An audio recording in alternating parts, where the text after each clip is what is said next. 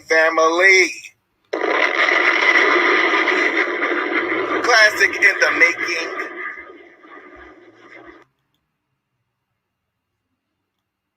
Classic in the making. We got Yarah Ben Nazareth in the building going up against the legend. Ankh from the Ahmed Ra squad. Should be a very interesting discussion. And we're going to do it in discussion format tonight because there's two topics that they're going to be dealing with. We're first going to be dealing with, does it say in the Bible that we are gods? Or does it teach in the Bible that we are gods? That'll be the first discussion that they're going to have. And the second discussion will be, what is the original groundbreaking idea that without it, the world would be different than what it is today? Now, he has to show us something in the Bible that without it, the world would be different than what it is today. All right?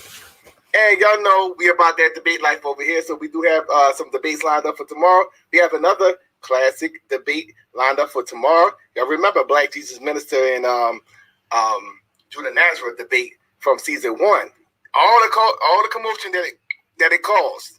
Well, they're going to get back in the ring tomorrow, and they're going to be debating the topic: did Paul teach the Old Testament? Was Paul teaching about the Torah? So make sure you be in the building for that tomorrow, family. But right now, we have, once again, Yarah Ben Nazareth in the building and the legend Ankh. So if you want to debate a legend, contact Solomon at solomon123@gmail.com. I'll hook it up. I know a couple of legends. So this will be, obviously outside of the seasonal debates that we do. If you want to debate a legend, Solomon will hook it up. So with that being said, we got Ankh in the building. What's going on, Ankh? I'm gonna mute your mic, brother. What's going on, man? All right. And we got the elder Yarah Ben Nazareth in the building. Shalom, family. Peace to the chat. Peace to you, Solomon. Peace to Ankh. Man, we ready. Let's get it in. Shout out to the tanks on the ground. Shout out to Israelite intelligentsia in the building. Let's make it happen.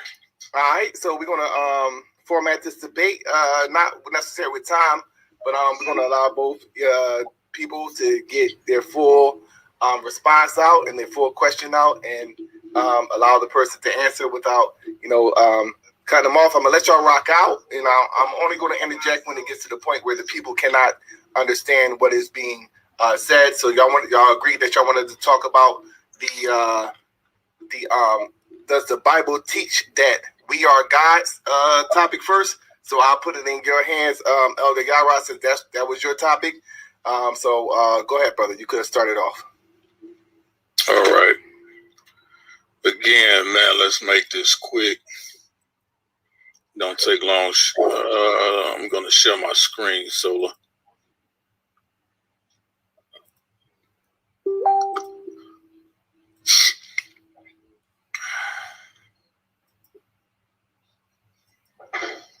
All right.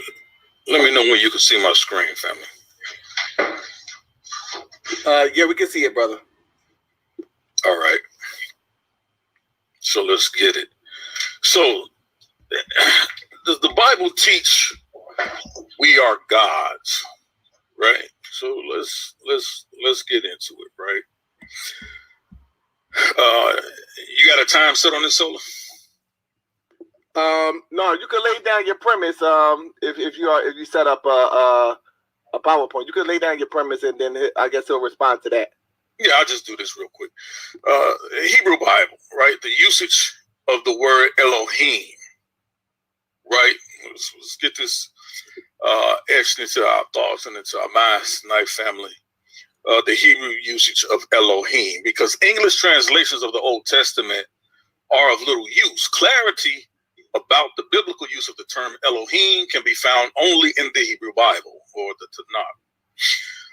Like most languages, Hebrew has several words that can be translated as God or gods. For instance, in addition to Elohim, Hebrew uses various words, all of which can be and are translated as God, big G-O-D, and I'm using God for the simplicity of the people so that we can get this message out easy tonight. God or God, such as El, is a singular with its plural form Elim or Eloah or Eloah, usually taken as the singular of Elohim. Going down a little bit further. If you look at the Hebrew lexicon, right, H430, we have Elohim. In the Strong's Hebrew lexicon, KJV Blue Letter Bible, we see this term also as Elohim is there. Now, let me do something really quickly. Maybe this can take me there. Let's see. Because I just want you to really see it, right? Here it is. Strong's H30. And I've heard people say time to time, why would you go to a Strong's translation or their usage of to explain the Hebrew language? Well, that's because we speak English, right?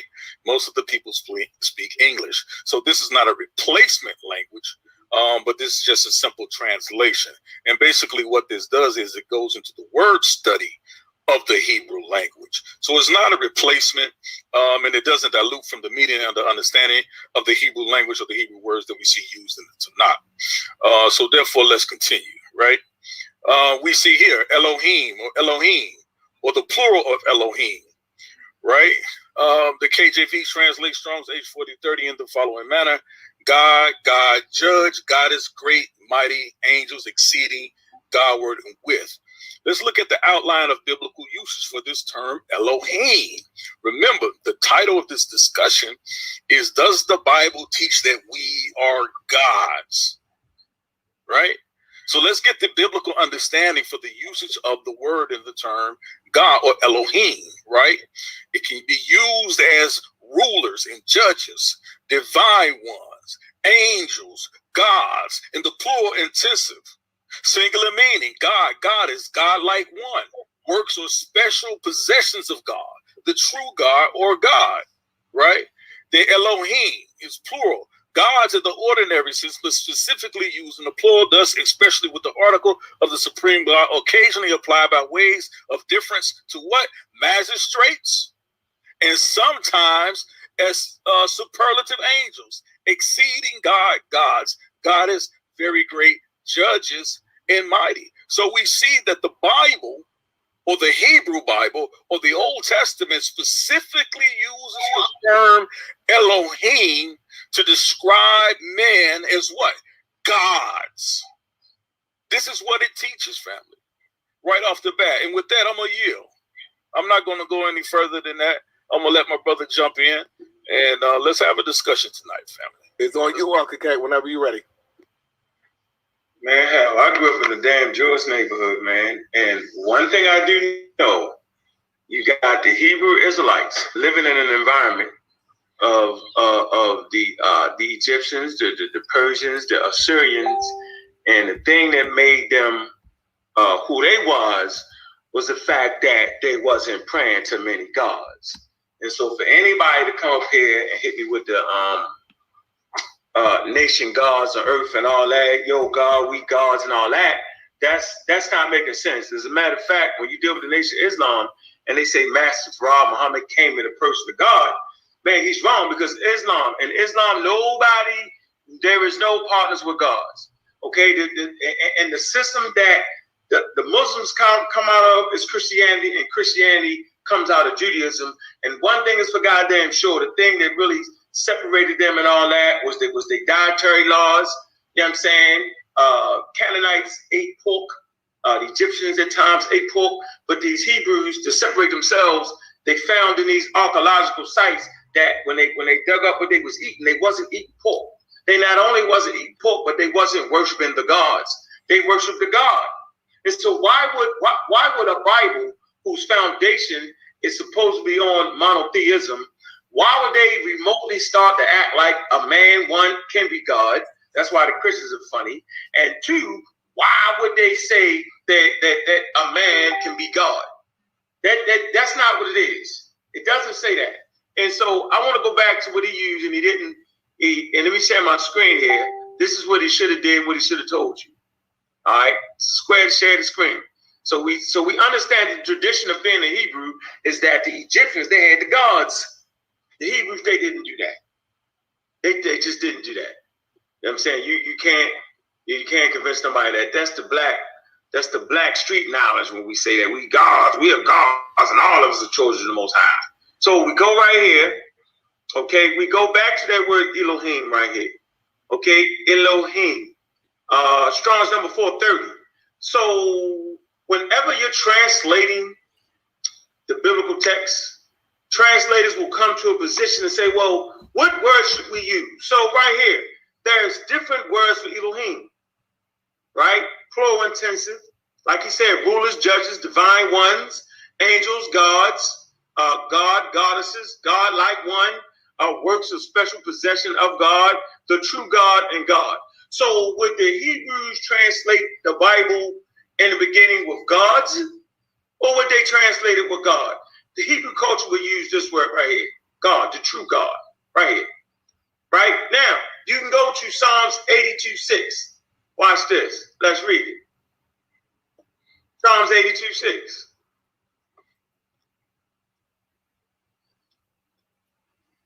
Let me go back one more click. We're going to read it. Psalms 82:6. It says, no, we can stand right here.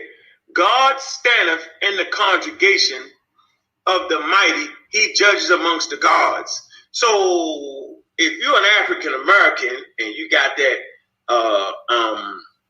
Earth being Rakim, God's nation of earth, you're gonna translate this as gods. God standeth in the congregation, he judges amongst the gods. See, all of us are gods, and all of us are children of the Most High, right? And you come right here, let's go ahead to Psalms 82:6. I have said ye are gods, and all of you are children of the Most High, right? What they're not telling you is the word they actually will translate, God standeth amongst the judges. Let me click it right here. Here you go. This is how you know this. God, L, 410. Strong's number 410.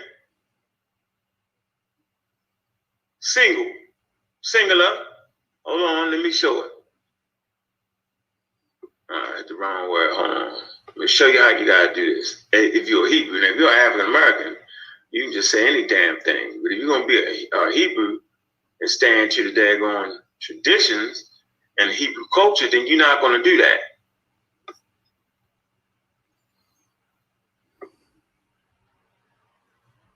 .430, Strong number 410. I don't know why it's coming. Hold on. 1 second. Here.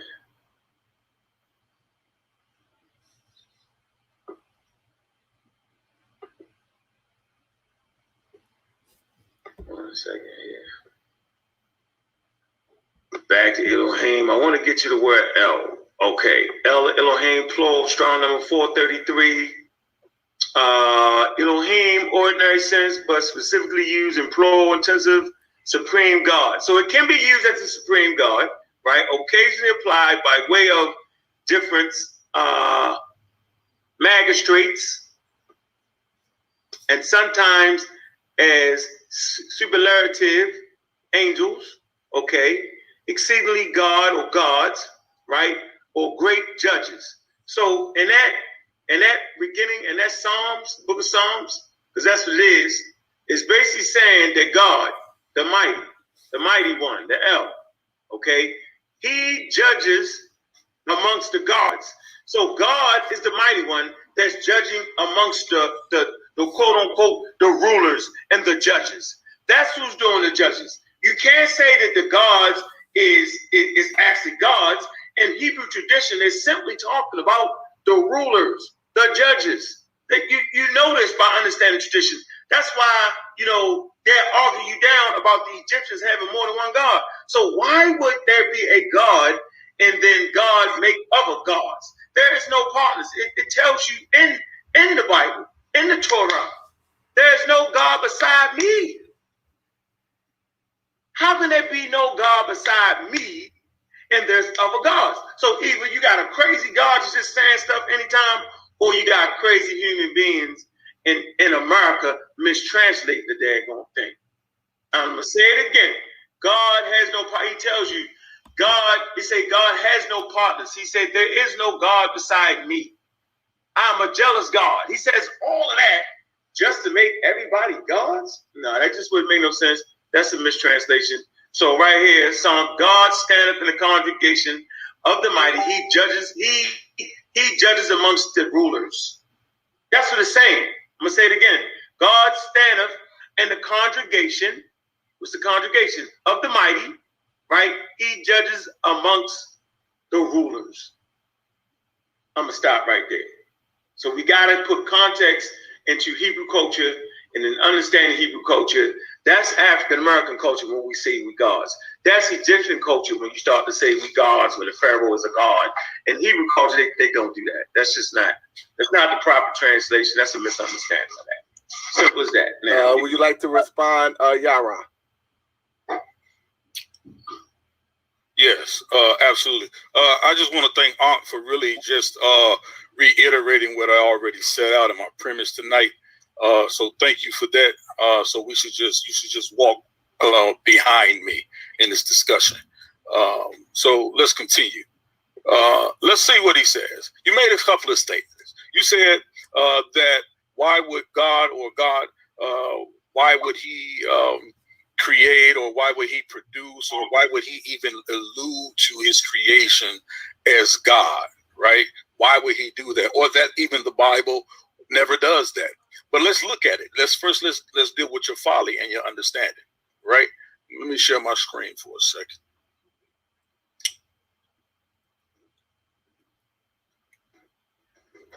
This won't take long, family. All right, can you see my screen? Can you see my screen, Sola? Yeah. Yes, they can see the screen, brother. Okay, good. Let's deal with this. We're talking about the very beginning of the book. We're talking about the Torah, right?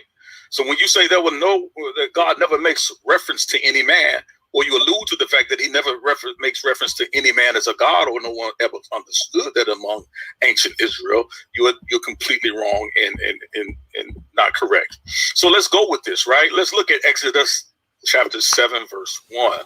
Let's read a few translations so maybe my brother will get it and understand. It says, then the Lord said to Moses, see, I have made you like God to Pharaoh, and your brother Aaron will be your prophet. Right? That's the international version. Right? Let's go to the New Living Translation. Then the Lord said to Moses, pay close attention to this.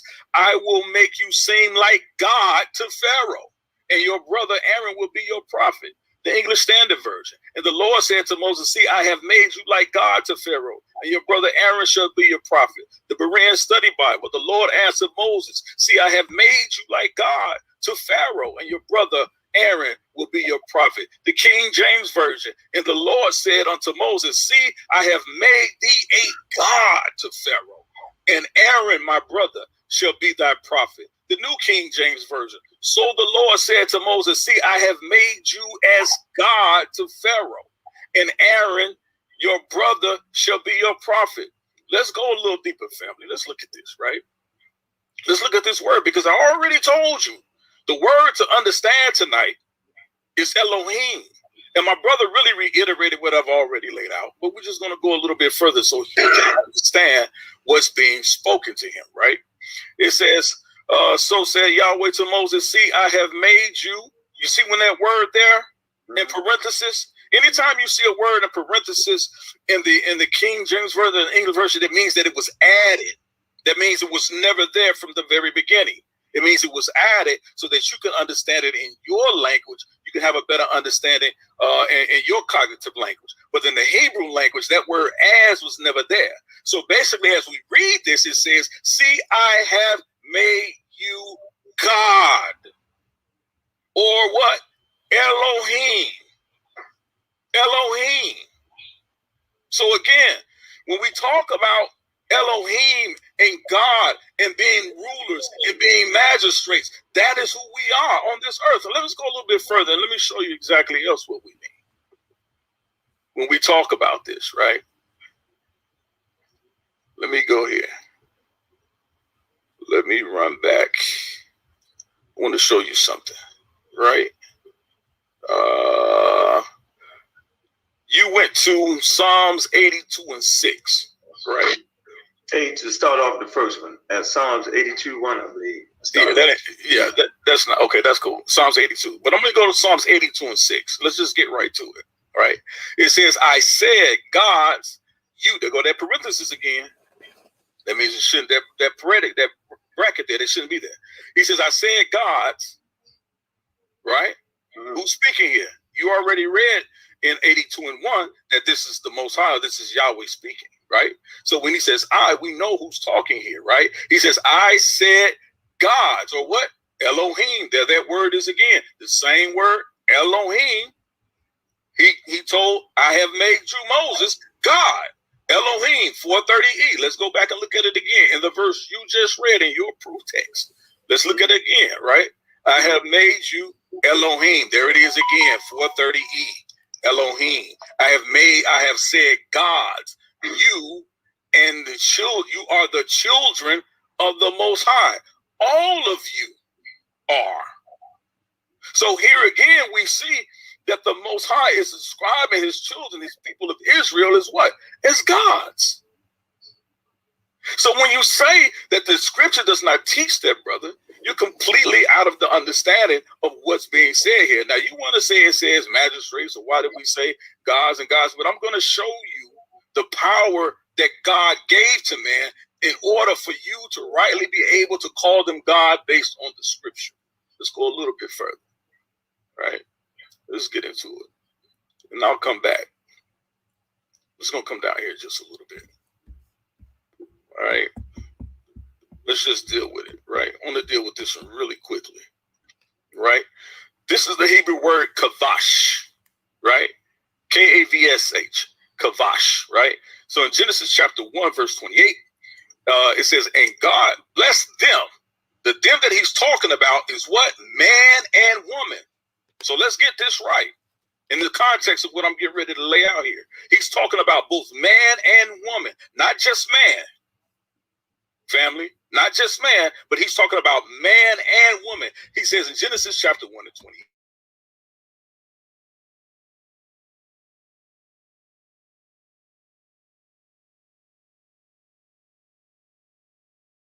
Fam, subdue. This word subdue in the Hebrew is kavash. Kavash. He tells both the man and the woman, black man, black woman, he says, "Subdue the earth. Be fruitful and multiply. Fill the earth and subdue it. And have dominion over the fish of the sea and over the birds and over the air and over every living thing that's in it." So first thing we got to understand that there's a difference between this word subdue and this word dominion. We're not talking about dominion here, right? We're talking about the word subdue. It's a different meaning here, this word kavash. Let's go a little bit further, right? The word subdue in Genesis chapter 21 is the Hebrew word kavash, meaning to subdue, but it's important to have the full picture of the Hebrew word, as subdue is very limited in its ability to describe the Hebrew, right? The noun form of this word is kavish, right? And it means a footstool. Do you understand that? That word subdue that we see in Genesis chapter 28, he says, "Make the earth your footstool."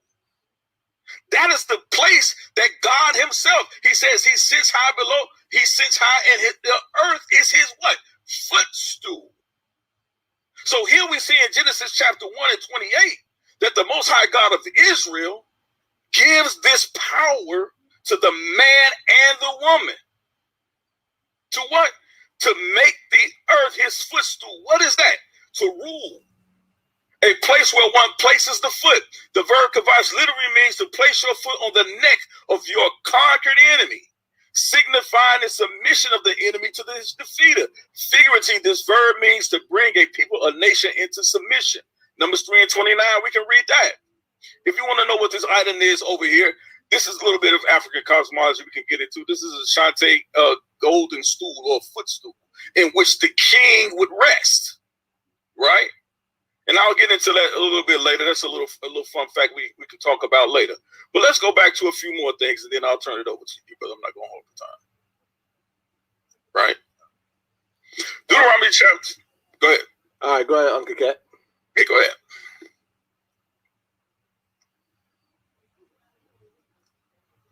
Yeah, I think I'm kind of understanding what you're saying. Basically, when they use the word Elohim, they kind of referring to men, right? Yes, Elohim. They are referring to men. All right. See, I didn't hear you. Could you say it again? You said when they use the word Elohim, they referring to men. They are referring to God-like men or men as gods. God-like men? God-like men. No, it's not. It's the same. Because we have God-like men. What is to be God-like? To have the ability to produce and to create after your own kind, as we see in Genesis chapter 2. We see you see the man doing the same things that God is doing. He's creating in the earth. He's subduing the earth, right? He's reproducing after his own kind. You see this in every culture and cosmology, right?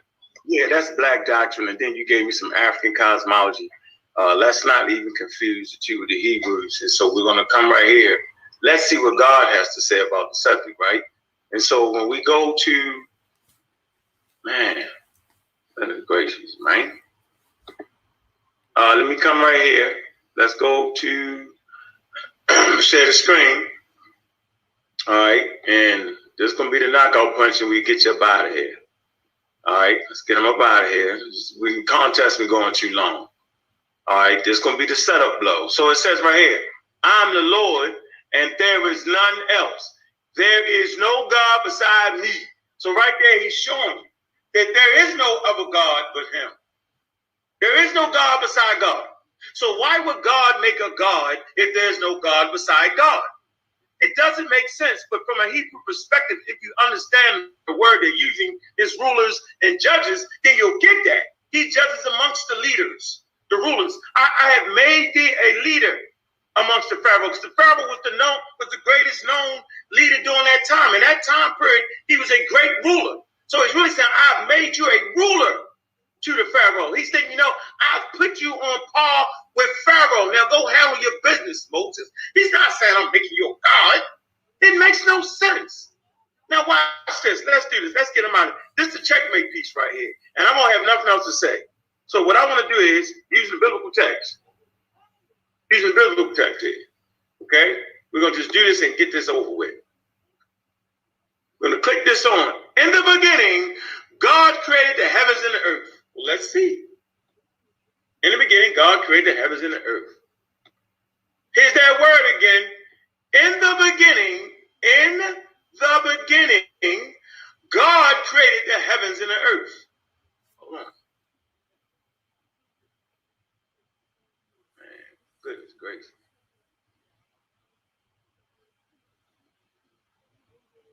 In the beginning, God created the heavens and earth. What is this word here?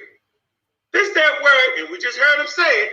We just heard him say it. Wherever they use the word Elohim, whenever they use the word, here you go, the word Elohim, they're using it for God, for a person, a man. Well, wait a minute. Are you trying to tell me in the beginning, men and women made the heavens and the earth? That wouldn't make any sense. I asked them twice. I said, so when you see that word Elohim, you know what I'm saying? They saying that's an actual man. It can't be. You got to understand the context of the daggone, what is this thing doing? You got to understand the context of quote unquote Hebrew culture when you're trying to figure out what in the hell they talking about. Because if you don't, you'll make them same mistakes that Rakim and made. When they was like, yeah, you got soul and we gods and we all that. That's a Nation of Islam doctrine. That's a nation gods and earth doctrine when they start to talk about man being God. But I just said it. I'm going to go back here again. I'm going again. Genesis 1:1, and they use the same word Elohim. So they couldn't have meant, are you trying to say that they didn't mean that? They didn't mean that. It's right here. That's the word again. Strong's number 430. Here you go. Strong's number 430. Right there with us. Here you go. Elohim. Strong's H430, entry 1. Eloah. Eloah. So right here. Second entry. Elohim. Elohim. And the third entry. Eloah. Eloah. So that second entry right here, the plural of, there you go. Here you go, Eloah. So what I'm trying to show you is that in the beginning, men and women didn't make the earth. Rulers and judges didn't make the earth. Then you would use that word for the divine God made the heavens and the earth. Right? Watch this. So you wouldn't say rulers and judges did it. I'm showing you how the word can change back and forth in the Hebrew language based off its usage. This is very simple to understand. I've been down the whole road of blackology. I know how I would say you weak gods. The Bible said it. That's not what the Hebrews were saying. That's an African American tradition when you make yourself God. That's an Egyptian tradition where Pharaoh could be God, right? But in the biblical tradition, this word divine ones, no. Angels, gods, no. It can't be gods because gods didn't make the heavens and earth based off of Hebrew tradition. It would have to be this, the true God created the heavens and earth, or God. You got to know Hebrew culture, right? That is called misrepresenting Hebrew culture when you try to say that it's gods. That's not what Hebrew tradition teaches you. So when you translate things, they'll be translating the Torah, right? And they'll come to a word, they're trying to figure out what word they're going to use. They'll vote on it in these translating committees. But it's based off of Hebrew tradition. What do we know about Hebrew tradition? What separated them from the Greeks and the Romans, yo? That they had one God. That's what separated. That's what separates them from everybody else in that area. We want to talk about Akhenaten, but Akhenaten, although he had Aten, he also had other deities right there, but not the Hebrew tradition. They was making sure, right? They was keeping it close. As through time, the idea they was trying to promote that there's one God.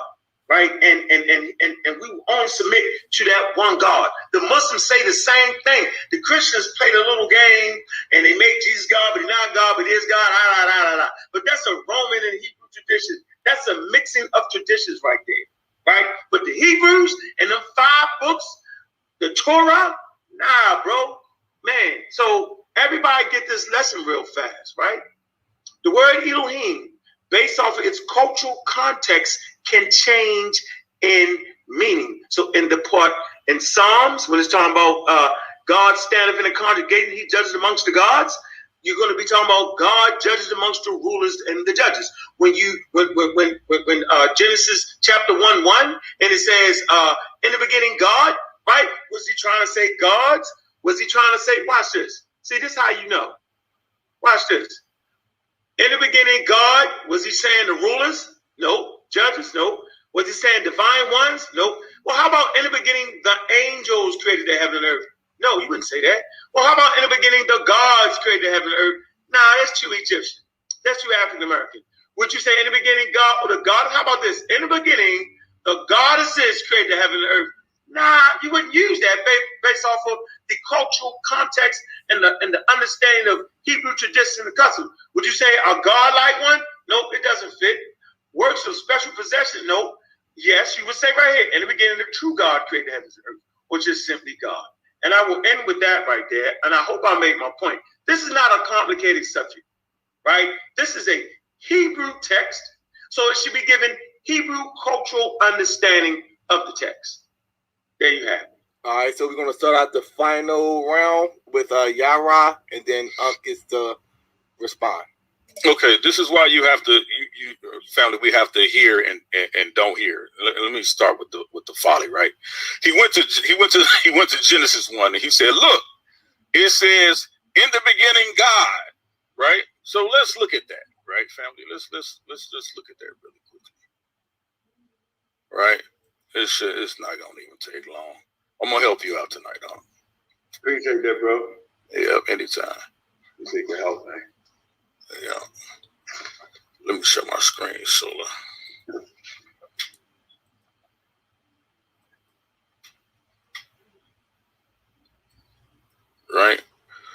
I'm just going to pull up Genesis chapter 1 really quickly, family. Not going to take long at all. Let me see what I want.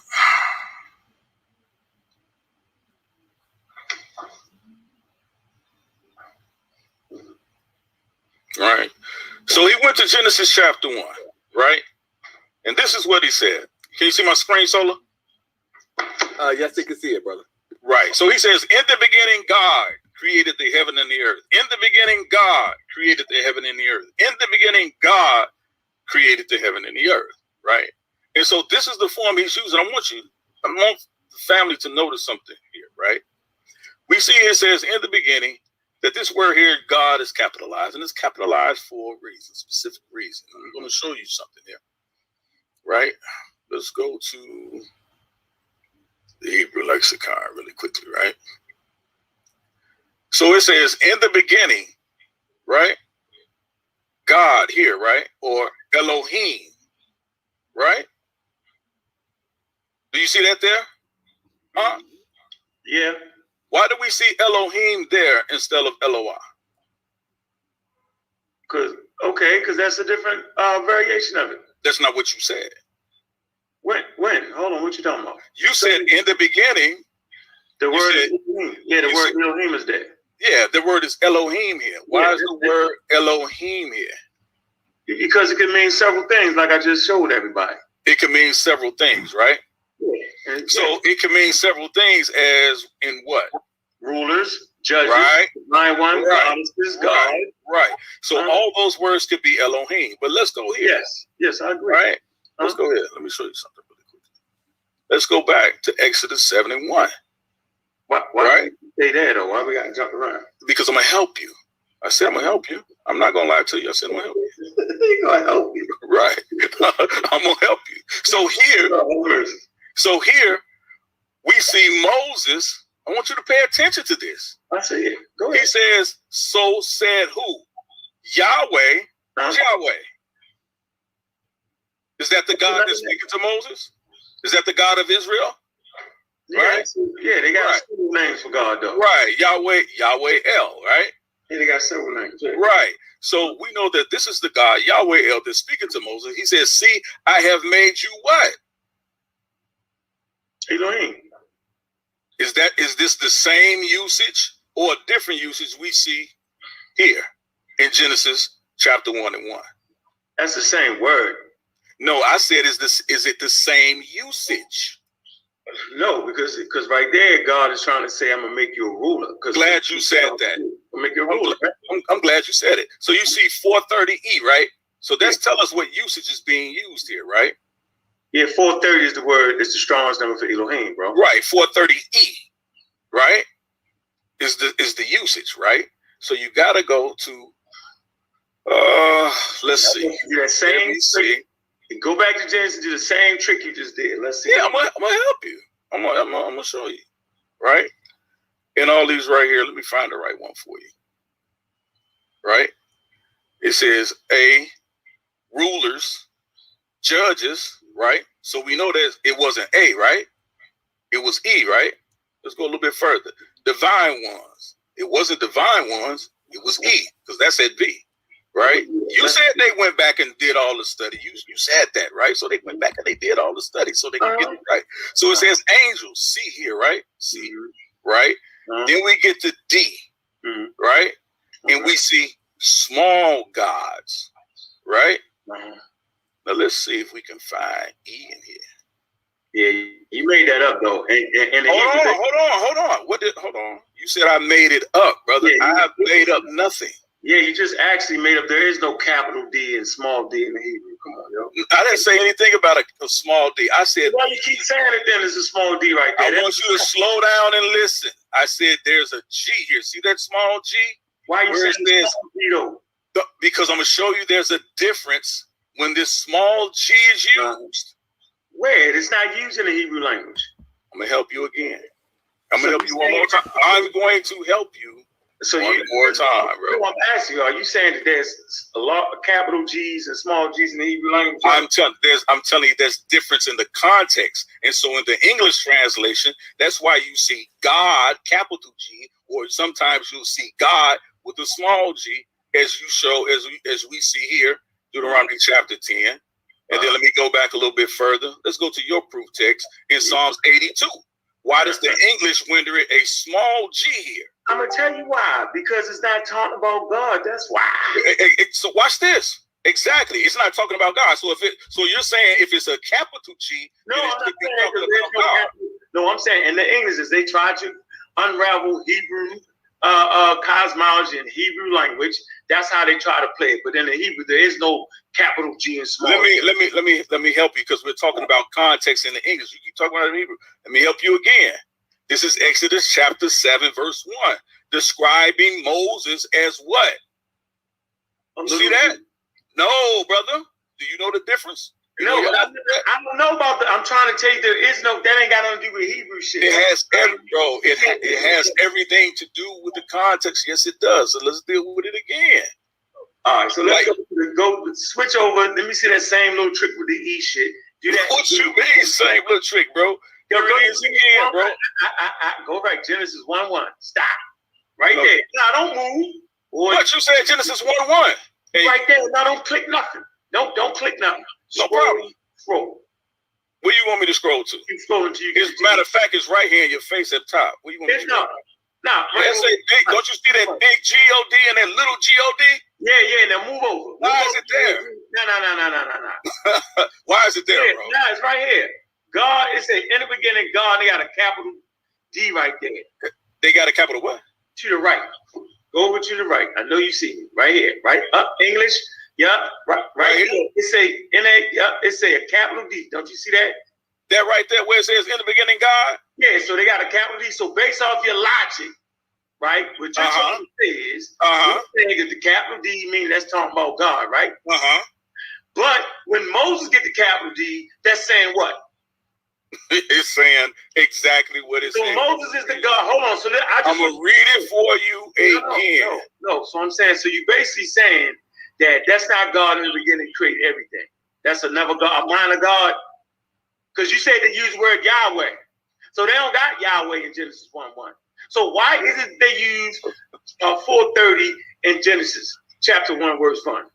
Because exactly what I'm telling you. When it's talking about Elohim in Genesis, let's go back to Exodus. And you said, hold on. And you said Elohim. Hey, I want right? I want you to be quiet now. No, did you say Elohim was a man? I'm gonna be quiet. I'm just No, you're gonna be quiet now. Okay, so let's go. Did you say Elohim was a man? Let's go to it. No, I'm gonna show you. I'm going to show you, bro, because it's your premise that men cannot be. Hold on, it's your premise that men were not called gods in the Bible. How can man? Hold on, bro. That's non sequitur, and you're begging the question. Your premise was that the Bible does not show men are not called gods. It's because you're talking. Hold on, bro. Listen to me, man. I don't want you to listen. Listen, let's have an exchange, right? Because I don't want you to. I don't want you to talk over me. I didn't say though, bro. Because I don't want you to talk over me, right? I don't want you to talk over me, so I don't have to try to talk you. All right, go ahead. So let's deal with this, right? It is your premise that the Bible says or does not teach that men are called gods. Yes or no? Absolutely. It's a reason. Okay, that's your premise. Thank you very much. So now, again, let's go back to the verse.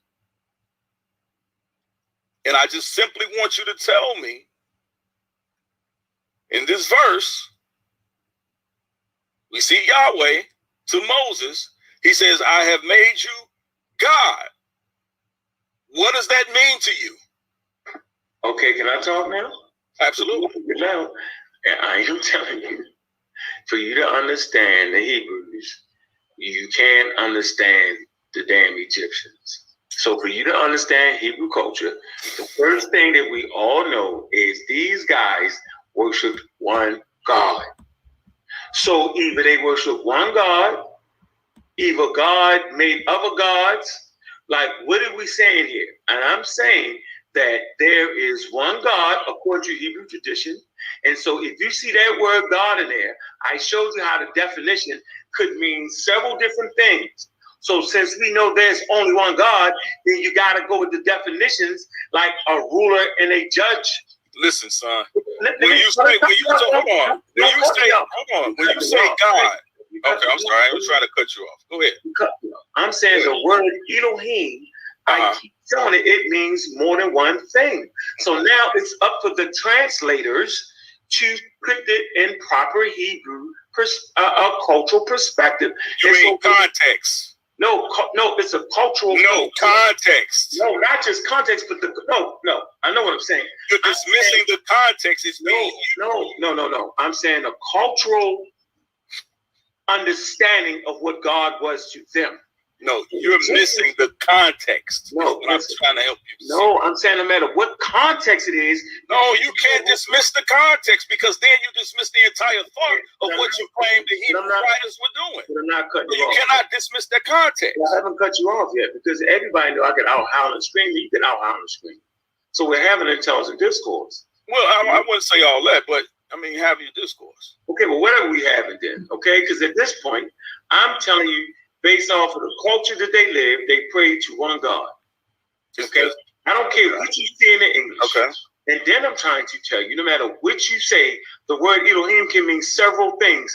Now we can talk about the context. Okay, now let's talk about the context. So the context there is that why would God make a God? No.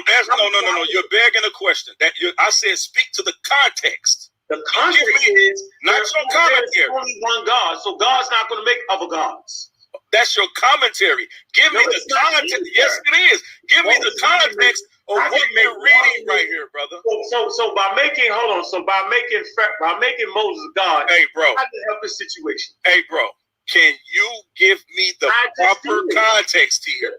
And I said he made a ruler. All right, let's do this. Real quick. Now, hold on. Now, y'all can continue on this conversation, or y'all can move to the other conversation. No, he ain't off. I'm gonna finish it out on this one because first of all, he said Israel only served one God. That's not true, right? No, I'm saying no. They hold on.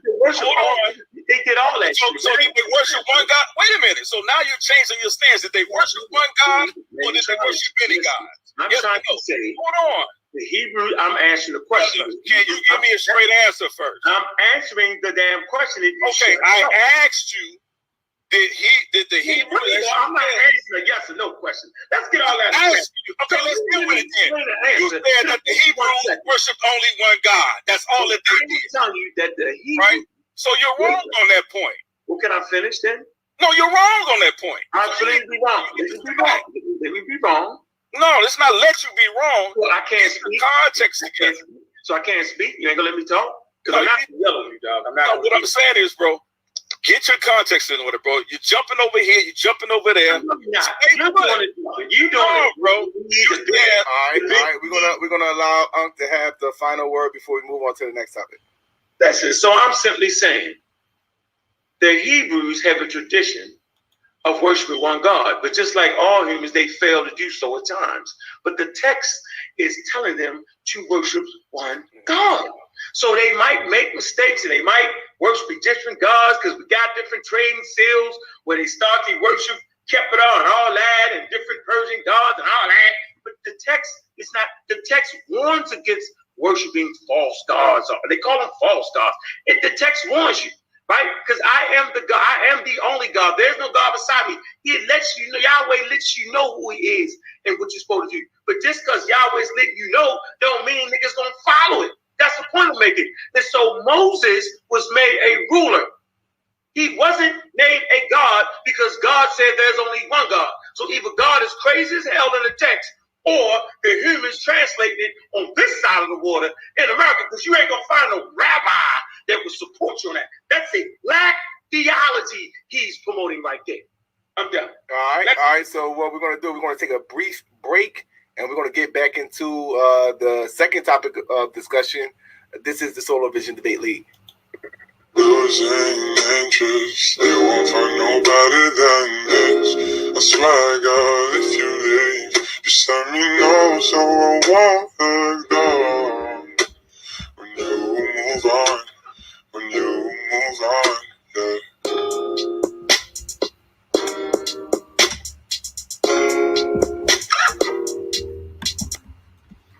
Hey, real quick, if everybody watching this is a simulcast. The actual live is going on SVDL. Elder Yarah reached out to us and he wanted to simulcast this debate on the source, showing us some love. So, I appreciate Elder Yarah and his work and him reaching out to us to even make this a possibility. Hopefully we can have this brother do presentations on the source. We've been talking in the back chats for a while about having Elder Yarah, Anonymous Hebrew, Orthodox Moor, all come over here to the source and, provide their presentations and enlighten the people on their paradigms and their breakdowns. So that's why it's going on Solar Vision in the source.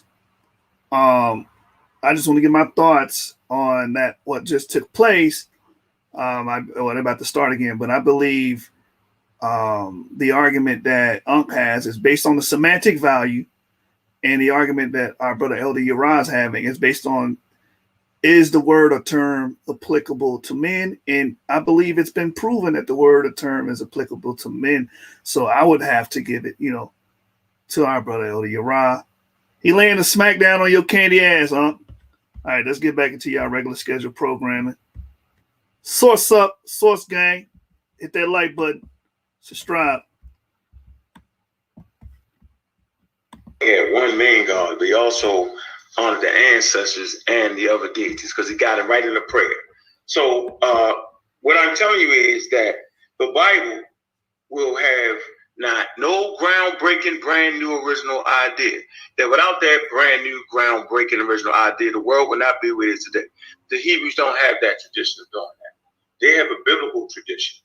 Okay, they were constantly overpowered by those who had technology, science and technology. Nowhere in history will you find that the Hebrews are credited for giving you any type of scientific invention. That's just wasn't their thing. They were herders, goat and sheep herders. Okay, they might have at times did farming, all right, but they wasn't inventing. That's not their claim to fame. They claim to fame is bringing the world the one and true God. That's what I keep now. All of a sudden we didn't slip into the mode where God's making other God, whatever. But I'm here to show you that science and technology comes out of Africa first. That without that science and technology, the world would not be where it is today.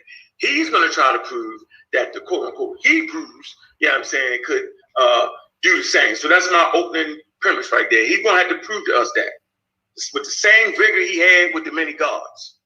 I'm good. Go ahead.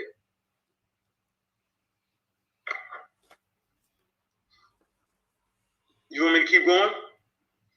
It don't matter. But I'll jump in real quick. Let me do something. All right.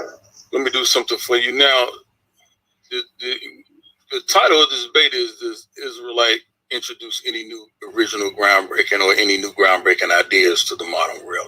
Without it, the world wouldn't be where it is today. That's also without it, the world. Yeah. That's a key point there because fantastic. So let's do this. Go ahead. What they introduce? Let's do this real quick. Go for it. Am I sharing my screen, Solar? You trying? You don't see it yet. Hold on, let me see. Put the drum roll up. Drum roll. That's Solar. Am I sharing now, Solar? Okay. Yeah, you said it. Uh-huh. Okay. Y'all ready? Yeah, we're ready. All right. Israel, groundbreaking idea that influenced the world, right? So let's really talk about it, right? And I'm gonna teach you something again. I'm gonna keep you running back up in Egypt until you start repping Kemet again. So Israel, groundbreaking idea that influenced the world. Modern creationism, right? 2, monotheism. And number 3, modern Jewish prudence. These are three groundbreaking ideas that you will see that stem originally from the Hebrew Bible and from the Israelites. We're going to get into it. Let's deal with it, fam. Creationism and evolution in public education in the United States, right? Let me see if I can get this link real quick. See if I can go to it. We're just going to read a little bit, bro. Right? So it talks about in American schools, right? The Genesis creation narrative was generally taught as the origin of the universe and of life until Darwin's scientific theories became widely accepted. While there was some immediate backlash, organized opposition did not get underway until the fundamentalist modernist controversy broke out following World War I. Several states passed laws banning the teaching of evolution, while others debated them but did not pass them.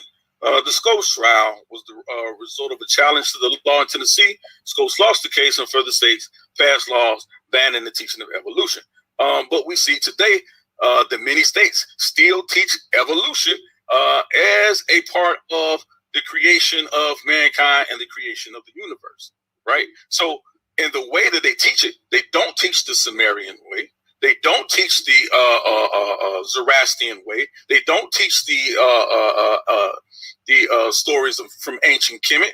This is not what they're teaching in schools today as the beginning or the rival to science and to what we say science is evolution. They're only teaching the narrative based on the Hebrew Bible. So to say that the Israelites did not provide anything that has to influence the modern world today is fallacious. You can see it every which way you go. Let's continue. I'm going to go back a little further. Right? Monotheism is what he tried to talk about earlier. I'm going to show you something. Isaiah 45:5. I am the Lord, and there is no other besides me. There is no God. I will gird you, though you have not known me. Right? He's going to try to say that monotheism was not based on the Hebrew Bible. He's going to try to say, well, maybe it was Akhenaten, but let's really deal with that, right? Monotheism is the belief that there's only one God in all places at all times. There were no gods of any kind that actually existed before God, and there will be no gods of any kind that actually exists after him. We cannot become gods. No one can become a god. That's monotheism, right? There are those that are called gods, right? 1 Corinthians 8:5, for even if there are so-called gods, whether in heaven or on earth, as indeed there are many gods and many lords. But these so-called gods are not really gods by nature. Now let's deal with monotheism, right? We're going to deal with monotheism.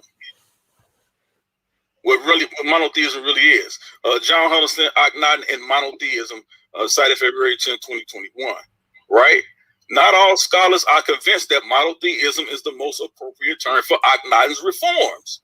And some have argued on good grounds that this iconoclastic agenda did not negate the existence of all other gods, only particular ones in targeted locations, especially Amun and Thebes. For example, excavation of his city, Armana, mute your mic, son.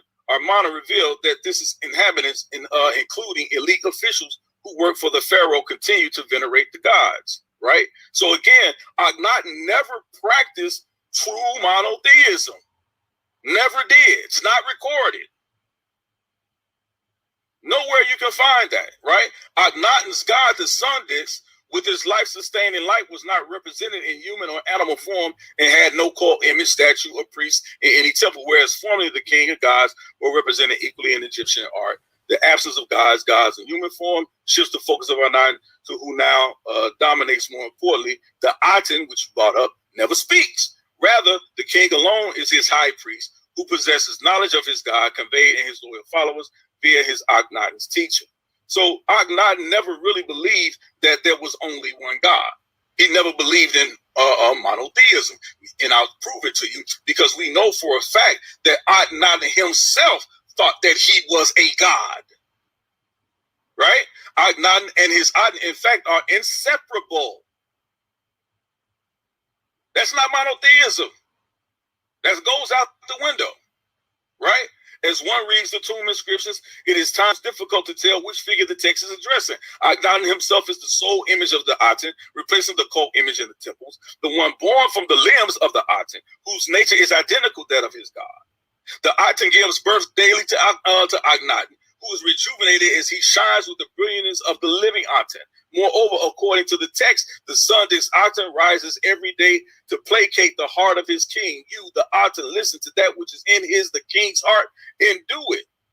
So to say that monotheism was created or began with Akhenaten is a fallacy. He never, ever practiced monotheism because he himself believed that he was Aten. That's not monotheism. It's not monotheism. So with that, I'll yield my time. We'll go on later and we'll go a little bit further. Lord have mercy, yo. Can you pull your sir? What you got, bro? I want to hear it. Sir, can you please pull your first slide up for me? This will kill you in your other debate. No, it's not gonna kill me in the other debate because you're arguing monotheism. You don't understand. So because the other debate, so that wasn't monotheism. No, it's the Hebrews practice monolatry. They never practiced monotheism. So what's monolatry? What's that? I'm glad you asked. No, I'm just saying real quick, yo. You ain't gotta get a slide on. I just want to know. It's the worship of one God with belief in other gods exist. And that's monolatry. Or the term is also used henotheism. That's what we know according to the scripture. Well, that's the black. Hold on. Hold on. Don't wait me. Don't cut me. It's my turn. Don't cut me in the middle of a discussion. No, it's my turn. Don't tell me when I'm wrong. Let me finish my statement and then you can go. This is what the Hebrew Bible, as you call it, this is what they teach. Monolatry or henotheism in some regards, but not monotheism. So you want me to go back to that previous slide? Because I'll get you all day. So you're basically saying that the world is wrong and the black Hebrew is not like so right about that. Because nobody in Israel teaches that. Who said? Who? I'm just going to make sure. No, I'm just hold on. Do you believe? So you believe I created this term monolatry and henotheism? You believe I created that? No, I'm simply saying. So wait a minute. You said no one else poses that idea. You believe that I created this idea this evening. Man, look. Man, go ahead on with that. Move on. Move on, man. Yeah, move on, bro. The Hebrews should be chanting in the chat room at this point. Because y'all, like I said, y'all made up your own shit. Now y'all don't. Go ahead, bro. So now we make up everything you can't understand. Yeah, I'm just saying, you're like. You don't know the book. Yeah, so let me go. Let me move right here to this next slide right here. Let me move to this next slide right here. So I ain't going to Akhenaten. All right, never. I don't got to. I'm gonna go to Zoroastrianism. Yeah, you go there if you want to. Yeah, that predates your Hebrew text, 600 BCE. Right, may go back to the second millennium. It say with possible roots dating back to the second millennium BCE. Okay, Zoroaster enters the history in the 5th century BCE. It assumed the state religion of the ancient Iranian Empire for more than a millennium, from around 600 BCE to 650 BCE. All right, but declined in the 7th century onwards following the Muslim conquest of Persia in 633. So Zoroaster, they worship the one God. Okay, so first of all, they wasn't the first people to come up with that idea. All right, so that kills you. Second point, it wasn't groundbreaking. That without the rest of the world would not be it is today. Now let me look at the camera when I say this. How do we know? Because humans been on the planet for at least 350,000 years. Judaism don't go back no farther than the 600. The oldest text going to take you back to what, 600 BCE, something like that, maybe, right? So the world was going on just fine, right? Fine. That wasn't a groundbreaking idea. Okay, you got African tribes that didn't even work. They had their ancestors. Then some of them had one deity. That's all over the world. That's not a brand new world. No, that doesn't change. The world would not be what it is today. So you trying to tell me without Europeans coming over and enslaving people and bringing them to America, the world wouldn't be what it is today? No, religion ain't what got the world what it is today. It's science and technology. So the fact that you give me a religious concept that you can't prove they the first ones in the world based off of Zoroaster, that nullifies that. And the fact that they actually believe and think that without monotheism, the world wasn't is we be what it is today, it's crazy. So you got China, you know what I'm saying? They was atheists. You got Russia at the time for it, they was atheists, and they built superpowers based off of the atheism. So the monotheists didn't seem to affect them. As a matter of fact, the Roman emperor, the first Roman emperor, Peter the Great, the Tsar, the first Tsar of Russia, he actually traveled the world. When he became of age, he left his country. And when he left his country, he went and studied in Europe and Persia, Europe and France and all these different areas. And he came back and built the Navy. And the first thing he did to his church is he shut them down, meaning he cut their beards off and he made them pay a tax. He took them from being at the forefront of Russian culture to the back end of it. And he used science to turn everything around. He built a city called St. Peter's. He mimicked it right after quote unquote Paris. St. Peter's looked just like Paris. He took Russia from being wood to stone. He built stone buildings, and he built the Navy, which uses science and technology, that he fought against the Danes. They was a superpower at the time. They tied the first time, and he came back, and they defeated him, which officially made them the #1 superpower in the world. So no, monotheism, man, you can't. Come on, dog. I didn't think you would try that. I did. So let me give you a groundbreaking idea. Writing. Without writing, the world would not be what it is today. With the onset of writing, the world moved forward. They were able to keep records. Before that point, people could make up stories and say anything they wanted to say. Records could be all over the place. It was based off how honest you was going to be. But once the technology of writing came into effect, you could absolutely, positively say, well, I gave you this, and this, and you owe me that. You gave me 30 such and suches, right? And for those 30 such and suches, I'm going to give you this, and this. It's now documented. You can come back 5 years later, it's documented. 10 years later, it's documented. So no, we were like to say that monotheism was the groundbreaking, brand new idea. It's ridiculous. But go ahead, I'm gonna yield the floor. Then I'm gonna come on my next groundbreaking technology. Okay, great. I appreciate that. So yeah, it's fine, brother. Yeah, let me share my screen. And so this is why this is chess, not checkers, family. Let me just get started, bro. Yeah, let me help you. Right. So can you see my screen here? Loud and clear. All right. So again, you postulated that Zoroastrianism was also monotheistic. Now let me help you with that, right? Because this is where we split as far as your research and your understanding, right? Okay. Zoroastrianism, the first monotheism, not right. Zoroastrianism history to the Arab conquest, Encyclopedia Iranica, Encyclopedia Iranica retrieved 7/13/2019. That's a source if you want to look at it. I'll leave it up for a few seconds just in case, because you're going to need to learn this, right?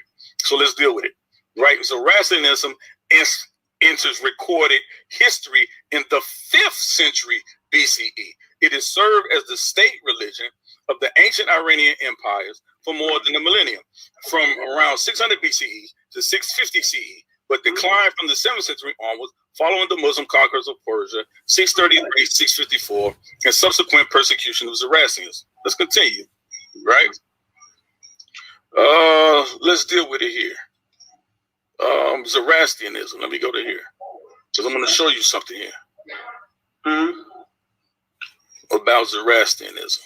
Because the Zoroastrian, they believed that there were 2 gods. One God was evil and one God was good, right?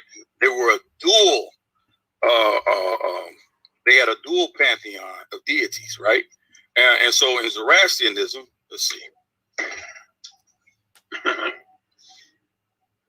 they never dealt with monotheism. That's false. Okay. Yeah, never dealt with monotheism. Stay on the topic, though. Now, I'm on the topic because the topic shows that Israel, right, with their monolatry belief, or even the understanding of what you tried to refer to as monotheism, you're only going to find that in the Hebrew Bible. You're only going to find it there, brother, right? You ain't going to find it before that time. And the world would not be where it is today. The world would be nowhere near where it is today. I promise you. Because all of the Greek philosophers, and where we get most of our philosophy and study in science and psychology, took from the Hebrew scholars. And I'm going to show that to you as well, son. I'm going to help you today, right? So let's just talk about it a little bit, right? Man, I'm not going. What you say? I said, stop it, man. No, I'm gonna help you, brother. It's not gonna be long. It's not gonna be long. Here, watch this, man. Stop. I'm gonna help you, bro. Stop it. You would have to show me a tradition of science. Hold on. No, bro. No, bro. Slow down, bro. Right? The most important tech. Slow down. It's okay, huh? It's okay. Stop. It says Zoroaster proclaimed that Ahura Mazda was the supreme creator, the creative and sustaining force of the universe through what? Asia, right? Asia is a Zoroastrian concept with a complex and highly nuanced range of meaning. It's commonly summarized in the core with the contextual implications of truth, righteousness, order, right working for the connotation, this and that, right? But let's get to it. Through Ahura Mazda has no equal contesting force, anger, menu, right? That's the destructive evil force. That's the two gods. What?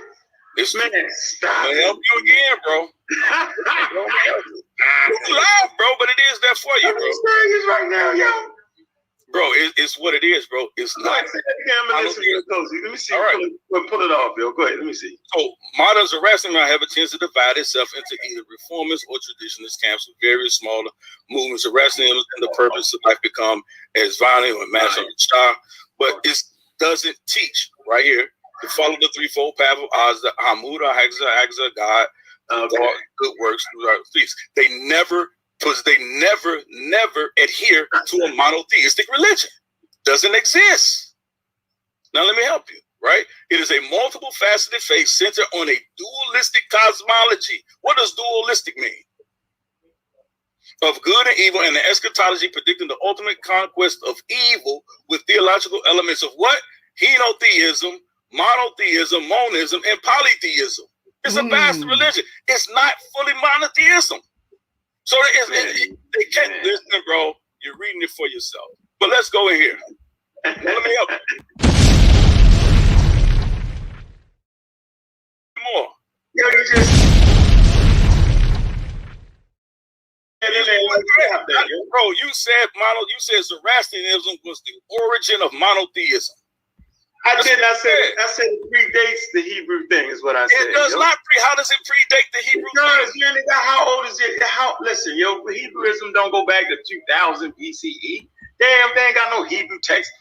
So you're gonna show me Zoroastrianism? Hold on. Are you saying Zoroastrianism goes back to 2000 BCE? I'm saying your $5 ass down before I make change. Where you read that? Show me that source where Zoroastrianism goes back to 2000 BCE. BCE. It's possible roots. What roots? Oh, let me finish. It's a interest in in recorded history, meaning when they start to record it in the 5th century, which is that's not older. Which is 600 BCE. So hold on, let's go ahead. I'm gonna let you finish. I don't want to talk over you. Go ahead. So what I'm saying, so when you say it's recorded in history, like I said, only 500 BCE, you're telling me there are no Hebrew writings earlier than that? It's 600. In 600 BCE, you said it was recorded 500 BCE. No, I said Sit your $5 ass down before I make change.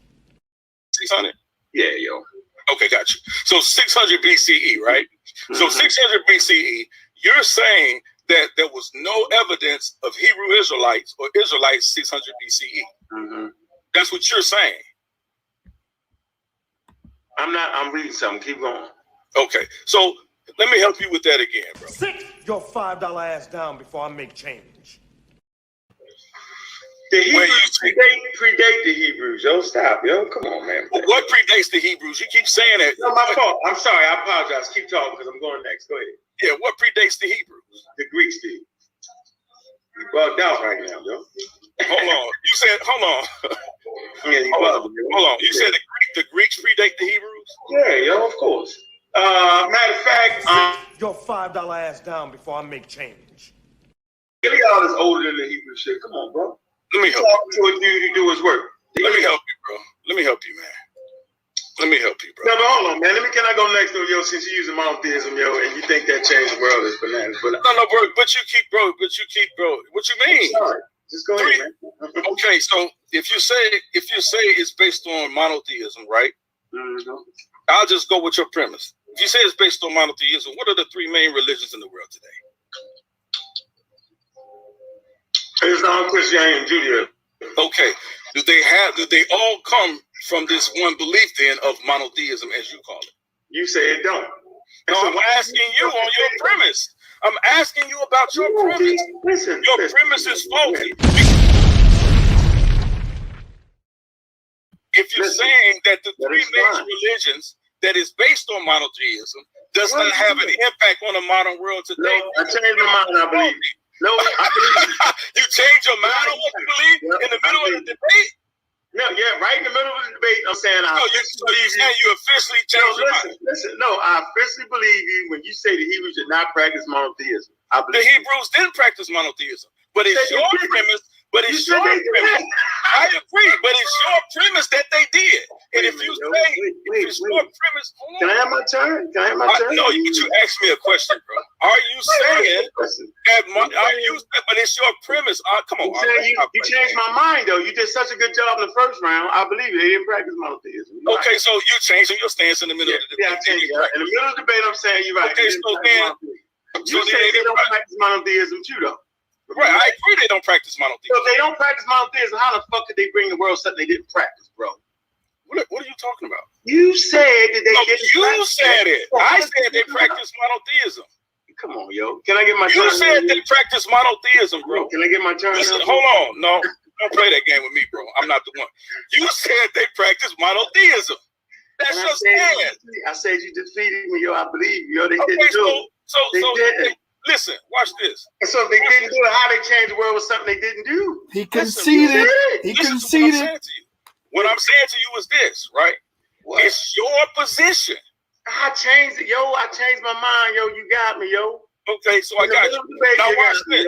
They didn't do it. Now watch this. So now watch this. This is your whole groundbreaking idea, right? Yeah, I'm gonna get you though, but go ahead. I'm gonna let you keep talking. Right. So again, right, when we go to the New Testament or the heavily influenced backwards, some people say it's heavily influenced by Greek philosophy, right?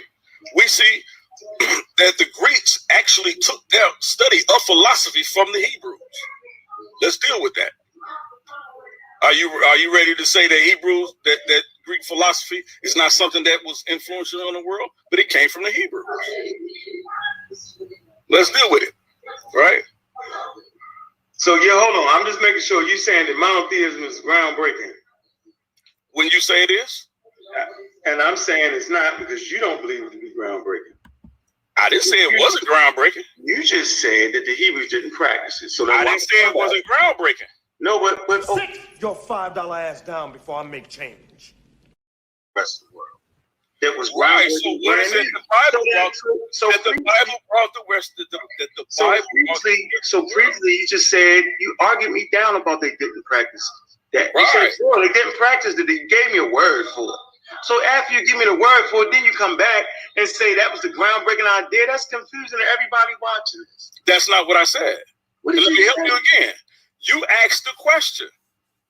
Man, right? You shouldn't prove it is groundbreaking, yo. Hold on, bro. Listen, stop, son. It's okay. You asked the question, right? The Israelites practice monotheism. And what you say? I said they didn't practice monotheism. So okay, so that means the Bible supports that, right?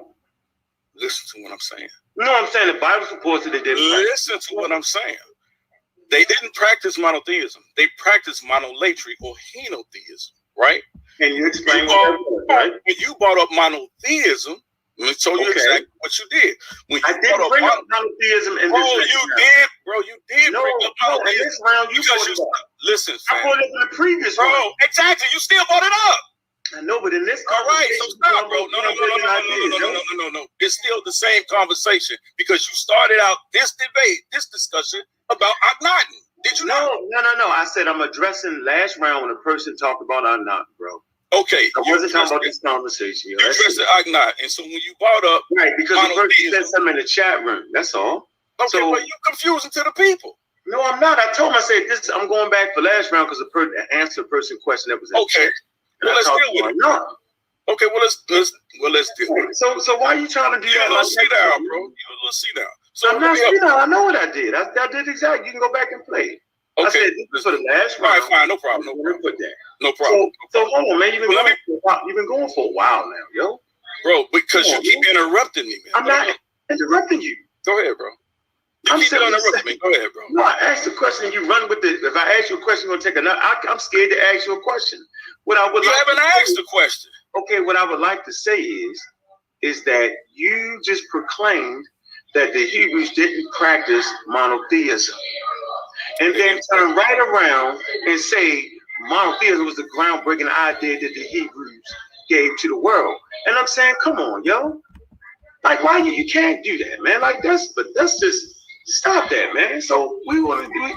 If I come to this article, if I just use a simple Wikipedia article right here, right? Are you going to let me finish? I thought you was finished. No, because that's not what I said, and you keep saying that. You didn't say that monotheism was a groundbreaking idea? I'm going to help you understand exactly what it is I'm talking about. So you're basically saying they can do both then, basically, right? That's my stance, bro. So if you believe they could do both, then why was you so hard?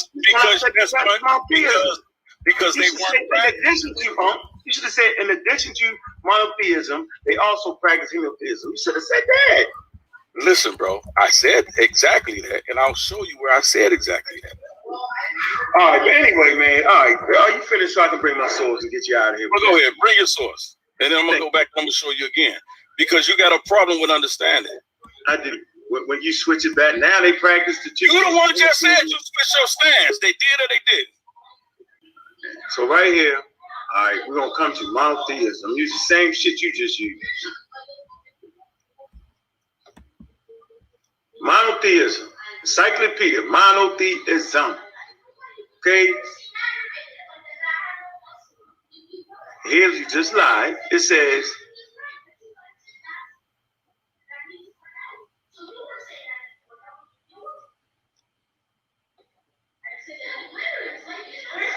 hey, hit that like button, subscribe to the YouTube channel. I don't know what's going on, Ankh. There's a lot of dead space over there. Monotheism is distinguished from henotheism. You telling me it ain't distinguished from it. I never said that. Where did you hear me say, at what point in the conversation did you hear me say monotheism and henotheism was the same? No, you said they practice both of them. So hold on, monotheism is distinguished from henotheism, a religious system which the believer worship one God without denying others, may worship different gods with equal validity. So you saying that's what they doing? That's what they were doing. Okay, and you're bananas, but let's move forward. Okay. Let's move forward. That's exactly what they were doing. Okay, I'm trying to tell you, bro. There you go. So watch this. Since the 6th century BCE, Zoroastrianism had believed in the supremacy of one God above all, a royal monster, as the maker of all, and the first being before all others, right? Nevertheless, Zoroastrianism was not strictly monotheistic. That's what Thank you. Right? That's what I told you. Let me finish. But you just said the same thing, so we're on the same page. Okay. Right? Let's go. All right. We're on the same page. Yasti, alongside the royal monster. Okay. That's right. Ancient Hindu theology, meanwhile, was monist, but was not strictly monotheistic in worship because it still maintained the existence of many gods who were envisioned as an aspect of one supreme God. That's Brahma. So I want to come down right here. Sales, God damn. Oh man, look at this. Oh man, hold on. One. Sit your $5 ass down before I make change.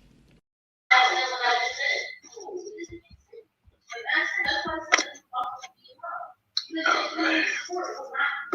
Can I believe this thing ain't even? Man.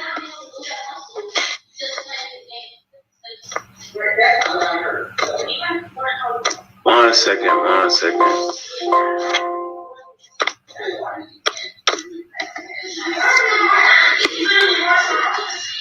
Can you still hear me? Yes, we hear you, brother. All right, hold on, man. My daggone computer screen is closed up.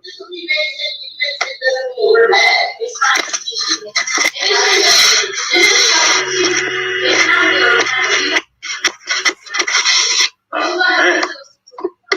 You know I'm gonna get you right here as soon as I get the daggone computer screen to fucking work, man.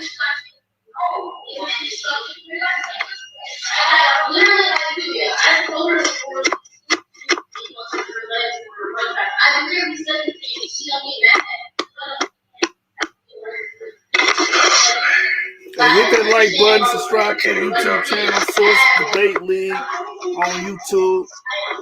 You know what I'm saying? We simulcasting on SPDL and the Source at the same time.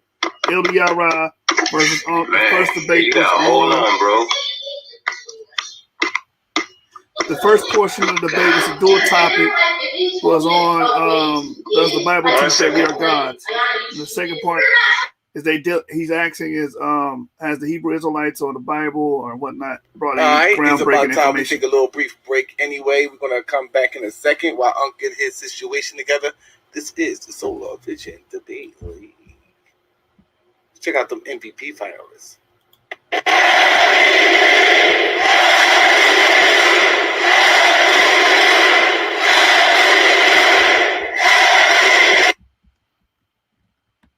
All right, so what we'll do in the meantime, give a little commentary on what's been going on and what transpired so far.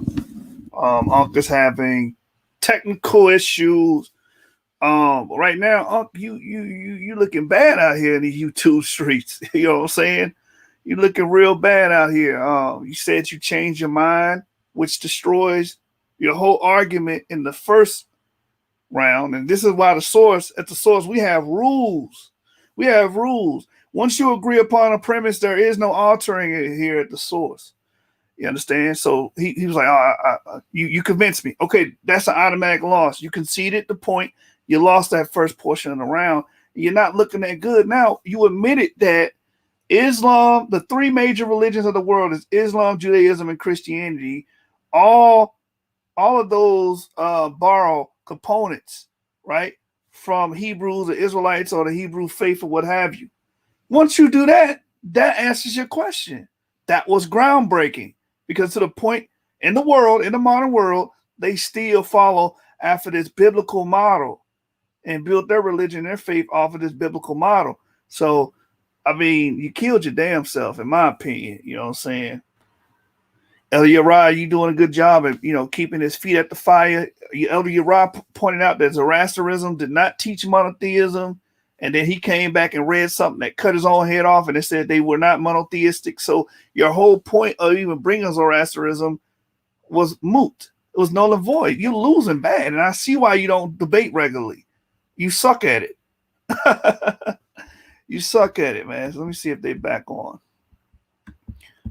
LV, did you want to add any commentary while we wait on these brothers to get back on? Oh, here they go. They back now. Let's see. Square Shane again, man. What did they say? Scared of Sheen. What happened? He said scared of Sheen. Yeah, that's a good square that shit. He said scared of Sheen. Shit is. Oh, brother. All right. What in the world, man? This is stupid, man. Yeah, it just won't. Man, it's actually going again, You got a lot of shit up there, bro. I know. I'm gonna get it down. Hold on.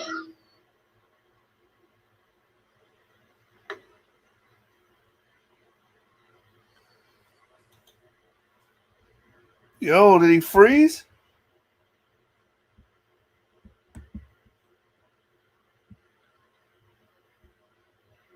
Yo, did they freeze? Like, what's going on? Let me refresh. Maybe. Nah, it ain't me. It ain't me. That's on their end. Yeah, they froze, man. Why they froze? Let's give a few updates. We do have a debate going on this Saturday, and the debate will be on the lunar Sabbath. All right, so we got a debate. I think it's around 7. So come out to the source, support the league, hit that like button, share the video, subscribe. So be tuned in this Sabbath, man. This Saturday, y'all gonna see a good one on the lunar Sabbath. I know that's a hot topic within the Israelite paradigm. You got some Israelites that say we got to use the moon, the lunar calendar to calibrate our Sabbath, and you have Israelites that say that no, the Sabbath is a fixed. I'll get Cat dropped off for a second. Just to let you guys know, we do have a debate lined up for tomorrow. Another all-season debate we got. My main man, Judah Nazareth, he will be in the building going up against Black Jesus Minister. Make sure you be in the building for that. We're going to be rocking out once again, 8 p.m. Eastern Standard Time. The topic for that debate is, did Paul teach the Torah? Did Paul teach the Torah? That should be a very powerful debate. And we're going to cap off this week, this Friday, with good God Allah. He will be squaring off against Emac. We didn't see Emac in a while, so he will be back in the building. What is the topic for that debate? Emac and good God Allah. Oh yeah. Is Islam a slave religion towards Black people? Is Islam a slave religion towards Black people? Make sure you be in the building for that, family. This is the Solar Vision Debate League. Hey, man, we waiting on Ankh to get his internet together. This is why you guys... Let me mute this out. Hey, man, you gonna send a welfare check for this debate? Hey, who said that? Welfare check for this debate. Brother Nate said, what debate is this? This is a debate against Ankh and Yarah. Elder Yarah hit us up. It was like, hey, he wanted us to simulcast it. He's showing us love. It's actually being done on SVDL's page. But the brother wanted us to simulcast it over here at the source. So we said we would love to. And they're about 75% done with the debate. They were debating. It's a dual topic. The first topic was, does the Bible teach that we are gods? Second portion is, did the Bible or the Hebrew culture bring any groundbreaking ideas into the world? And pretty much shot himself in the foot when he acknowledged that the 3 major religions in the world, Islam, Judaism, and Christianity, is based off the biblical Israelite model. That's groundbreaking because it influenced so many people on the planet. You understand? So you're a terrible debater. Man. A lot of you guys are terrible debaters, man. It's just, I mean, Yarah is having his way with you right now. And the point about Zoroastrianism, Yarah was right. He told you that Zoroastrianism is not really monotheism. And then you read something that confirms what this brother was saying this whole time, killing your argument. So, I mean, you fell on your own sword tonight. This was a suicide mission. And then right after that happened, he started having all type of technical issues. So, I mean, but even if right now, if I was Ankh, there's nothing else to say. Like, you pretty much defeated yourself tonight. And Yarah, good job. This is an automatic W. When your opponent concedes in the middle of the debate and say, you convinced me, you lose. You lost. I mean, there's nothing else to discuss here. And I see why you don't want to debate. You don't debate regularly because you're terrible at it. It's clear. All right, let's see what they're talking about. Rock Squad. With that damn computer. Take too much from him, man. How this nigga gonna be talking about STEM and he ain't got his STEM together? Right. You want to talk about science, technology, engineering, mathematics, but you can't get a Wi-Fi booster. They can't afford STEM. STEM? Where is STEM at? God Killer? Oh, here you go. God Killer is back. Dang, man. I ain't even gonna try to share the screen. The screen should take me completely out, yo. Yeah, I don't know. Did you take some of that stuff off? Yeah, I'm removing it now. Shit, with the shit. Yeah, all right, you had a lot of shit on there, bro. I know that shit is that. All right, let me go right into this real quick, man. Y'all can see me, right? Yeah, they can see you. I ain't even gonna share the screen. It says Theos. We're gonna talk about Theos, right? Followed by other monists, such as Anathoridin, Anagoras, Heraclitus, proposed that nature can be explained by reference to a single unity principle that pervades everything. Numerous ancient Greek philosophers, including Anathoris of Copeland and Antitheus, believed in the singular polytheist, monotheist that bore some similarities to monotheism. It says the first known reference to the Unitarian God is Plato, Demul, the divine craftsman, followed by Aristotle, unmoved mover, both of which would profoundly influence Jewish and Christian theology. Post-exile, Judaism was the first religion to conceive the notion of a personal monotheistic God within the monist context. The concept of ethical monotheism, which holds that morality stems from God alone and that its laws are unchanging, first occurred in Judaism, but is now a core tenet, okay, in modern religions. So, you saying that no, they're monotheists and they're henotheists. But this article talks about how to be a monotheist, you can't practice henotheism. You're saying no, they're doing both. And my point is that you got to make your mind up on that, right? No, in the Torah, nowhere in Hebrew class, right, does the quote unquote the priest teach that these Hebrews aren't monotheists. They just don't teach that. They don't do it. So I'm just trying to figure out, I've heard of this in African American classes. They play that game, right? But according to this article, you got to make your mind up. So if you think monotheism changed the world, that's a point that you cannot prove because it didn't. Let me bring you something that we know for sure changed the world. All right? So we're going to come right here. Okay? And we're going to deal with technology in Africa. 1 second.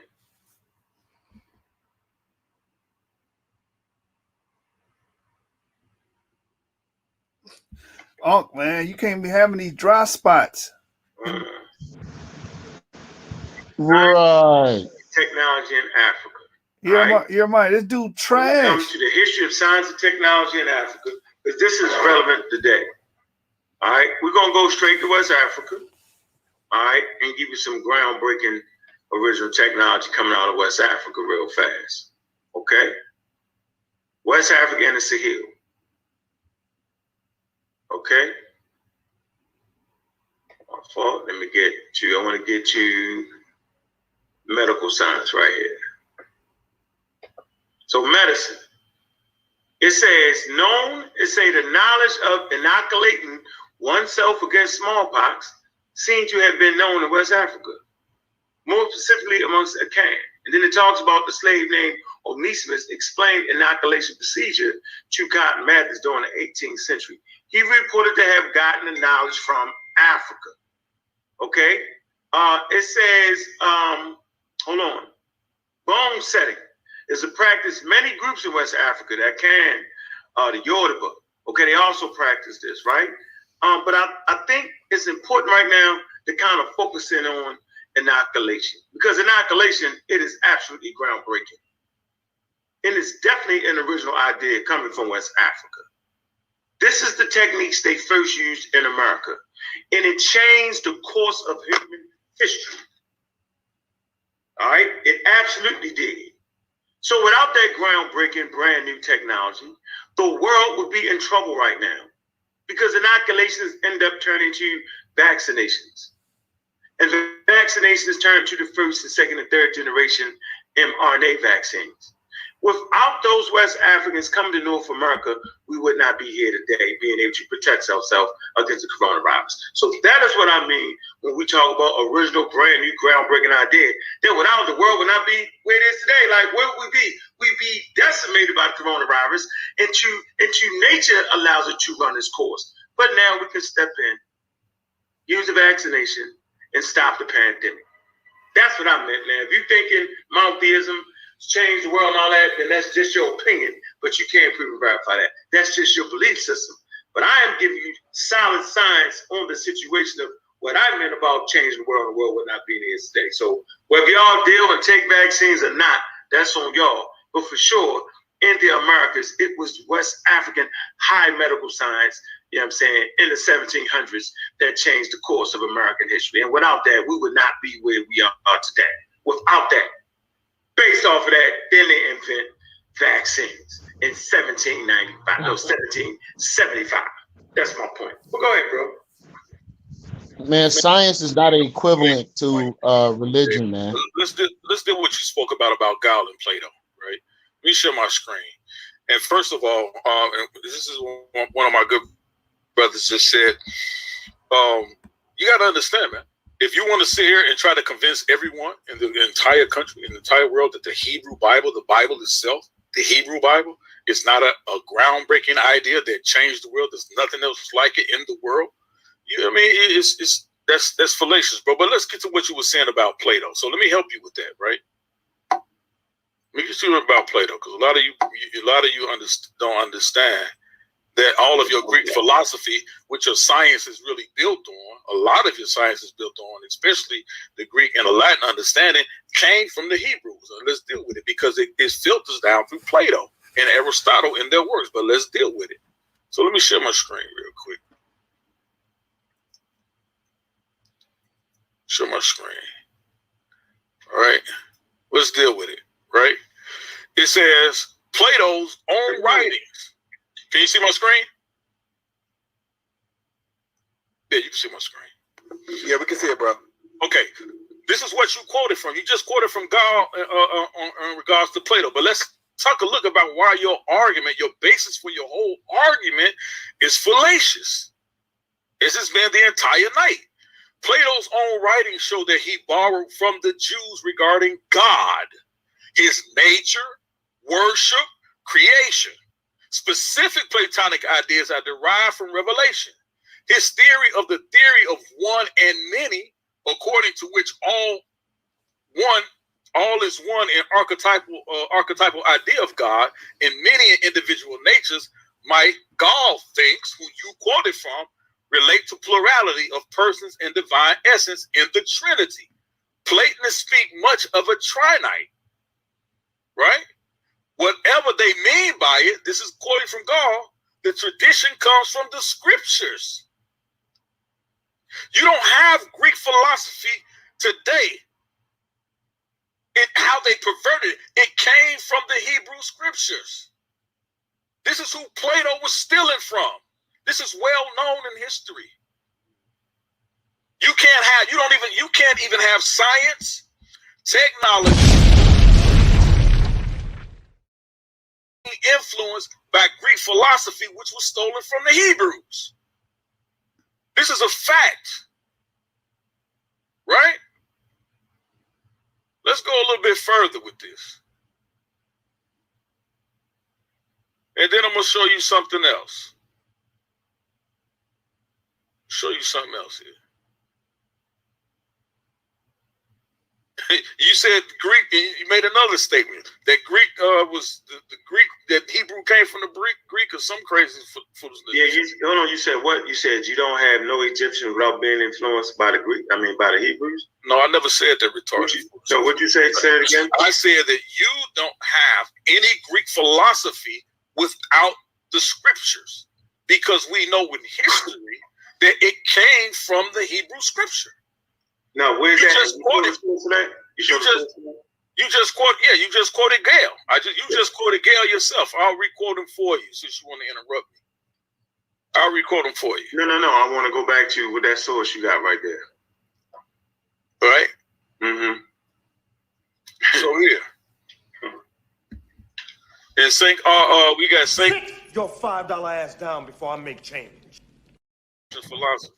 Right. What about Egyptian philosophy? So you said they actually got that from the Hebrews, huh? They actually, that's what we know. That's where the Greeks got it from. All right, let me see it. Because it's recorded, right?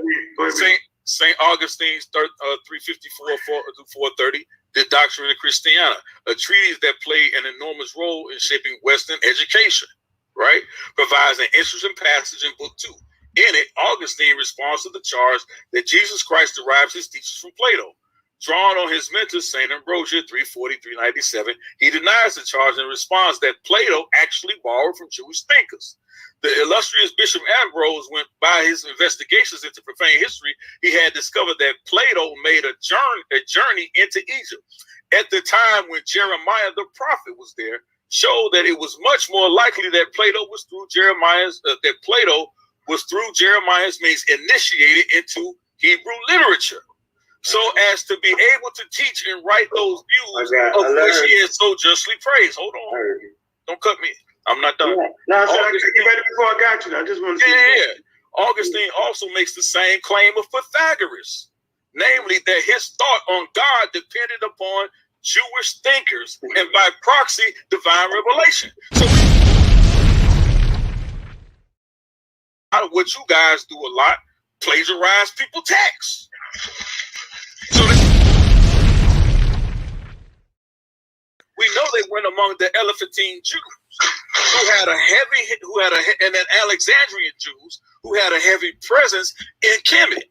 And so they would go and sit before them, and then they would listen to their wisdom, and they would record it, bring it back to them, and put their name on it, and pass this off as their own. This is in recorded history. Like, we don't even have to really go through all this. But yeah, we really do, because you're going to use who I don't have to go through it. We don't use a Christian. Hold on. Now, I need me a source. Listen, bro. I just sit your $5 ass down before I make change. No, you ain't trying to hear it. That's like Jesus Christ saying the Bible. Bro, come on, bro. No, you come on, man. Stop crying. We got going about this story. Unless you can bring a source. Unless you can bring a source Hey man, why is he talking while that dude is talking? See, this is disorder, man. And we can go back and forth about it. Yeah, I'm gonna give you the actual source here. Right, we can go back and forth about it, bro. Yeah, let's go back and forth about that little chinny point right there. Right, because you're dead on arrival with it, bro. Yeah, I know. You're dead on arrival, right? Let's come to the book, How God Got Started. College and Arts and Science Journal of Humanities in the Classics right here. That's what my source is coming from, is talking about that. You say, it says, hold on.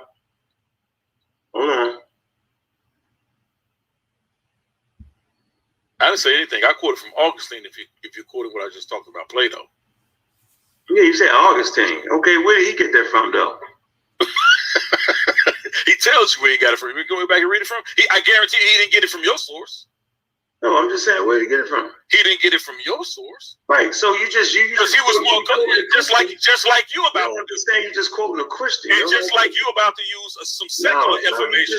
No, man, you're quoting a Christian. Hold on. What does that have to do with science? And then you made the Jeremiah like no one is scholarship. Hold on. What does that have to do? Wait a minute. You're talking What does a Christian? No, what does a Christian source? Jeremiah has not been proven to even be a real person. So now you're using Jeremiah in there with Greeks who are real people. That's bananas right there. You said Jeremiah hasn't. You said Jeremiah hasn't been proven. Hold on, Jeremiah, brother. You said Jeremiah hasn't been proven to be a real person. Right. The conversation. It's non-sequitur to the conversation. But first of all, it is because you can't use him as a source. Hold on. I'm not using Jeremiah. I didn't use Jeremiah as a source. You said he learned it from Jeremiah. I didn't use Jeremiah as a source. You didn't say I used St. Augustine as a source. Right, and St. Augustine said that Jeremiah. Right. So now you show. Wait a minute. You show where Jeremiah did not exist. He's not a real person. Show where he's not a real person. King David is real. I want you to show me a source that says Jeremiah is not a real person. Bro. No, don't bro me. Show me a source right now that says Jeremiah never existed. If that's the claim you're making. What I'm telling you, listen, that's the claim you're making. Why do you start talking when I'm talking? Yo, because bro. So why do you start talking when I'm talking, though? Come on, I'm not doing you like that. Just show me the source, bro. I just want to see the source. I'm sitting here quiet, though. Just show me the source. Man, I got you.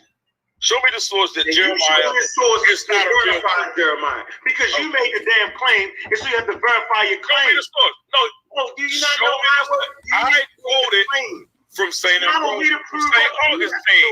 You're making a non-sequitur argument to the context of the conversation. Hold on. You argue Jeremiah when we're talking about Plato.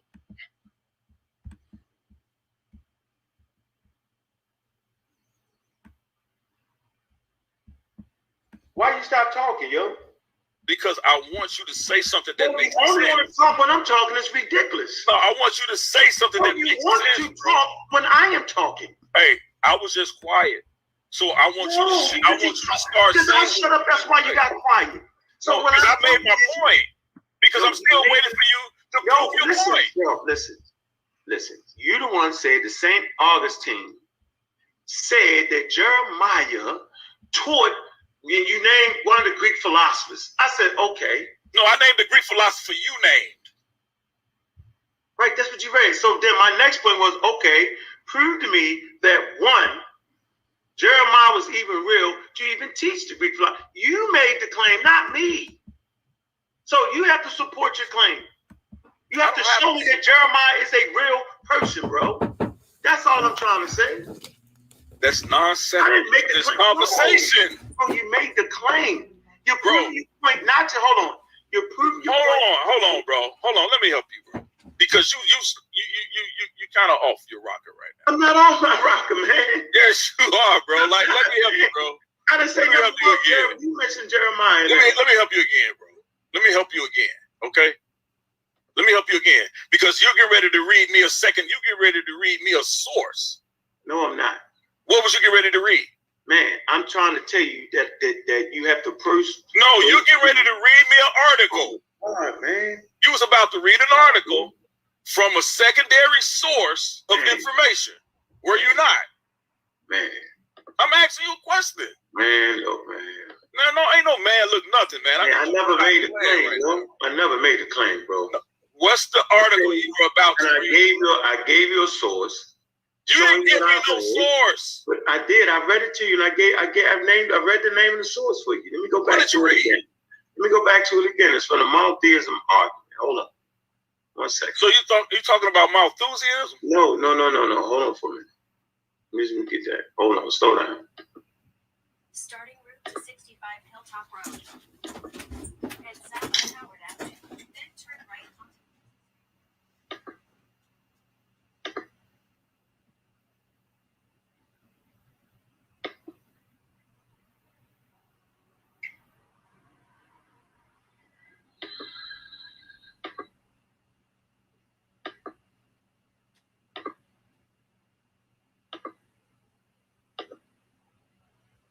Oh man, God damn it.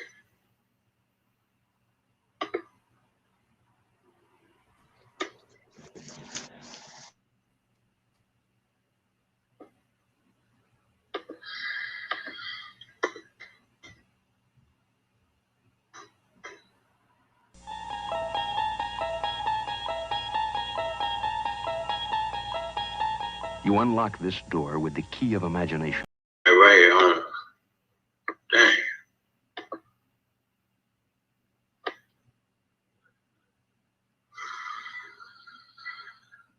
All right.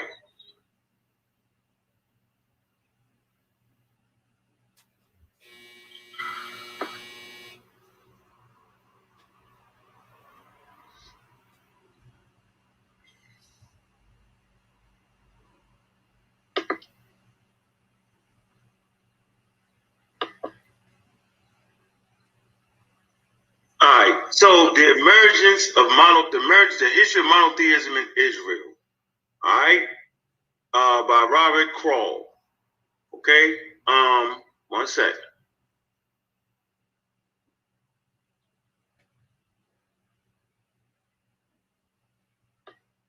Read this whole page. God damn, I'll read this whole page.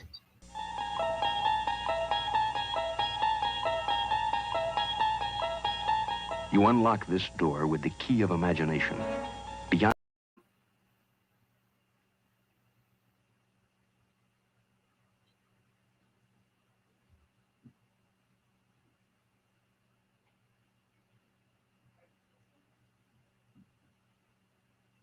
Okay, it says, hold on, damn it. Page 225. I want to get this right. We're talking about the Jews in exile here.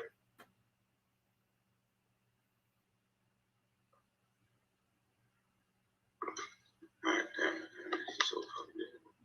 While you at it, man, find that Jeremiah joint, though, while you at it, though. It says, but only Jews in exile appear to have arrived at constant monotheism, which you say they don't do. In China, thinkers simply chose not to deal with the issue, such as the self-existence of a perfect God. Let me compare it to the Greeks.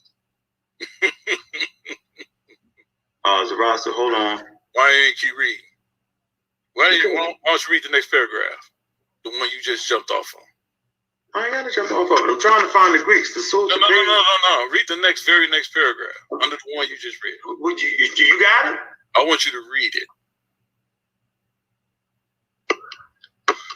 The hedonistic.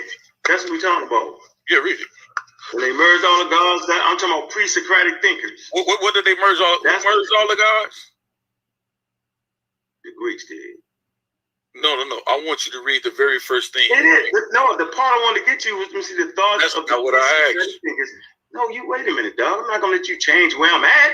I'm trying to prove the Greek portion. You to read what you trying to prove the Greek portion for. Because that's what I will give you the source for.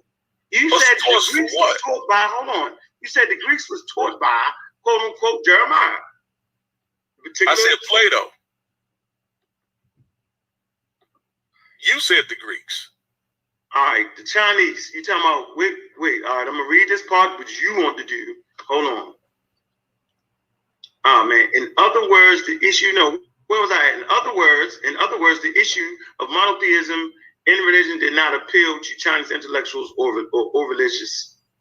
Why are we reading about China? Amongst the pre-Socrates philosophers, certain individuals such as Anathorian and Athanasius articulated a sophisticated monist, while Axathorin of Copian may have criticized anthropopic imaginaries for the gods uttered monotheistic ideas. He still fell short. Okay, it say the best. Hold on. It say, wait a minute. The best that can be said is that he came close to monotheism. All right. It say the thoughts of the pre-Socratic thinkers never captured the imaginations of the masses. Wait, God, man, this is crazy. Right?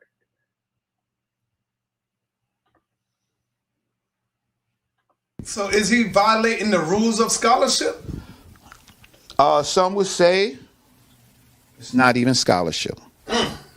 Damn.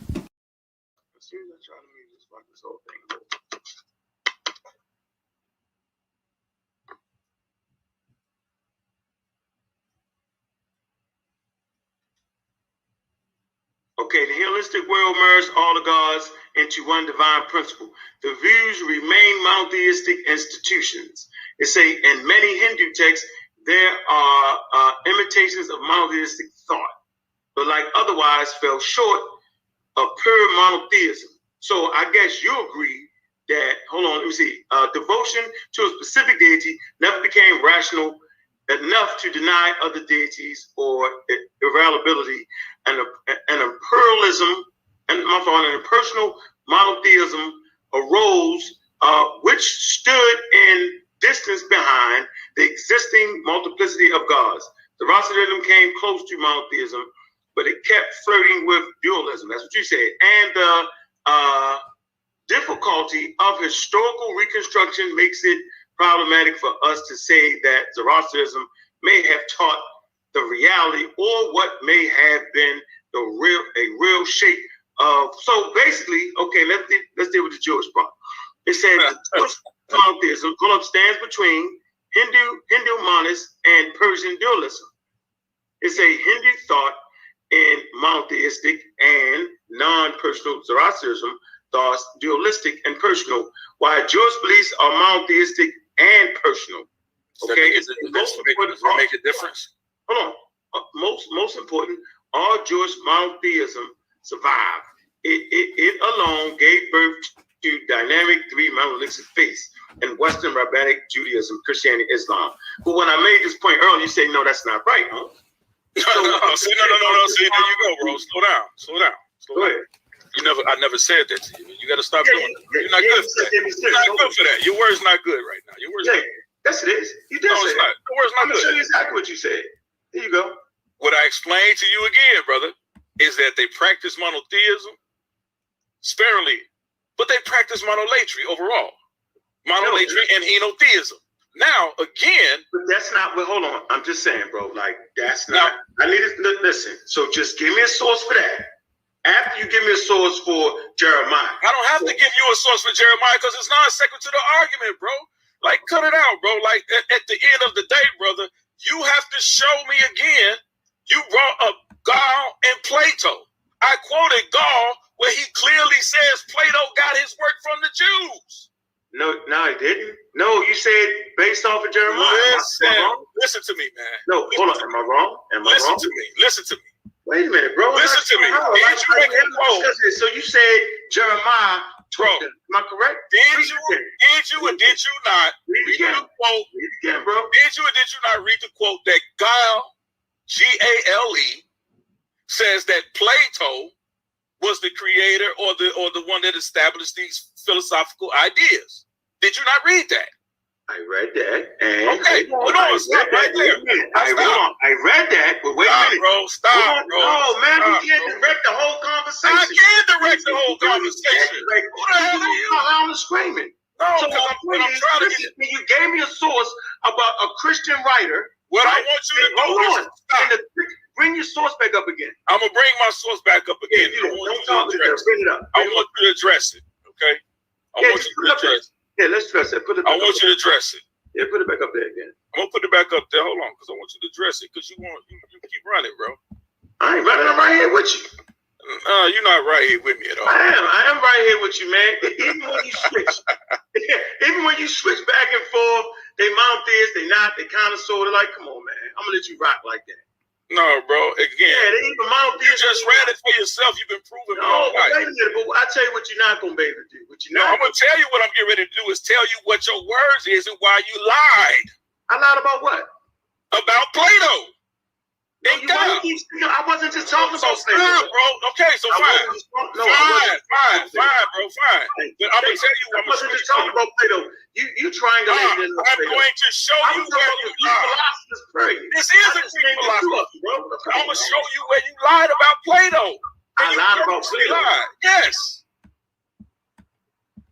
Yes.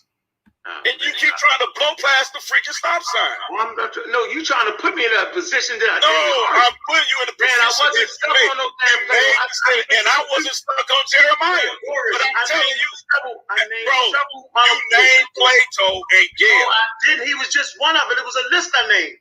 Read what you wrote about Plato. You said Plato specifically. You said Gale said that Plato drew. I said what? You said what? Hold on, man. I'm gonna get read what you said about Gale and Plato. Because you lied. And you keep trying to go past the stop sign as if I didn't hear you. All right, here you go. I said Thales, followed by other monists such as Anaxagoras, Heliomateus, and Parmenides. I ain't say nothing about no damn. No, what you read before that. No, this is what I read. That is not what you read. So you're going to sit here and say you didn't read anything about, you never mentioned Plato. Hold on, bro. You're going to sit here and say. Listen, I can keep reading. Listen, this is what I read first. I read all these different Greek philosophers, like I said. I kept going, then I said numerous Greek philosophers, including Anaxagoras of Copeland and Anatheus, believed in similar polytheistic monoisms that bore some similarity to monotheism. Then I go on to say, I said the first known reference to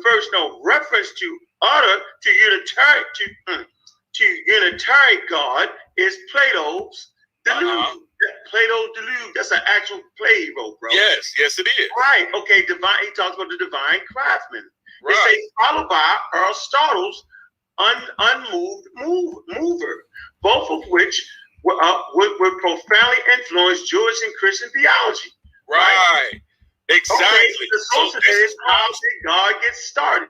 So hold on, let me finish reading. As any student of ancient philosophy can tell you, we see the first appearance of the Unitarian God not in Jewish scriptures, but in the thought of Greek philosophers. That's the point I was trying to make. And I'm telling you, thank you for reading. Let me finish. But hold on. But in thought, wait a minute. Hold on. Let me see. We see the first appearance of Unitarian God not in Jewish scriptures, but in the thought of the Greek philosophers. Plato. So okay, now you want to go back and say what? Now you want to bring me something that a Christian. Now I'm going to tell you. No, I want you to shut up and listen. No, I'm going to tell you again. I'm not shutting up. Hold on. I'm going to tell you again. Just go back to that source. You again. No, just go back to that source, like you say. That's all you got to do. Like I just did. I went back and you called me a liar. You was wrong. I did. No, it wasn't wrong. I'm going to call you a liar again. Watch. You ain't just see me just read that? Bro, are you saying that's not what I read from? I'm telling you what you're reading, bro, is fallacious. That's fine. But you said I lied, though. Yeah, you did lie. You did lie. I lied about what? You lied about what you just read. It's a lie. Okay, so no, it's the difference between saying I lied. And no, you said when you say it's the truth. When it's not, then you're lying. All right, man. You know what? I'm saying this Planet Fair, and you on some bullshit, man. Nigga, how am I on some you on some bullshit, yo. Oh, bro, grow up, bro. Man, sore loser. That's a sore loser. All right, guys. What we're gonna do now is we're gonna go ahead and close this thing out. We're gonna start with Yarah and then Uncle Cat. Right. So again, this whole thing about the whole groundbreaking idea. You see, he wanted to talk about Plato. Plato never want to talk about Plato, bro. Okay, but you shouldn't have brought him up, right? You went into the Greek philosophers. What was the only reason you went into the Greek philosophers? To try to show some semblance that the Hebrew text is none and of effect. But we all know throughout history that the Greeks borrowed from the Hebrews when it came to their philosophies. We know this. Their understanding, which influenced Western civilization today. Without the Hebrews in the Hebrew Bible, without the Ten Commandments, you don't have Western philosophy or Western civilization today. It does not exist without it. I said the whole world, bro. Bro, listen, brother. Without it, you don't have. Okay, so you're gonna show me. You're gonna show me, right? That inoculations are had all over the world, in every community, among every people. Now they do, yes. No, they don't. You a liar again. Man, why you keep calling me a fucking liar? Because you keep, bro. So because when you sit up here and say, all right, guys, hold on. You keep sitting up and say vaccinations, bro. All right, hold on a second. All right, thanks, Yarah. It's on you, Uncle Cat. Close this thing out. So, first of all, we got all down to a crazy ass rabbit hole. So for him to think remotely, first of all, he doesn't even agree that the Hebrews practice monotheism. He agrees they practice two separate things and merge them together. I clearly read the article that showed that everybody was doing that type of shit. So either they the monotheists or they not. Second point, that did not change the whole damn world. The world was around before the damn Hebrews, at least 250,000 years before that. And the world was just fine. Before the God came, before the Yahweh came, there were other gods that absolutely predate Yahweh. So whether it's monotheism or not, monotheism is not groundbreaking. That's not the argument. Without monotheism, the world. Why in the fuck is he talking about? Did it change the world? It's disrespectful, dude. That's the did it change the world, the whole time. I've been trying to play it cool for the channel, and you do. You call me a liar. I read the shit over again, and it said, like I said, you bugging, and maybe you don't believe the source, bro. Hey, the bottom line is, bro. No, the bottom line, I'm in the middle of my closing, and you can't. Bro, the bottom line is, bro. I'm in the middle of my closing. First of all, damn. Fucking ignorant as fuck. So no religion is groundbreaking to humanity. No praying to one God and all that nonsense. Without it, the world wouldn't be where it is. It's fucking ridiculous. You got atheists, you got different people, many got like that's fucking ridiculous. But that fucking vaccination shit, that inoculation shit, yeah, most organized fucking modern communities that can afford it, you know what I'm saying, vaccinations, they take vaccinations. Okay, the number one killer the number two killer of babies is diarrhea, and they have vaccinations for that, specifically in third world countries. So third world countries going to the African American, they need vaccinations. African nations in Asia get vaccinated against mosquitoes, malaria. We know this to be the truth. Why? Because malaria takes thousands of people's lives. So when they get vaccinated, they don't have to lose their life no more. Okay, so that's not hard to even look at. Writing changed the world. The world wouldn't be where it is today without writing. The scientific method comes from Africa. Okay, simple. And without the scientific method, we don't even have a way to actually, quote unquote, look. We don't even have a way to actually, quote unquote, screen ourselves and come up with the proper methodology to even remotely begin to promote science. So, science, the scientific method, the historical method, the history of the historical method, here you go. It says there are few explicit discussions on scientific methodology in surviving records from the early cultures. It say the most that can be inferred about the approach to undertaking of science in the period stems from, right, the descriptions of early investigation into nature in the surviving records. The Egyptian medical textbook, the Edwin Smith, applies the following concepts: examinations, diagnosis, treatment, and diagnosis to the treatment of disease, which displays strong parallel to the basic imperial method of science. Okay, so at this point, these guys right here, they bring something groundbreaking to the world. And without the medical science today, the world would not be what it is today. Medicine comes from ancient Africa. And without the battlefield medicine, where you go into the daggone battlefield and treat them right there, niggas in Chicago, Baltimore, hey, Mr. Ankh, can I ask you a question? New York, the 5 barrels, when they get shot, and when they come and when the ambulance shows up and they immediately start treating them, that comes from Africa. And without that groundbreaking brand new idea to treat the person right on the scene, the world would not be where it is today. We would lose thousands of people. So you got inoculations, which is groundbreaking and changed the world. These are the Americas, right? You got quote unquote the scientific method. You got the medical science starts in Africa. All these things are groundbreaking. There is no getting around that. But that little religious piece out there, bro, I don't even know why I argue with you for 25 minutes.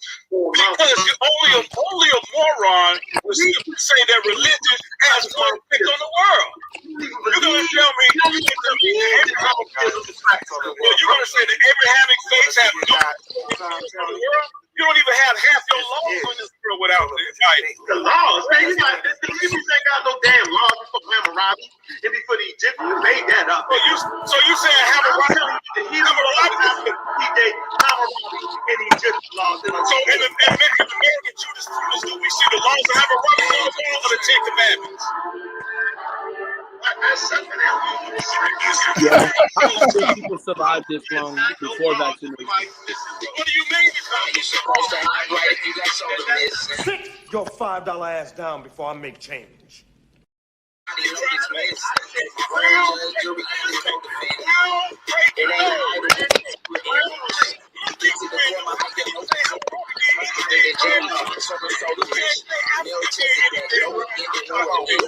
Ain't no need to study long if we gon' study wrong.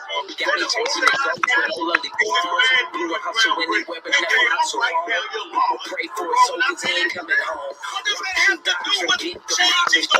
Bluetooth powers for YouTube scholars. Do it for knowledge, not no stupid knowledge. New provider make them hoop and holler in the league. On the library of one that you ain't do it. Can't be creative with you with no stupid knowledge. It's always I do. Women in the garden hit a human holler. And you can get this with no super size. Just live a long life. Get nobody living for you. You gon' live your own life. Right place, one time. When you got your bones right. Prophesy to the bones right. You're supposed to have right if you got something missing. Everything simple. So, Solar is drowning their conversation out with music while they're arguing and yelling. So, if y'all are wondering why there's music, Solar Vision is drowning them out. Because at this point, Ankh lost the debate. Terrible debate. Ankh, you suck. Get a hobby. You know what I'm saying? Go around your town and collect aluminum cans and take them to the refineries and get your little change. Do something with your time that's worthwhile because this is not for you. You kept hitting it with non sequitur over and over again. You tried to straw man the argument. Stick to them street corners, home. Stick to the streets, nigga.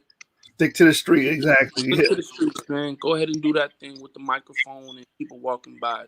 But when it comes to bringing that presentation and going blow to blow, point for point, my nigga, hang it up, man. It's over. Yeah, that was a bad look, Ankh. And then that's why you were so frustrated. I find it funny that you would tell him not to cut you off in the middle of your discourse and your dissemination, but since the beginning of the debate, you did nothing but cut LDR off. You know what I'm saying? And this is why we need rules. Over here at the source, we got rules. If you cut a brother off while he's talking, that's an extra minute on his round. But you see what I'm saying? This is an excellent example on why rules should be implemented in the debate realm. You Negroes want to go loose and be loose cannons and do whatever the hell you want to do. This is what happens. They're probably still, I'm going to play the video. They're probably still arguing right now. Hold on. Let me see.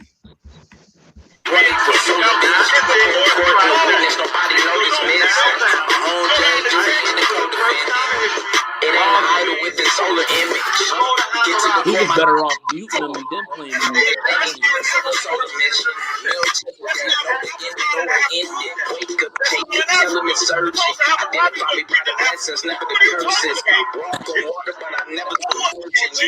Every soldier had long.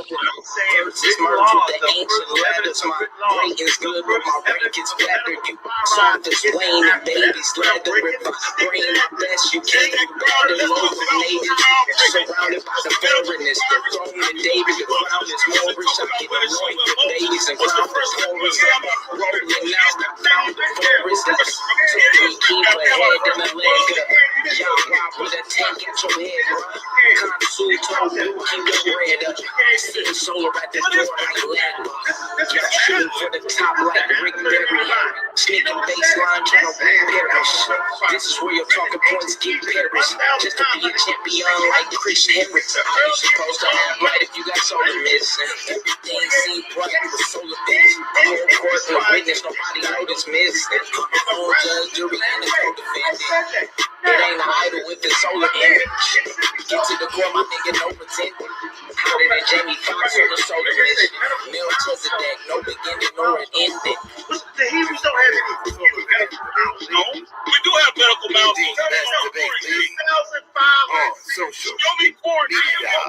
one of the guys. first physicians known by name and father of Egyptian medicine. He's also the father of modern medicine, bro. Jeremiah's not the father of modern medicine. You ain't got no Egyptian that's no father, no modern medicine. You just lied again. Yes, You just lied again. once again. You got no Egyptian, no father, no modern medicine. You just lied again, bro. There you go. I ain't saying nothing. You are lying. All right, that's the end of the broadcast. You know what I'm saying? We're gonna see if we can get Yarah over here to discuss it. CEO Yashar, if y'all want to talk about what we just witnessed. Man, you can't debate, bro. Stop. Don't do this to yourself again. Yeah, man. I just want to lay me back on what you had said about rules and order and why we do things the way we do at the source. We were literally reading the rules, right? We were reading the rules in 1 or 2 hour preliminaries. You have people in the comment section asking, why are you guys reading these rules? Right? One of them cats from Solar Vision in our comment section talking about, y'all should save that for another show. No, Negro, we're going to shove this down your throat until you Negroes get order, man. It's unproductive. It's not beneficial to the panel, nor is it beneficial to those that are watching. We need order. You don't get to jump in the middle of a man's rebuttal round and add your 2 cents.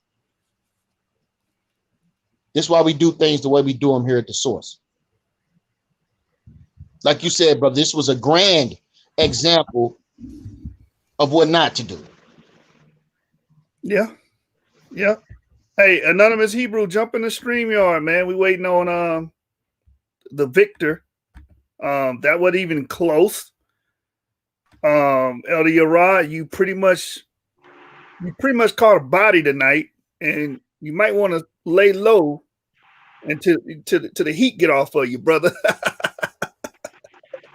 You know what I'm saying? Dump that pistol in the Susquehanna, man. Dump that pistol. You know what I'm saying? That dirty ratchet got to go in the river, man. Don't get caught with the murder weapon, brother. So for you future debaters, I hope y'all paying attention, man. For real. Now we had two giants in our community go at it. Now you see one came prepared. One had a whole lot of situations going on. Right? Another problem with the loser, he had no control over his information, nor was he comfortable with his own information, his own so-called research and study. Now, for a person that talk a lot, like Ankh talk, like he know, like he got all the sources and all the information, I'm very highly disappointed. Very highly disappointed. Why? Because this brother talks very highly and puts a lot of information out in our community, and he has a lot of followers. But as we can see, that information don't stand up when it goes against truth. If it's just being spoken and nothing is there to challenge them, and nobody's there to challenge that information, it's just put out there and it's accepted like, oh man, wow, this guy is intelligent. But again, you see a real righteous one stand up and show out for our community tonight, family, which is Elder Yarah. You know what I mean? So I just want to say, man, great job, Elder Yarah. Way to put it down, way to show out. You know, tanks on the ground is what we do. Man, don't ever come to a tank fight with no plastic dagger, brothers. I'm telling you. Yo, man, listen, he thought he was going to come in there like King David with a damn slingshot, brother. That's what was on his mind. The Holy Scriptures.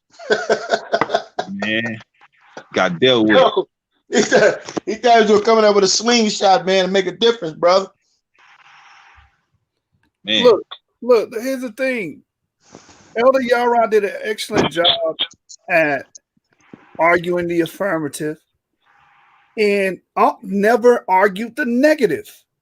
This whole time, every time Ankh said something, he agreed with Yarah. I don't know if he was paying attention to what he was reading, but when Yarah brought up monotheism and Zoroastrianism not being monotheism, during Ankh's round, he read exactly what Elder Yarah just told him in the round previous to it. You lose. You just conceded.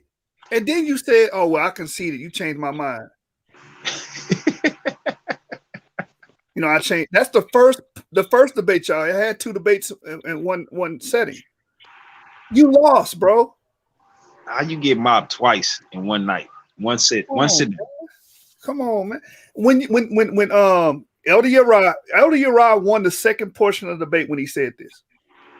What are the 3 major religions on the earth? Once he said that, the debate was over. Ankh stated Judaism, Islam, and Christianity. All of those get their inspiration from the biblical model. All 3. Facts. That would mean the Israelites created something that was groundbreaking that changed the world. That's the topic. Yeah. You lost. Come on, man. This was silly. And so Ankh tried to say that the West Africans came up with the first vaccinations, man. Did y'all hear that? I heard that, and you know what I'm saying? I'm still out to lunch on it because where's your citation? Where are your sources? And what does that have to do? I was waiting on the primaries, bro. Yeah. What does that have to do with any of the points that were made tonight in the topic? The topic is about, did the Hebrews bring something groundbreaking? And I believe that our brother did an excellent job of showcasing that they did. Jurisprudence, our law code, our legal code come from a biblical understanding. And we got the man of the hour in the building, fresh off a body, just left that carcass in the department. Let's get our brother Elder Yarah in the building. Hey, Claim, what Hey, shalom, loved ones. Shalom. Shalom, Elder. Somebody congratulations on that body. Appreciate you, fam. Yeah, man. Hey, I just want to say shout out to the Source Debate League, man. Shout out to Solar Vision Debate League, but shout out to the Source Debate League, man. Well, man, we gotta learn, bro. Man, hey, source up and shut up, man. We should get that on the man. We should get that. If you got that on the t-shirt, I know you do. Send me one, bro. Source up and shut up, bro. Send me one, bro. Let me send it to. I'll hit you up on the payment, but send me one, bro. Source up and shut up, bro. That's where it's at, fam. No sweat, man. Look, man. Hey, man, this is why, bro, and I want you to comment on this. This is why the way we organize our debates over here, we have rules and structures, bro. Mm-hmm. You're not gonna be in the middle of your rebuttal or the middle of your presentation and the nigga just jump in and say, well, what about this, brother? What about that? He's taking you off. Now you gotta divert to, you know what I mean? Even because you can answer the question that he's rudely interrupting, that he's bringing. You can answer it, you know what I'm saying? But it's still taking you away from the direction you was already going. That's why we don't rock like that over here. Exactly. Because that's the only way. Because why? First of all, let me stop this right here. Shout out to you, please say y'all. Shout out to General Yashar. Yeah, that's my brother in love. I love that man. Shout out to you, bro. Miss you, man. We got to chop it up. Appreciate you, Sean Harris. Man, shout out to Genesis 29. Shout out to Joshu, bro. Source Debate League champ. Appreciate you, man, setting this dual stream up tonight, man, and Yahoo, man, y'all putting this together, man. And so, my brothers, we was definitely like, hey, we gotta, what I'm saying, we gotta show the Source Debate League some love. And because this is where we can get the real truth out at. What I'm saying? So definitely, you know what I'm saying, we're making an effort to make, if y'all have us, make our presence felt over here, man. Bring lessons out, man. Jashub's already extended that out to us, man. So we just appreciate it, man, because we got to start, letting people know, man, like, if you want real source information, where to go get it. Facts. You know what I'm saying? So, shout out to the Source Debate League, man. All praise to the Most High. Yeah, man. Listen, man, I definitely got a few questions for you. Yes, sir. Especially on that last portion when he was trying to call himself trying to corner you. Yeah. With the idea of the Greek, the Hebrew influence upon the Greeks. Right. Can you expand on that a little bit, man? And because this guy wouldn't let you get it out. I mean, damn, man. Yeah, because he knows what's coming, and that's what we got to understand about these guys. When they get like that, they get real. They get real. They get real flustered. And if you don't show any pushback, sometimes you hate to get loud with them in these debate, but when it's not, but when you're in these skirmishes and these battles, and especially they're not formatted like we would do over here on this platform on Debate Talk for You. Shout out to South Showtime, and Orthodox more for that. Yeah, the information gets lost in translation. You see what I'm saying? Because what they want to do is just overtalk you so they can burn your time and you don't get all your information out. But to your question, shout out to you, Moore. Shalom. Shalom, and shout out to the side, not a slapper, you know what I'm saying? AKA stay punching. AKA making people into a whole byword in these YouTube streets. Don't get onked, fam. Don't get Garfield and don't get onked. Don't get Garfield and don't get onked. So I like actually about 2 years ago, you know what I'm saying? I was going into a debate with a brother over on SVDL. He dodged me from this debate, and the debate was the Greek philosophy have a heavy influence on the Hebrew Bible and the quote unquote New Testament scriptures. And so clearly, when you get out into the history of it, the answer is yes.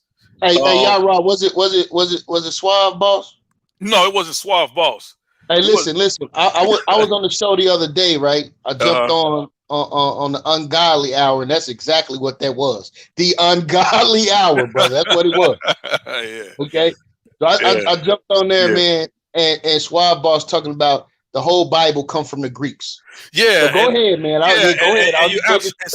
See, this is what I'm saying. See, you want to make me show my presentation because I ain't been able to show it in 2 years because I can't really get nobody to debate me on it. So I just got to do it as a lesson.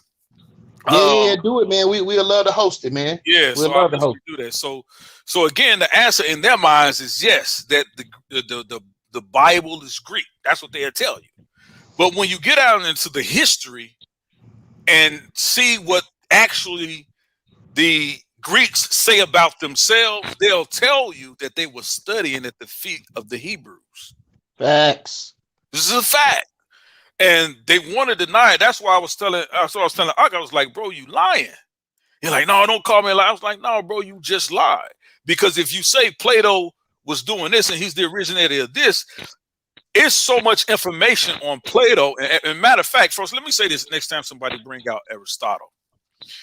There's very little works that survive that was at the original hands of Aristotle. What we have mostly is the notes of his students, right?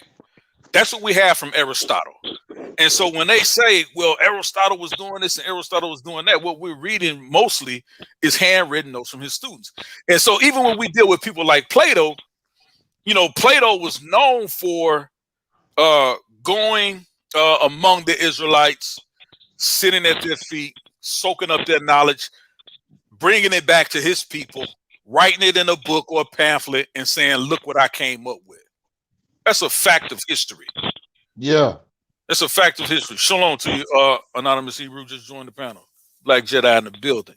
Yo, shalom, OG. Yeah. That's how you catch a body right there. Yeah.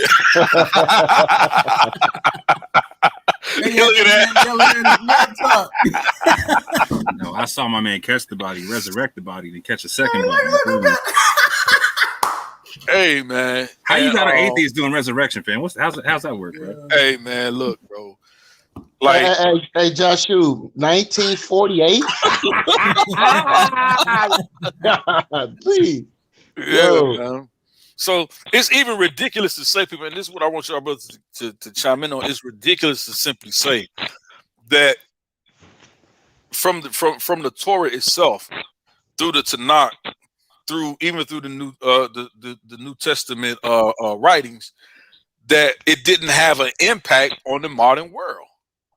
It's like it's man, it's childish to make that claim. You understand what I'm saying?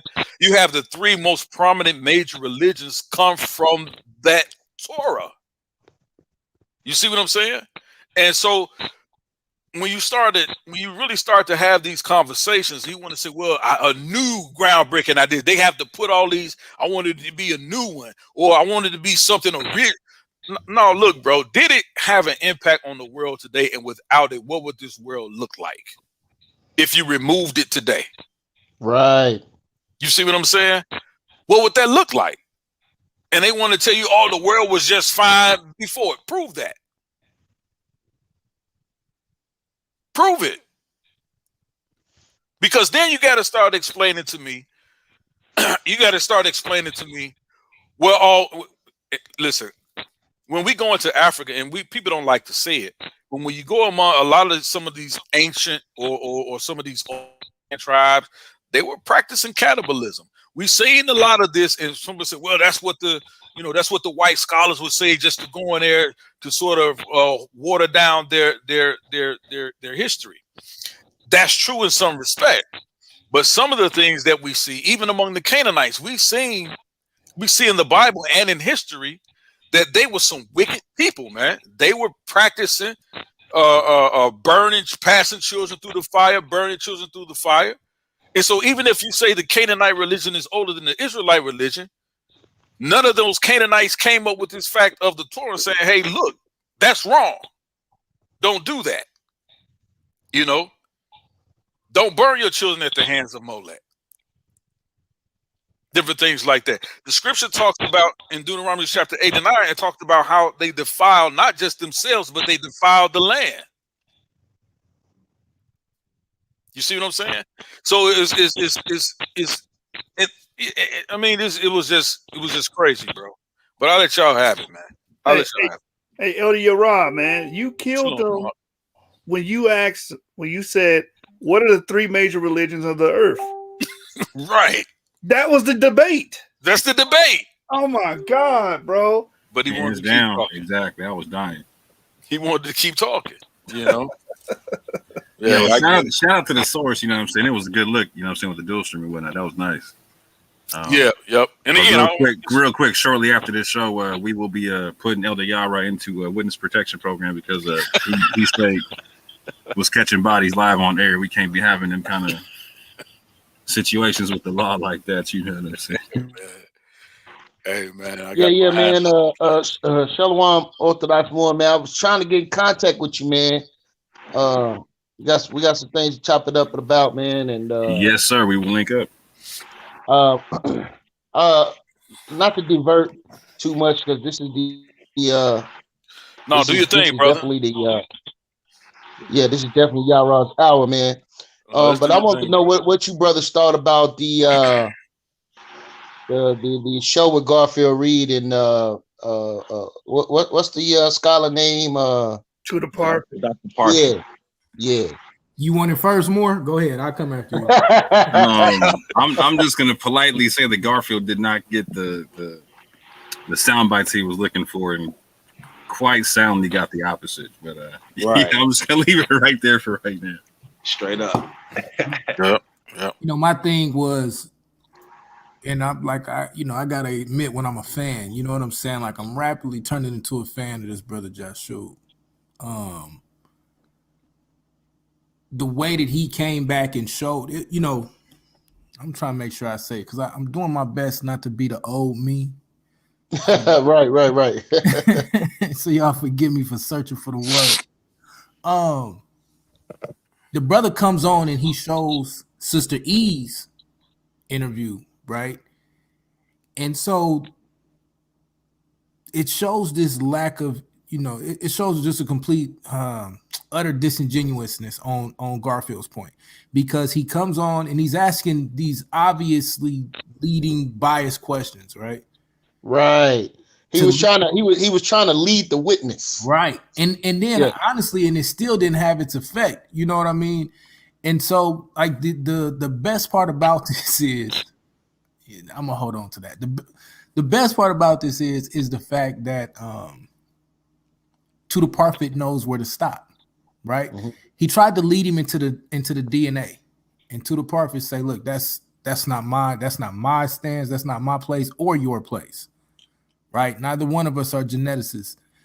And he just tells him he's just shooting straight from the hip. He's just shooting straight forward the whole time. And so when Joshua is showing this, he's showing Sister E's version, he's showing Garfield's version, and he's dealing with the text, dealing with the actual book. It just shows that our level of scholarship and our ability to really deal with information objectively, unbiasedly, is starting to shine. It's starting to shine through. It's starting to come through.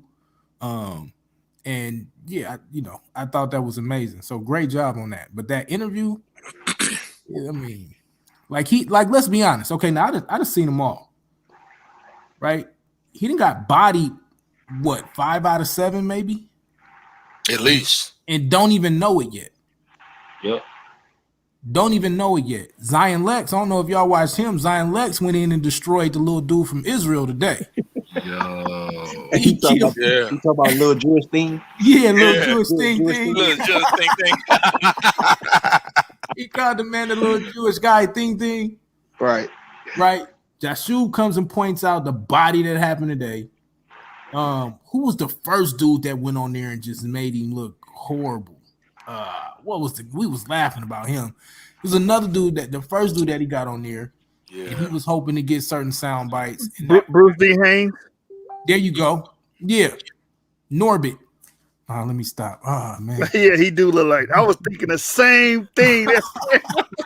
Hey. But look.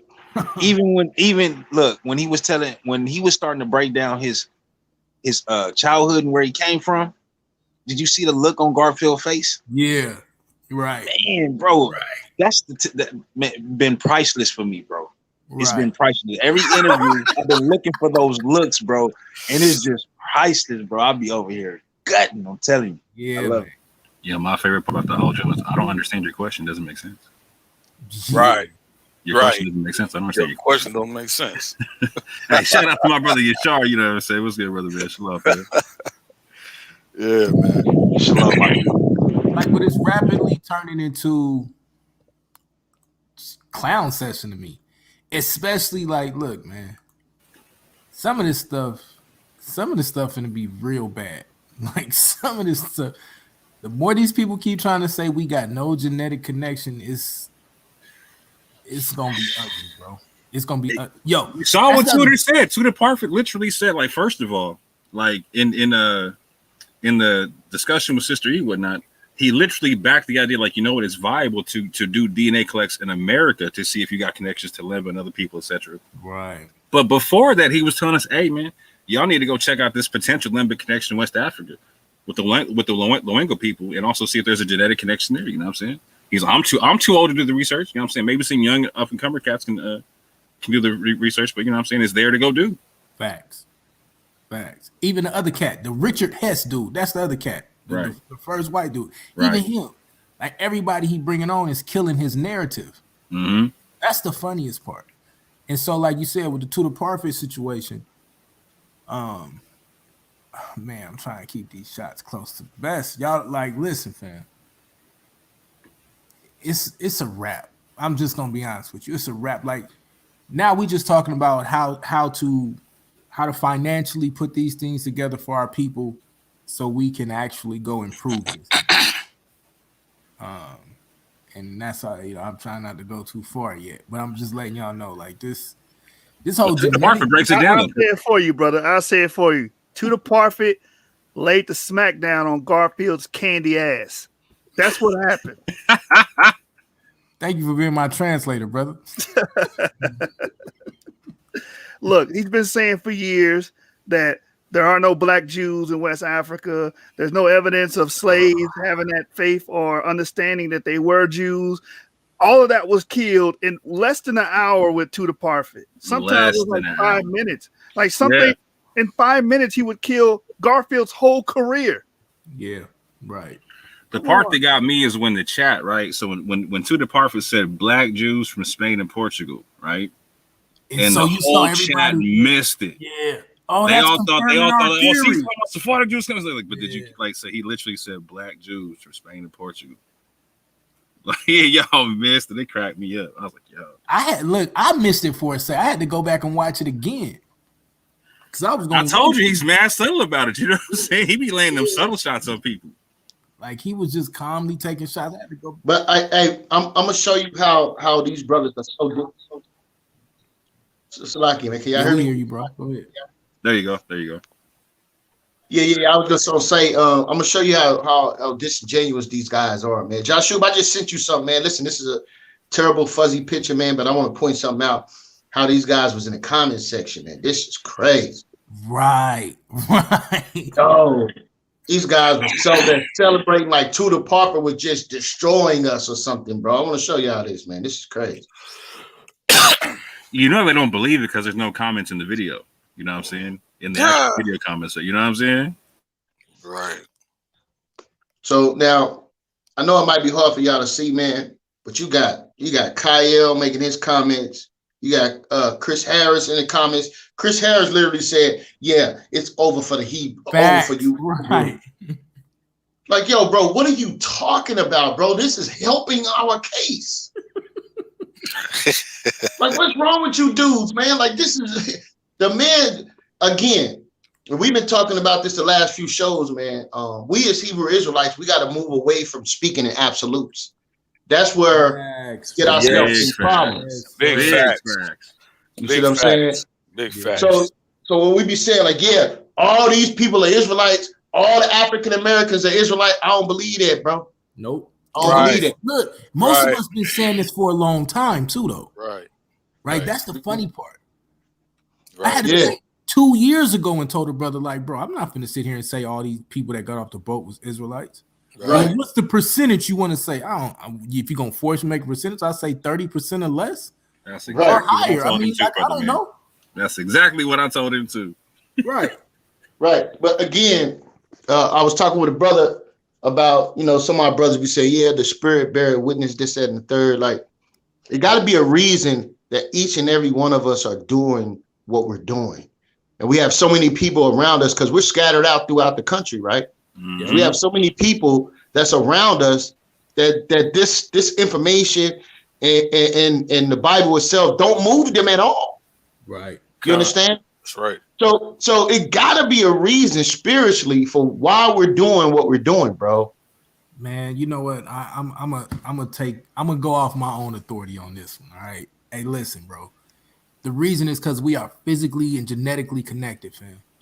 Right. And I'm a firm believer in epigenetics and how it manifests itself, right? Mm-hmm. Memories start to lie dormant. And so what's happening is we bringing out all of this stuff. We bringing out all of this information. We starting to hear it. And now now that get to your point, our spirit is starting to bear witness to this, right? Right. Like I can show you, and I'll deal with mine. My DNA literally says I got connection to the Limba, Ethiopian Jews, Moroccan Jews, Yemen, Jordan, all of these places where they're telling you our people are, and they got connections to this, except stronger genetic connections. And when I'm talking about connections, I'm talking about my closest modern connection is to these people. It's to this area. Right. And I'll just speak for mine. And I know for a fact that it's other people with different haplogroups than me that have those same genetic connections. And it just so happens that we the ones that's preaching this and teaching this. And then one who we know that don't teach it got all that damn Europe and a little bit of Africa in this joint. Garfield can't read. Oh. Right. Got that Ashkenazi. He got that 76%. Yo, that's embarrassing. Hey, we our punching bag was on there coming. Kyle, I just got done laying the smackdown on your candy ass yesterday. you need to stop, brother. You know damn well To the Prophet is not helping none of y'all cases. And yesterday you couldn't show me no haplogroup E in West Africa 10,000 years ago. You couldn't show it. Man. You know why he can't show it to you? Because it wasn't there, brother. Exactly. We know where it was. I told that man I'll give you $100 cash out right now if you can show me. The brother gave me an article. I said, Did you read this article? It says haplogroup A and B. Yes, sir. It's over for you cats. And then for him to say that the limber code is over with, that's his words. Did you not watch the interview? Like, I'm questioning, are y'all reading or are y'all watching? Because in the interview, when Tudor Parfit was proceeding to put his intellectual foot up the rectum of Garfield Can't Read. All he does is solidify the limber. Exactly. What are we watching? Stop.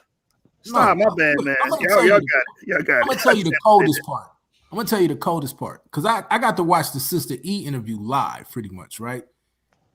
To see Tudor Parfit interact with Kohan Hamadishi, the actual limber, they know each other. Facts. They partners, man. You understand what I'm saying?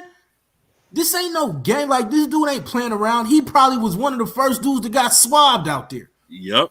He's sitting here having conversations about, remember when you came to Zimbabwe and everybody was yelling at you and all of this. Like, these dudes go way back. If there was no connection and no smoke there, I promise you this dude, he wouldn't have had his professional career on the line with this. Yeah. I don't care how much you think he a good white man or whatever you want to say. He wouldn't put it on the line like that. Right. He said he spent one weekend with them cats and that he went on for a couple of years to study their story without them there. Right. It was so compelling. He has like, I got to go figure this out, fam. Like, it's stuck with it. Yeah, man. And then he tries to formulate his questions, right? Because Tudor Parfit absolutely does not deal with absolutes. Facts. And the fact that he's saying, well, you know, not all of these people are, you know, some this or some that they take that as a win. They take that as a win. Right. It was like, yeah, because, you know, I'm just saying, just because I'm from the Caribbean, that doesn't just automatically make me a, you know. No, it doesn't. You're Ashkenazi. We already know who you are, brother. We know who you are, man. You understand? Don't get Garfield in this piece. Don't get Garfielded in this piece, bro. And now we got another one. Don't get Ankhed out here, bro. Like, don't. Hey, listen. Have some form of integrity. That's all I'm saying. Like, you ain't got to agree with it. Damn, man, it's so lacking, bro. Like, just the we can sit here and read the same thing together, right? And this guy is going to get a totally different, because he's pushing a narrative. He's pushing a narrative. I was beating up Garfield, not Garfield, but Kyle and his Legion. I was beating them up the other day and just giving them the audio clips from Tudor Parfit. Exactly what he's saying. And now what these guys are saying, well, we need to look at his bibliography. Where did he go to school? Now y'all want to question him. Want to question him, right? Come on, man. Stop it. And that's what it's going to be. Like, yo, they was holding this book up, man. They was using this guy as a weapon against Israelites. Like, yeah, Tudor Parfit, yeah, he cutting y'all up. Edith Bruder saying that all Africans are converts. I mean, these dudes was literally saying that, bro. You know she never said that. We going in here reading this book and saying the exact opposite, bro. The exact opposite, bro. God, what they say, a suit always dies at their source. Ain't that the whole Dagger Squad model? Facts. It's been funny. That's why I say, man, like a lot of this stuff they saying, man, it's a desperate move at this point. Because like I was saying, after years ago, I was saying this earlier, after years ago, after they came in on trial, they stopped reading. Mm-hmm. They stopped studying because they fell into this whole thing where they feel like, you know, they're at the epitome of knowledge when it comes to this. But the thing was, you didn't have the scholastic prowess in the Hebrew Israelite community like the brothers that you got on this panel. You didn't really have that back then. You may have one or two guys, right? But you didn't really have. Now you got a whole community of brothers that are scholastic and academic and really learning how to bring out this information, right?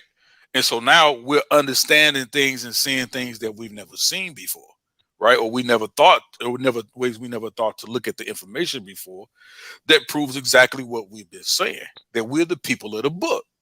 And so when we come, so now bringing this information to the forefront, they spook now. You know why? Because they find it more and more difficult to debunk or come against anything we really have to say. So the only thing they have to say is, no, it ain't. That's their only rebuttal. No, it ain't. No, it don't. Yeah, exactly. You never exist. Exactly. Just because you say no, it don't. That's the end of the conversation. You know what? Yeah, you're right. It's over, man. Just because you say so, man. Yeah. Yeah, that book is very powerful that we believe in, man. And it's like this. The movement's going forth and they don't want people to be a part of it. So just because they don't believe and they don't want to be a part of it, they're trying to convince other people not to be a part of it. You see what I'm saying? Like, if I was Garfield, he should have prepped. He should have vetted to the prophet before he even brought him up on there. I ain't even talking about his book. Just the questions he wanted to ask him. He should have just vetted it to see if it was going to go in his favor first before he brought that man up. No, that's not what he wanted, though. He wanted to ask questions that would support his confirmation bias that Hebrew Israelites are crazy and they don't make sense and it's all a myth. So there's no way possible he could have sat down and asked as much as he claimed. I brought these people on because I want to have unbiased, show my unbiasedness. How are you unbiased? And the first question that you asked, what was that guy? Hess. What do you think about Deuteronomy chapter 28? Man, get the hell up out of here, bro. Come on, man. And that man looking at you like, man, look, and the thing is, bro, they don't care. Right. And you steady asking them these questions, and they looking at him like he's a moron. Like, why you asking me about Deuteronomy 28, bro? Why you asking me that? That's how they looking at him. You know? And then he's on there, all these Hebrew Israelites, they're crazy. Every time he said that, you just watch the reaction of the person he was interviewing. It was like, we don't care. Like, what are you talking about? Yo, Elder Yarah, check this out, right? The man insulted him and he laughed about it. He said, yeah, man, because you clearly see everything in concrete. Man. He started laughing. You understand? Like, he told him you're a literalist. Yeah. Right. Let's not be literal. He told him that. Right. Wow. Right. He gave him the chuckle. Gave him the scholastics chuckle. You know what he hit him with the literalist twice, fam. Yo, Yo, I'm gonna tell you. Yo, because everything is not. Listen, history is fluent, man. Right? It grows based upon new information that's introduced. Right. So again, you know what I'm saying? This whole speak of absolute, because according to them, none of us, Hebrews never existed. They never made it. They never gave any type of contribution to West Africa. Right. But yet this man's whole career is based upon the evidence of Israelites or so-called quote-unquote Jews in West Africa. That's an excellent ass point, bro. Not just that, but like falsifying who is and who is not Israel. Right. You know what I'm saying? Like that's the whole basis. Like that's the two claims to fame that he got. He was able to prove the Limba had Semitic connections and the Cochin or Kochi Jews in India. Like that's lightning in the bottle twice, man.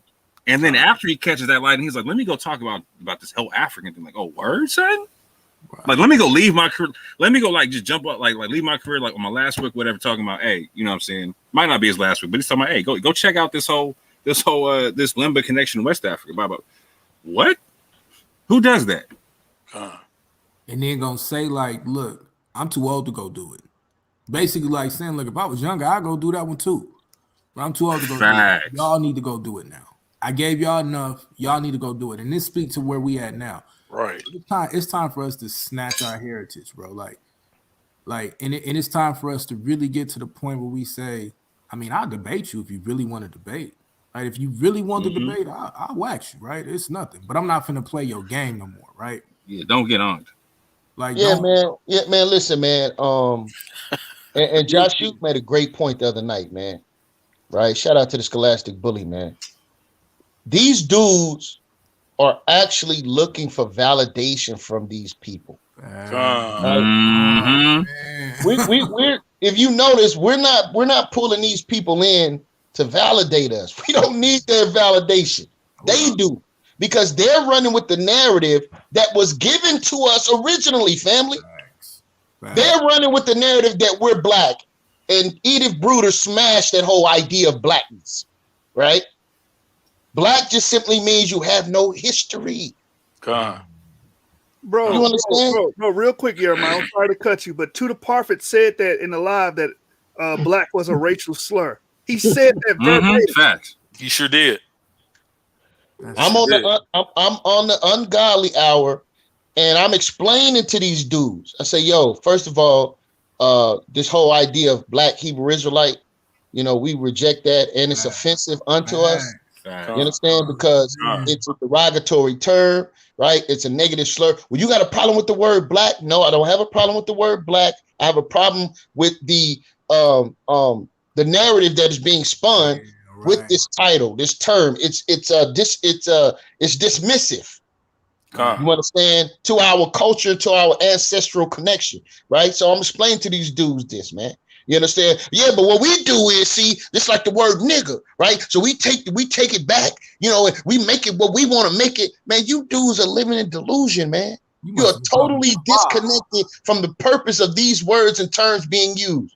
Me and Josh went through the book last night. Over there. Who told you that? Yeah, Suave. Yeah. Yeah. Okay. All right. Yeah. So we were going through the book, and we're looking at the reasoning behind why these people are using this. They're using terms like cockazoid and mongoloid and negro, another deflection, right? Just to be able to lump people together that don't have no genetic connection based upon the Y chromosome. And no cultural connection either, right? Right. We're just gonna lump, all these people are negroid, and it's a multitude of cultural expressions contained in that. You understand? People from the Middle East, black as night. Black as night. You call them negroid, they don't got no connection to Africa at all. Right. You understand? So what I'm saying to my people, you brothers and sisters that are listening, right? We have to be more efficient in being able to identify our cultural expression and the migration patterns and how we went where. This is the work we're doing here at the Source and the Hebrew Israelites in general, man. Yeah. Right? We're doing this purposely so we can try to make an impact in our generation. The question is, what impact can you make? We know what Paul them did. We know what Peter them did, the disciples. We know what the prophets did. What the hell are you Negroes doing to make an impact, man? That's an excellent point, bro. We was just talking about that today. Like the legacy for the kingdom at this point, right? Like my whole goal and my life's work now, even, I was saying this to Brother Moore and Brother Yarah, is one, really paint a picture from as far back as we can get. So right now, I know I can take us at least far back as Yaakov, right? I know the brother Jashub has some information on Abraham. I want to get that from him too. So we can go as far back as Yaakov, and then now we can push forward. I personally know how to push us forward to the 1st century, and then other brothers can help me and piece other things together and push us beyond that. Like, that's the information that we trying to put together and work and show now. Like, this fool got on there and said Jeremiah didn't exist. Like, you don't know about his the prophet with the seals, and right? And the scribe, the scribe seal. Scribe seal. Like, hey, he was an atheist with his chest out, but didn't want to put up the source, bro. Right. Right. Right. Yeah, but it was It was simply a deflection. Right. He didn't care one way or the other. It was simply a deflection to try to get off the point. I'm like, no, bro, we're not finna do that. You see what I'm saying? But back to what you were saying. You rightly called him on that non sequitur nonsense, bro. I appreciate it. Yeah, yeah, man, because he's trying to get away from the fact that you pulled a source that credited the Israelites. Right. From the Greeks' own mouth, they credited what they're getting from, they're getting it from the Israelites, right? And so instead of dealing with that, he want to talk about it. I don't understand these things. Jeremiah, you know what it is? These brothers don't know how to debate. Exactly, bro. He told Elder Yarah, well, since a Christian said it, I'm not going to regard it. What collegiate scholar? Exactly. That would never work in Princeton. That would never work. Right. Claim to be these superior scholars, bro. Like, it blows my mind what now passes as real superior scholarship when, like, okay, I ain't gonna bring the brother name. I'm trying my best not to. So it was a brother when we was on this platform. It was on here on another channel. They specifically said, how are you Hebrews now so into genetics? Isn't the Most High enough? Wow. And he asked Yashar this question, and Yashar's response was like, look, man, we was saying that the Most High was enough. Y'all told us we was pseudo, we wasn't scholastic enough. Right. So then we come out, and shout out to the brother Sean Harris. I know he I seen he left the panel. Yeah, I seen he left. Shout out. Shalom to the brothers. Sean Harris.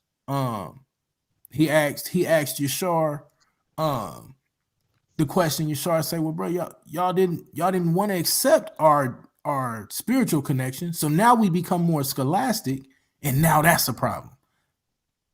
Like, at what point? That's just nuts to me. Yeah, man. They tried to do me and Joshua like that, man. SVDL, man. Went over there, man, and questions were being asked. Well, you can't answer that like that. You got to go to the Bible. Like, wait a minute, bro. Right. Because then you say the Bible ain't incredible. You can't use the Bible to prove the Bible. Right.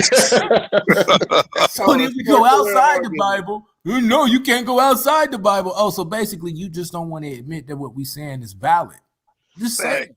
Just say you got your feelings hurt with church or whatever it was. You really probably didn't believe in the first place. You never really had a position or real relationship with the Most High. So that's why you wasn't able to come out of that and still maintain. It's good, bro. Just say that. Right. Right. They asked, could you show something scientific in the Bible or something like that? Josh Shub said, and I made a flyer on there. Josh Shub said, yeah, the Terminator. Right. They was like, what are you talking about? Right. You understand? And not only did he make reference to that, went to the Bible verse and showed it to him, man. Right. And it was, talking about the line between when light meets darkness and all that. Powerful, though. Powerful. It's the scripture like, yo, that's science. It's in the Bible, bro. You understand? And so, but we can't do that. You know what I'm saying? We got to answer the questions according to One West. You understand? Right, bro. We got say that again. And I be telling people like, man, listen, man, we give respect to the elders and those brothers on the East Coast. Say that part again, though. Say that first part again, though. What? Yeah, they want us to answer the questions according to One West. Got you. But then the next thing you said was we still give respect to them elders, but we coming at it now the way we need to come at it now. Right. And with advancement, bro, we're trying to have growth here. Right. Hey, when I brought that out, what Cube say? You got that one. You got that one. That was a kill shot, Josh Shub. I had to go make a fly. I said, yo, man, the man just killed that dude, man. That's what's up. Yeah, and that's what we're going to keep doing. Like, bro, we're going to keep doing this. We're going to keep showing genetics. Like, and the next thing I'm going to get into now is we're going to put this little psychology degree to work and show how this Torah rewrites your DNA, right? Yeah, we're going to deal with that now. We're going to show you how psychologically, if you get into this word the correct way, you become a new creation. We're going to show you the science of that. Right? Because this is why them sins would visit you to the third or fourth generation, but the good will follow you to thousands of generations. This is talking about gene expression, family. Like, they giving us the game and we didn't even know it. When you finding out that you're supposed to teach your children this, there's a purpose to that, right? It's not just we just want to try to indoctrinate. No, right? This is so when they grow up, genetically they are unafraid. They are opposed to this to the rudiments of this world. Y'all understand what I'm saying? Like, we are talking about, so there's still, believe it or not, there's still some fear in us from all of the things that happened during slavery and from what we seen happen to our civil rights leaders and things like this, right? It's especially those of us that grew up in the 80s and the 90s, and we know like yeah, we was unafraid, but there was also this point of, you know, that these folks, they was really killing us then, right? It's different now because we get to see it on camera, but back then you just get snatched up by the police, right? You get snatched up, you get beat up, and they was trying to pump fear. Once we teach our kids this, like my kids go to bed humming the Olive Bet, bro. Like they go to bed singing songs about this. And then they kids gonna do it, and they kids gonna do it. You're not stopping that. You're not finna get rid of that. Right? That's what Torah teaches. That's what this Torah is really about. Is getting to the point where once it gets into you, you are rewritten. Right? And it passes down from generation to generation. I'm gonna get off my soapbox on that though. Yeah, man, because you don't have everything is based upon your individual opinion on it, right? Like, yeah, I think this brother over here, he thinks that. They don't have no standard. That's not the way the court of law works. Then they go back to the rule. Okay, well, they look, something comes up, then they go back and reference something within the law. Right. You understand? And so now, well, yeah, you can't think that way, bro, because say right here in the law. You see what I'm saying? Yeah. So this is what we're doing with our code of law. Yep. Stand when it comes to behavior. Yeah. When it's things that's going on in the household, when it comes to diet, when it comes to interaction, we got a codified law that we go to and say, well, yeah, I need to examine. Damn, did I handle that right? Or am I wrong? Or this person's wrong? I have something that is codified for me to be able to utilize. But if we throw that away, now everything is based upon opinion. Yeah, you know, bottom line, yo, we ain't chasing these guys. These guys chasing us. I was telling Anonymous, they chasing us, yo. Like, real talk. They the real problem with the black community as far as they come to us. We ain't checking for them, yo. We ain't trying to bother them. Yo, we trying to do our own thing. You know what I'm saying? If you want to come be a part of it, come on. If not, yo, do what you do. I don't knock it.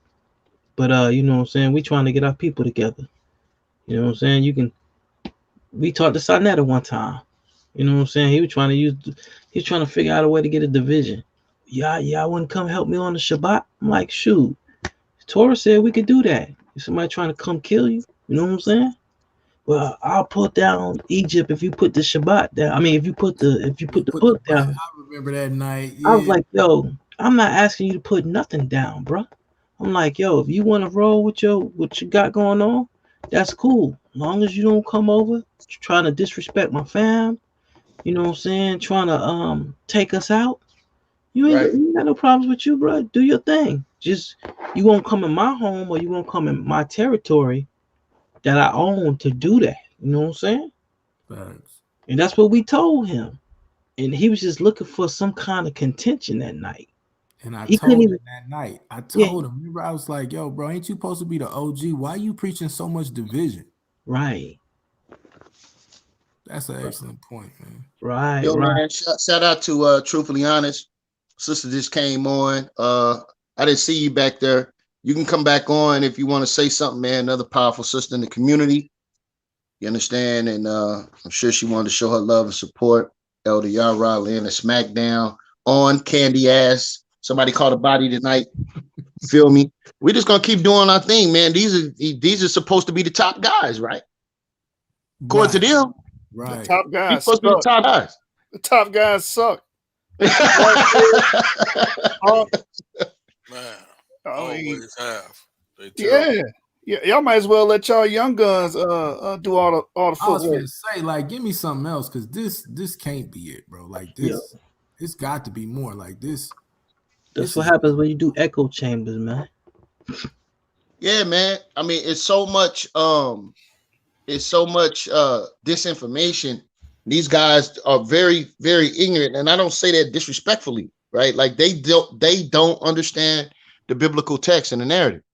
They don't get it, right? And so they go out and they spread ignorance amongst our people. This dude said literally that Hebrew Israelites have destroyed African American culture.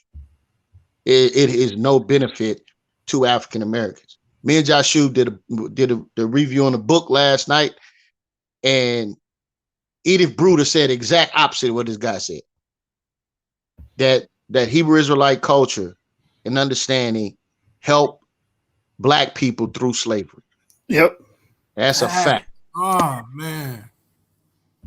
Yeah, bro. Because it was during a time where they were saying they were degrading us. We were denigrated, and it gave us a sense of identity when they told us we didn't have any identity. It gave us a sense of community, and it gave us hope. So for anybody to sit here and deny that it didn't have a positive impact in the black community, you're disingenuous. You're disingenuous and you're unlearned, and you need to do what the book of Sirach says. Cover your mouth. Be quiet. Facts, man. Like, bro, listen, like 90%. Like what Elder Yarah said. Shut your mouth. What he told him? Yeah, quit talking. Yeah, man. 90% of so-called black leaders foundation is the Bible, man. Facts, bro. God. Dude, ain't no atheist. What famous atheist rose up against slave revolts and all that stuff, man? Like, somebody please tell me. It don't exist. And then Jeremiah, you remember we read all of the Afrocentrists was coming from that paradigm. Yeah, all the ones that they celebrate. Yeah, Marcus Garvey, Du Bois. Who else we brought up? I think Ford. I think it was Ford. Ben Hukanen, which is Dr. Ben. Right. A lot of these people you celebrate. They came from that paradigm. And you taking a poo-poo on it every day. If it wasn't for Marcus Garvey making that connection, he wouldn't even had the nationalistic mind to try to galvanize the people, because he was building that based upon that he thought that all Africans were Hebrews. Facts. Proclaimed. I watched a brother talk about Marcus Garvey like a dog yesterday. And I was like, this is crazy. This is nuts.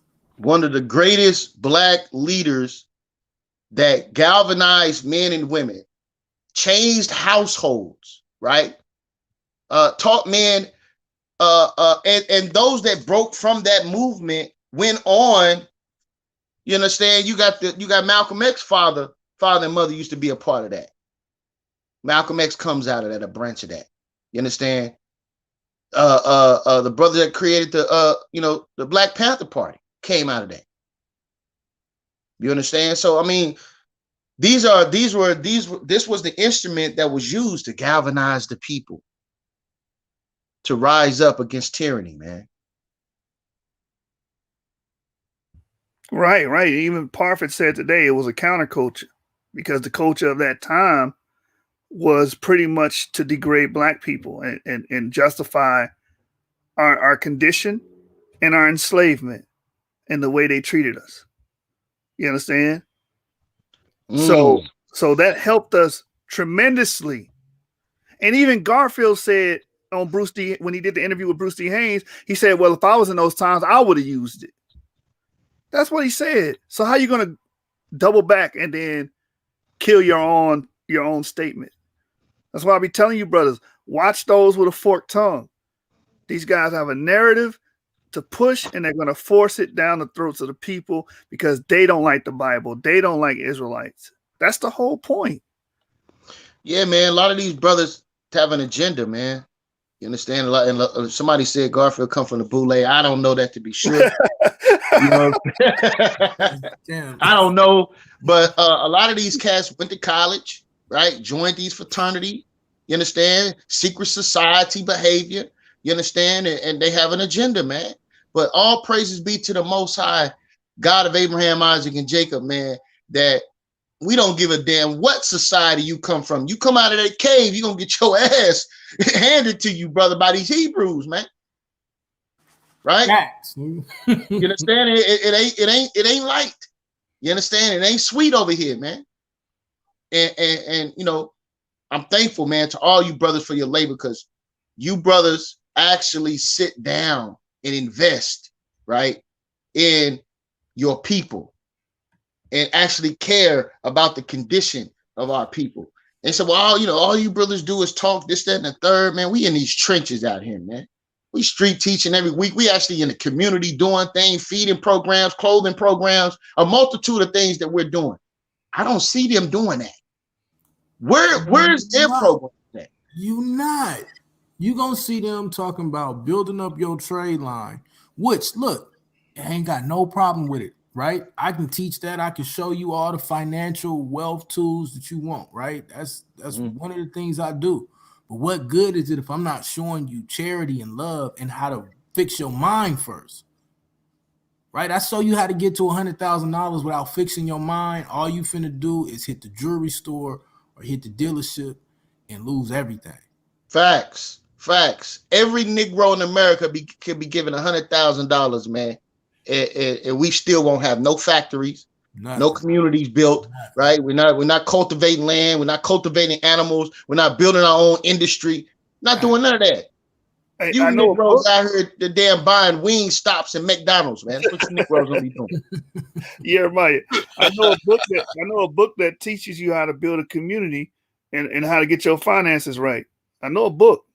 Yeah, I know that book too. I'm familiar with that book. What's that book called? I believe it's called the Bible, brother. Right.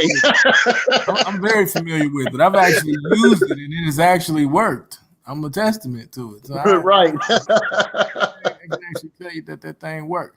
But real talk, and then that's the other thing I was gonna say too. Like, that's the other thing I'm working on now, and I'll be doing these things for the rest of my days, most high willing. Right, getting this genetic thing taken care of with my brothers. We were working on that, making sure we can draw this line from our forefathers to now. Working on getting brothers right mentally, brothers and sisters, I should say. I don't want to exclude our sisters. Right mentally, but then also this financial thing, right? I know a lot of people think everything's just gonna come to an end and all of that. We can have them eschatology discussions, but the one thing we know is at some point in time there is going to be a new kingdom or a new world or a world to come. When that happens, we have to understand economics. Right? Man. Right. Like, that's why it speaks about a renewal of mind. You understand? Yes, sir. Yo, who we got? Sean Harris in here, man. You been in here. I want you to go ahead and, you know, if you want to speak or have anything to say to the brothers here, man. Are you there? Oh, okay. I just wanted to try to see. Hey, Jeremiah, I want to say this while we're waiting on that, brother. Because I was having a conversation with one of Garfield's flunkies earlier. You guys might know him, Isabio, and he told us that we're pushing white supremacy by saying we're Israelites. That's what he told me, and I'm like, no, you guys are pushing white supremacy by saying that we have no culture and we're not connected to Israelites or any other great empire, and we're just black. Just be happy with being black. That's actually white supremacy. Because that was the point, like we brought out Jeremiah yesterday. The point of just labeling us black was to make it seem as if we had no past, we're uncivilized, we're primitive, and we deserve to be enslaved, and we deserve the ill treatment that the Europeans was giving us. That was the point. That's the whole point. So if you're pushing that, you're the actual one. You're actually pushing white supremacy. Right. We're pushing the opposite of white supremacy. We're glorifying our people and telling them that they're great and their potential is through the roof when we call them Israel. Right, man. And shout out to Elder Yarah, man. Bringing out all the great contributions that our people and our ancestors have brought to the table. And you have to look no further than Africa to see some of the great innovations that was brought to that area based upon our ancestral migration, man. You see? And these things are very important and made a tremendous impact. You understand? But Shalom, if shalom. y'all notice, these sources that we use, some of the sources in the community, such as Rudolph Windsor, such as Joseph Williams, such as a multitude of other black scholars, they disrespect them. But yet these are black men, PhDs, who have done research, who have actually traveled, and you discredit them because you don't agree with their narrative. They're tearing down Olude Equiano now. Right. You understand? One of the first early black authors, man. You're gonna destroy him, another black man, because it don't fit your Can you hear narrative. me? Yeah, we hear you, Sean. These dudes are something else, man. Hey, Sean, you can be heard if you Yeah, want bro. to add. Shalom, Shalom. family. And I just want to jump on real quick.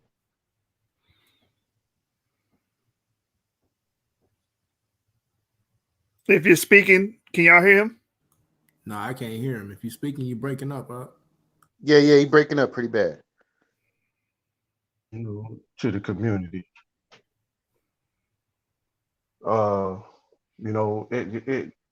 This hasn't been for how the brothers are coming in.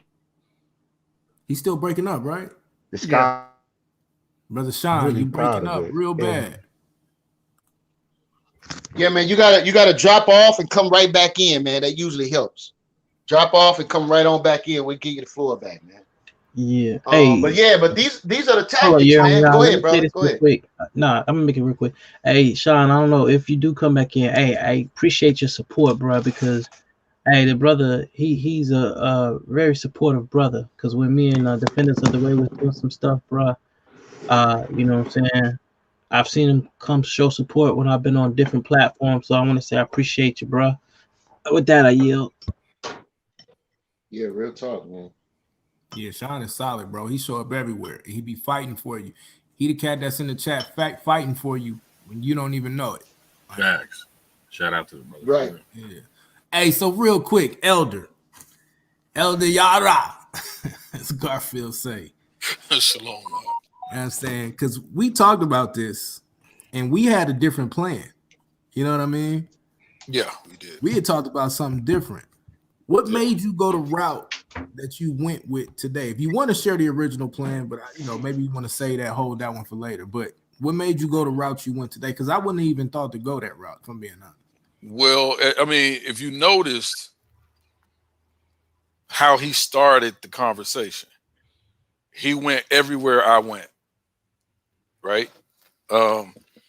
Because I was sitting here and I was thinking, I was like, the only way he could try to make this argument, right, is to pretty much to try to discredit Israel as a whole. That's the only way he could try to do it. Mm-hmm. And so I was like, because you can't be scholastically honest or even intellectually honest about the conversation if you say that a culture of people, the Israelites, and we say, look, this is our book. This comes from us. This is our text, right? Mm-hmm. And you don't see the influence of that in the modern world today. So the only way you even start to make that argument is if you're going to start out telling a lie. Facts. You see what I'm saying? And so you knew that's what he was going to do. So I knew that's So that's why. So that's why when I started, if you notice, after I opened up and I turned it over to him, he simply just reread everything I had just read on Elohim. I mean, for verbatim. Yeah, the Elohim joint was like, that was grand. That was grand opening, grand closing. Like that was. Yeah, I mean, and there was no way I knew he was going to get around Exodus chapter 7, verse 1. Did you? Because I had to step away for a second. Did you? Yeah, so you dealt with 21, right? I didn't get to 21. You didn't even have to get to 21. I stopped at Exodus chapter 7, 21. Quick question, Elder. I mean 7 and 1. Shalom, yes. Shalom, Mark. Did you intentionally make your avatar lies? Yes. Okay. You know what I mean? Because I know how we get out. You know what I'm saying? 'Cause we look at these brothers as straight liars. So I just wanted to make sure I was on point with that. All right. Yeah. It's so like so.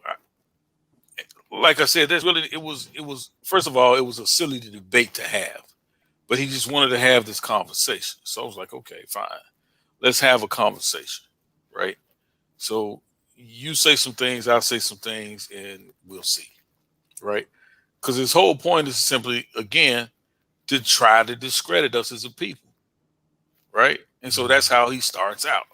See, you Hebrews, you Israel. I'm like, what are you Now, you talking gotta about? say that right, you Hebrews. Yeah, you Hebrews got your chick all pooped out. You know what I'm saying?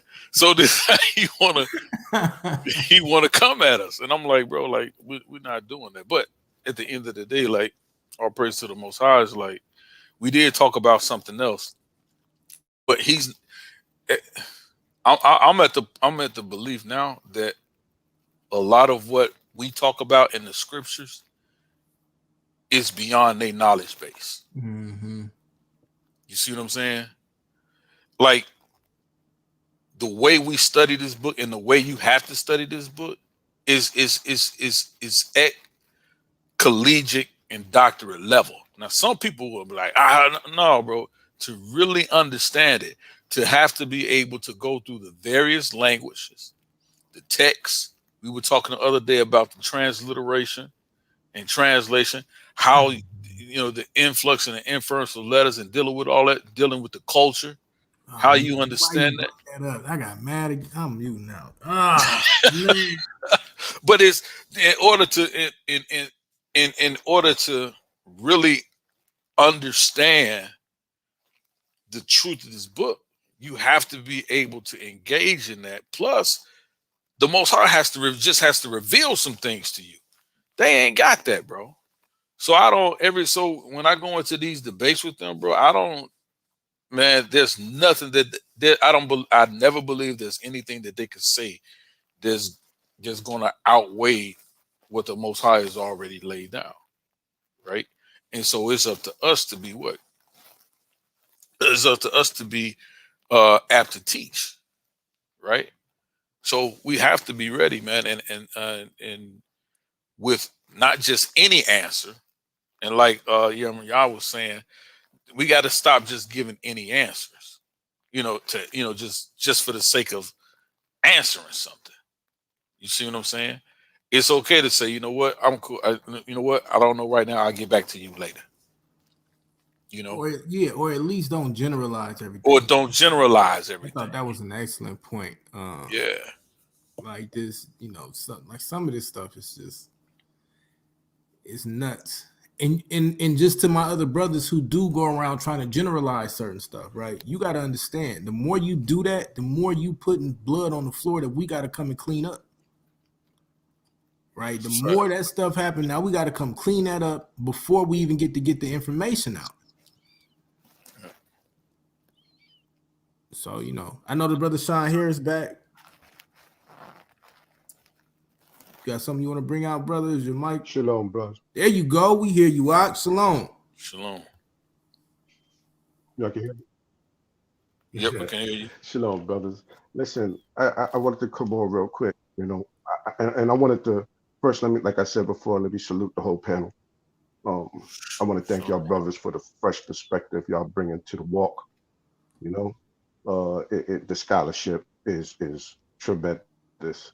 This is unlike anything I've seen, in over the years. And you got a brother's juices flowing, really getting back into the rip. And Yarah tonight. Yes, sir. Yarah tonight, man, you laid it down on this brother, man, so bad. I can't even, I'm like right now, I can't even formulate the words because I'm so excited as what's been going on. Yeshua, what he's doing. All praises to the Most High. Brother Cassell, Brother Cassell, Yarah, and Orthodox, Hukanan, Sam, Sister Ashanti. Like, I'm so proud of what's going on right now. It's not even funny. Hallelujah. You know? And I just want to jump on real quick, and salute all the brothers. Anon, Orthodox, hopefully we can get up. There's something I want to put on the table, I got you tomorrow. I got you tomorrow. for edification. I want to bring it to y'all first before, I take it any further, to see what y'all brothers' perspective is on what I'm about to bring out. And, we can go from there. But shalom to the brothers tonight. Shalom to the panel. Congratulations tonight, Yarah. Great work. Oh man, all praises. And Praise to the Most High. you'll always see me in the chat. You'll always see me. Yeah. You'll always see me in the chat supporting the work. Yes, sir. You'll see me there. So, hopefully tomorrow. All right, Anon? Yeah, I got you tomorrow. All right, family. Shalom. Shalom. What? Shalom. Hey man, shout out to the source, bro. Yeah, man. Shout out to the source. Y'all doing your thing, man. Hey, source up or shut up. You know what I'm saying? Love it. Shout out to the source, bro. Yeah, man. We got the book highlights that we're doing. We're gonna wrap up Eda Brutus' book in the next part, and then we're gonna do To the Prophets book, the Jews of America and Africa. So that'll be all archived on the channel as well, and show that we actually read over here. So the brothers don't. It's clear. I mean, it's like there's certain stances that they have, and they'll say, "Well, this guy says this," or if you read To the Prophet book, it completely destroys you. I'm like, you guys didn't read the book. I just can clearly tell. Or like Kristen was saying, oh well, when they say black, it don't mean black. Yeah.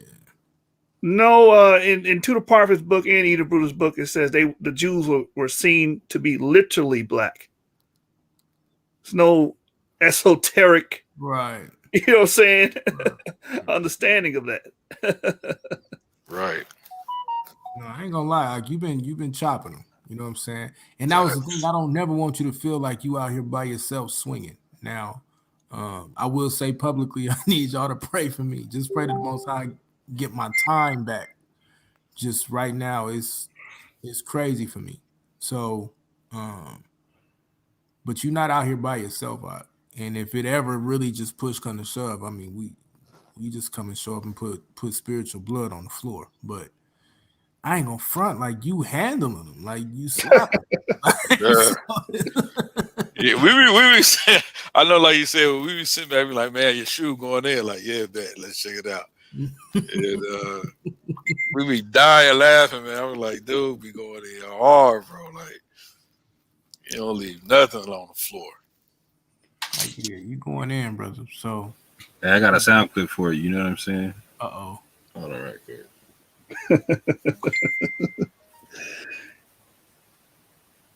Yeah, man. You got oh, here we go. Why would it say EM180 though? That's kind of confusing.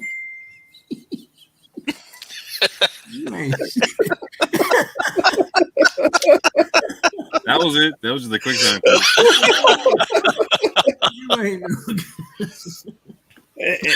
That's one of the greatest examples of him not reading something because it was right there. Right there in his face. On the screen, fam. Oh. I ain't gonna front though. The joint you got with Reggie when he say, I would say that's not even scholarship. Hey,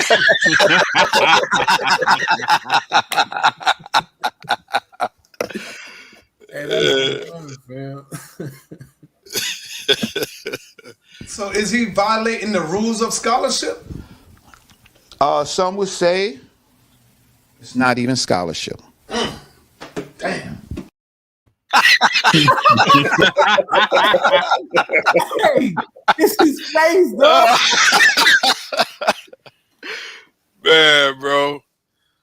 Man, man, that's hilarious, man.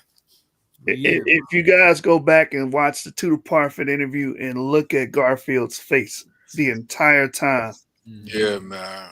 You look like you need a diaper change. Yep, that's what I was thinking. Tudor Parfit was going in on the limba drum and how that's an actual that's a descendant from the Ark of the Covenant. Yeah. And I could just see it on Garfield's face. You're like, I messed up by having this dude come on my channel. This was the moment that he knew that he messed up. Exactly. Yeah, it's been bad for him, bro. Like, honestly, it's been so bad, and then with you coming right behind him and just shooting, it ain't really nothing else for nobody to deal with. Like, they so exposed at this point of just being completely biased. It's just a joke, right? Only thing we got left to do now is continue to unite and grow and solidify this information.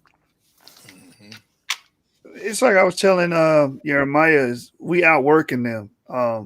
Like they having a bunch of gossip shows. We actually doing stuff over here, and you guys are doing on your channel. I watch you guys' channel as well. You guys are bringing out pertinent information to the subject. All these guys doing are being cynics and criticizing information. That's not educating and building nothing. Right, bro. Who can honestly say they go to Dagaswad to learn something? You actually go to I'm going to go here and learn about this certain topic or this subject, or I'm going to learn about this village of whatever, whoever. I'm going to learn about the Egyptians, or like Amara, like the brother brought up the Egyptian stuff tonight, but I never seen him break down a whole class on Egyptian science and how they used it. And they don't do stuff like that. That's not their MO. That's not their stilo. Their whole reputation on YouTube is just to antagonize Israelites. That's it. Because it's not applicable, right? And then they're going to get exposed for not really believing in what they're teaching. Right. Really live this. I'm gonna give you a perfect example. It was a show. Yarah was on there, and it was another brother. Forgot the brother name. And basically, he felt like Yarah had cut him off, right? And then D-Red came on and said something like, let the brother speak. And instead of being like, yo, this is my joint, I can do what I want, the brother humbled down and was like, you know what? I receive that. I won't do it like that. And then the brothers didn't even beat him up. They was like, all right, cool, move on. You know what I'm saying? Like, that's the type of stuff that prove we really live in this. Like, how many times I've been corrected by some of these brothers? And even when I was wrong, and maybe I didn't receive the correction, I come back later and be like, look, I was wrong. I received that. Like, that's testament to this book. Because all of us know, we could tell from talking to each other where we come from. Right? And some of us done seen each other really turn up. But we are growing and we've moved to this point where we trying to really live in this scholastic world. And they want to paint us as some type of gangbanger or something. Like, that's what Ankh tried to do to me the other day, like 2 weeks ago, whatever that was, on Garfield channel. Want to try to call you a gangbanger and all. Like, ain't nobody talking about banging on you. Hold on, Anonymous. So you getting that too now? Oh yeah, I'm a gangbanger, bro. You ain't know. Heck nah. You ain't know I'm a gangbanger now, bro. Yeah. Nah, bro. That's man. I thought I just had that title. I'm still trying to figure out how we gangbanging. When you figure it out, let me know, bro, because I'm still trying to figure that one out. Because we will get in your scholastic pockets out.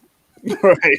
Hey man, let me say this real quick, man, in the presence of you brothers, man. I was having a private conversation with a brother that will remain nameless.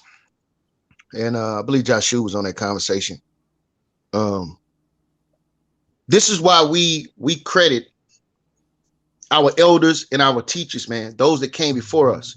You understand? Because I feel sorry for this next generation. Those that's coming after us is going to be even more dangerous. It's going to be even more dangerous. Yeah, you understand? And for you to come in and not credit your elders and teachers, to not credit those that came before you, that's what happened to you with the next generation. Facts. Understand? You want respect, you want to be reverenced, you want to be at least acknowledged for the work you've done. You understand? But you don't turn around and give the credit to those before you, man. I'm always going to stand, you know, and this ain't even about if we agree or information evolved, if we got new information. You understand? I wouldn't even been able to have a place to start without the work and labor that went on before me, man. You understand? Point, bro. Facts. You know, regardless of doctrine, regardless of understanding, you point me into the direction, and that's what the scripture says, man. Some will tap you on the shoulder and let you know, hey, man, this way, man. Where the hell are you going, bro? You're going the wrong way. We back this way, brother. You understand? So that's why the scriptures teach about positions in the church. It speaks about elders, leaders, and teachers. It's, you know, Romans 10, how beautiful are the feet of them that preach the gospel. You understand? And why it equated feet and preaching is because those men are going to be amped to travel. You understand? They have to. And they're going to be here. They're going to be there because they're laboring. You understand? And things that we have to promote. We always want to give credit to our ancestors, man. We always want to give credit to our leaders and teachers, those that came before us, man. Despite their shortcomings, they're you know, nobody's saying these people are perfect. Nobody's saying these people don't make mistakes. Nobody's saying any of that. But for what they did bring to the table, we appreciate it, man, because we stand on it now, man. And we take it to another level, man. I just wanted to say that, man, in honor of our leaders and teachers, man. And it's crazy because that's literally I think all of us find ourselves the position we find ourselves in. We'll be chilling, and one of the elders will come and start talking to you and be like, yo, I caught what you said about this and what you did about that. And I know we don't think about it, but they watching. Right? They literally watching their information evolve, and now we taking it and turning it into an everyday conversation. Like the stuff that we are having conversations about was a complex thing to talk about before. Now we taking it and just making it kitchen table talk. Right? I did a whole Shabbat lesson with my eldest daughter and my wife just on genetics based on a conversation I was able to have. Right? I did another one dealing with the stuff that Yeshua was bringing out about Edith Bruner, and then the thing that Elder Yarah did about West Africa, and then the other work that Moore did about West Africa, or about the DNA. I'm sorry, about the DNA that he did. Like this stuff, y'all don't understand. Like this is stuff that we'll be able to snatch and show our kids. And so that, like how we learn from those elders, we hoping that others will learn from us, but we always give credit to them. You know, it's certain brothers, like I know I got their number. And that's the other thing. We don't abuse it neither, right? It's certain brothers we know we can call, get information anytime. They'll sit down and just game us up on anything we need. Facts. Right? But we also trying to stand on our own too and show them like we saw y'all do it. So we want to let you know like it's okay to pass the torch at this point. Right. You know what I'm saying? That's an excellent point. Yeah. Yeah, man. You know, it's also it's a sense of community, right? How can we be in a community and you're discrediting those before you? Are you not giving reverence to the elders in the community, man? You understand? Not looking out for them, not taking care of them, not presenting yourself as a servant. You understand? We have to figure out ways to make our community more harmonious, not just you know, in the physical community that we go outside and see, but also the worldwide community of Hebrew Israelites. Wow. Because there are men that are making impacts all over the world, man. Like I had my elder on that was I had one of my elders on last week who went over to Ghana. Just him and his family. Right? The man, I'm talking about like since August. Just him and his family. And right now, here in February, the man has a congregation over there, 30 plus members. That's crazy, bro. That's an example, man. That's the spirit of the Most High, man. This man went over there not knowing nobody, bro. And got a whole joint operating now. Shit, I'm saying? So these things, this is what it's about. Taking this knowledge, spreading it forth, man. Sending brothers out, man. We got another one of my elders down in Mexico right now. Down in southern Mexico right now. Shout out to Elder Parazah. Shout out to Elder Matatawa that's in Africa. And just going and setting up shop. Yeah, man. Right now, bro. You understand? Trying to set up to have a Passover down there in Mexico, man. Man, there's so much I want to say about that, but I gotta wait. You know, we gotta be obedient. But if everybody, and it's proven that everybody's on this, that's the conversations that we getting when we reading this text and when we spending time in our prayer and our meditation, everybody coming to the same conclusion. It's time to link this thing, right? It's really time to link this thing up and make it harmonious. And if that's not what you about, nothing against you, but we kind of got to start to look at you and wonder, is you really about this or is you clout chasing? Right? It like, I don't see no other way all day now. I'm consumed with this, right? How can we figure out how to really be a family again? But the right way this time, you feel me? The right way. Like, imagine this massive Passover. Right? Imagine how beautiful it was to, you know, when they was actually in the land and they would come together them 3 times a year. Right? And you seeing all these tribes come together and it's just like, yo, this is a beautiful thing. Yeah, man. I mean, talk about festive. Right. You understand? Imagine what Acts chapter 2 was like, boy. Bruh. You know what I'm saying? So, and that's just not like one city. You feel me? I mean, it's like a whole state, the size of a state. Facts. You know what I'm saying? These people are in celebration. Facts. You mean? So it's happening, man. The Most High in due time, you understand? Their spirit is continually stirring up.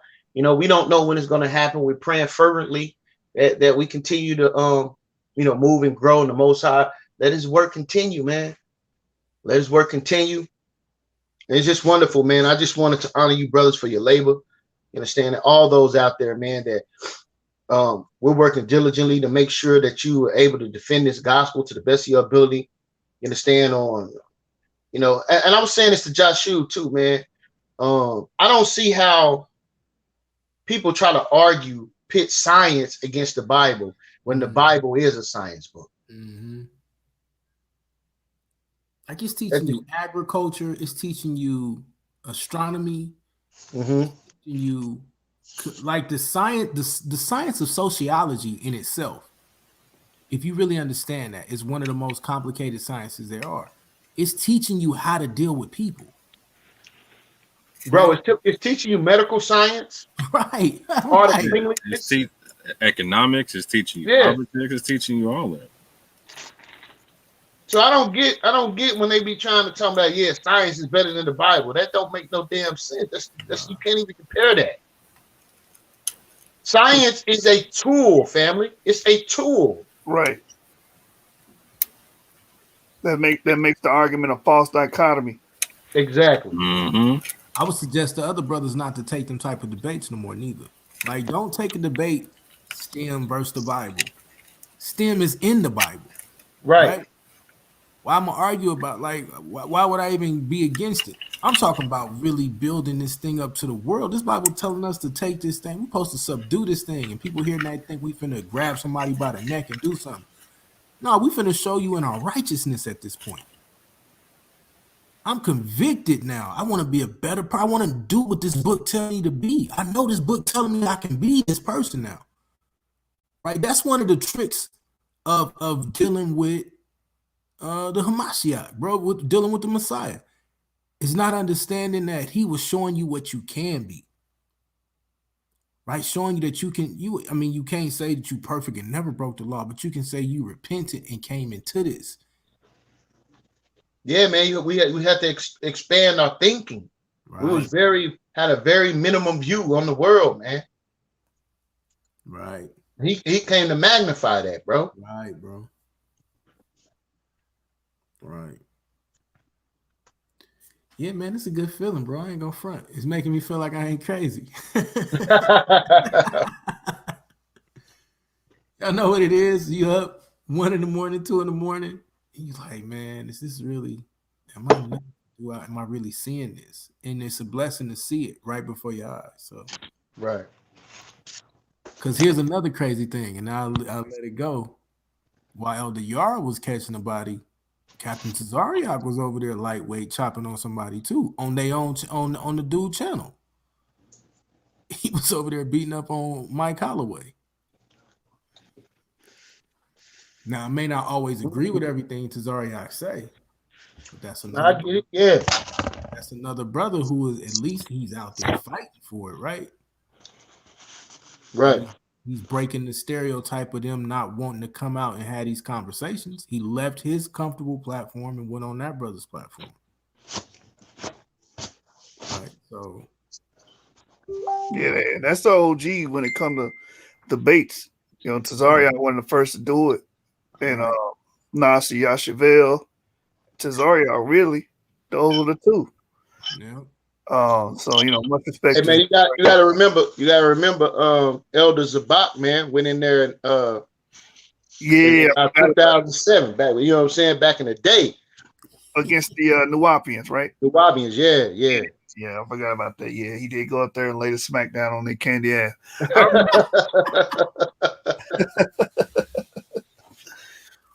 But yeah. Most props to them because they opened up the door and they paved the way for brothers like ourselves to do what we do today. You know what I'm saying? I just wish the only thing that I am resentful for is that we took most of our energy and gave it to them. You know what I'm saying? Mm-hmm. I remember it was a point in time where everybody was trying to get on Sinetta TV. Mm-hmm. And all we did was make them guys big. That's all we did. Right. And I think it's our time to make them come. If they want to have these discussions, they want to have the Israelite discussion, they got to do it on our terms. They got to do it on our channels. You know what I'm saying? And I think that should be the attitude of the whole nation. I agree with you, bro. I agree with you wholeheartedly. Facts. And it ain't even on no boycott nonsense. It's just on some. They can't even be objective, bro. Like they can't even let you have a normal conversation at this point. Number one, but number two, why would I build up that when we need to be building up this? We need to build up our kingdom, bro. Right. Hey, like real talk. Hear Go, this. my fault. No, go ahead, more. I was gonna say, like, you hear me say this all the time, like the old folks say, bro. When you argue with the fool from a distance, you can't tell what the fool is. Right. That's really what it is. You know what I'm saying? We ain't got time for that, man. It's time to build. Yeah. Facts. And I don't know how many beatdowns these guys got to get scholastically to realize that they not really on the Hebraic level. Ankh, you did a terrible job. I don't know if you're watching. Maybe you'll see this later. Stop debating, man. Stop debating. Don't do any more debates. Yeah, I was still like, he might need to hang it up, bro. When you staring into your laptop looking like that, looking like you lost. No. These cats got to defend this whole atheism, evolutionary nonsense that they be talking about. I told you a bully. No. I told you I'm not gonna make him strip, bro. You know what I'm saying? But they do got to give up the money. You gotta run his pockets. They gotta give up the money in the safe. They gotta give up the money in the piggy bank. You know what I'm saying? I told you I need the money out of his wife's bra. You know what I'm saying? All that. More be doing spiritual home invasion. You guys stop. Look, we tried to get Ankh to debate over here on was the book Darwin made. I can't think of the name right now. Was it antiquated? Was it out of date? And he agreed to do it, and then the next week he canceled on us the week following it. And I know exactly why he canceled it, because we kept having conversations about it. And the more we talked about it, the more he was realizing that, you don't have a leg to stand on. Right. Right. You know, so it always is at this point. Yo, the Craig Scruggs dude. What about him? Yo, I ain't seen him. Tell me he got some knowledge, bro. Ratchet. God. Hey, Yarah, you want to answer that? He not here. Ratchet Craig, as far as him showcasing his knowledge. Yo, I'm here. I'm here. The brother asked, does Ratchet Craig have any knowledge? Any? You want to speak to that? Oh man. Yeah. I mean, you know, the brother, brother got a couple degrees. You know what I'm saying? He got 1 degree in psychology. Right. So, I mean, you know, when it comes to his stance, I believe he's an atheist. So, you know, I don't agree with that, man. But the brother's intelligent. Everywhere I go, he trolls. He follows me everywhere I go. Anonymous Hebrew, such and such, bro. Why is you what, bro? What? And then when I say, okay, do you want to debate? Well, you asking me for a debate? No, nigga, you keep saying my name. What you want? He'll never debate you. Yo, it's a lot of people ducking right now. You know what I'm saying? Pretending like they throwing smoke signals, but they don't want no smoke. Like, yo, what's going on? What's happening right now? Nobody wants to stand on what they're talking about. I don't get it. They just want to talk crap about you. That's it. They just want to lambaste. They don't want to get in the ring. I told Isabel today, I'll debate you. As soon as I said that, oh, well, I don't have any research on West Africa. Then why are you telling people that the West African Jews are fake and there ain't no West African Jews if you ain't done no research on West Africa? Right. And all these sideline scholars got me dying, bro. Them sidelines is packed right now. Yo, so since we, just real quick, so since we was landlocked in West Africa for 17,000 years or whatever, right? I'm not supposed to have no Canaanite and Semitic DNA and none of that. I'm not supposed to have no DNA from the Middle East, correct? Right. Absolutely not. I mean, according to the narrative, like I'm not supposed to have the genetic makeup that all of these websites are telling me, and all of these people who are doing the science, who literally they not supporting me being an Israelite. That's the best part about when you do these, like when you do a Jed match, they not trying to support me being an Israelite, but my DNA is showing that. So I'm gonna need people to start coming to the mat or shutting the hell up at this point.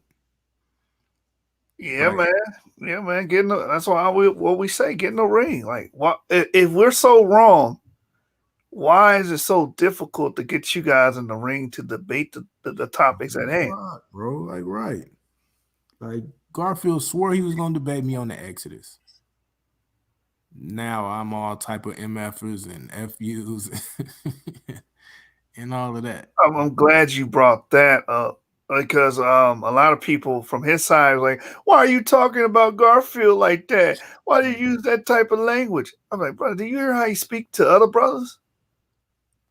I mean, he came on this channel and told Mikael that pray that the Lord give you your legs back. I mean, this brother has always been rude, man.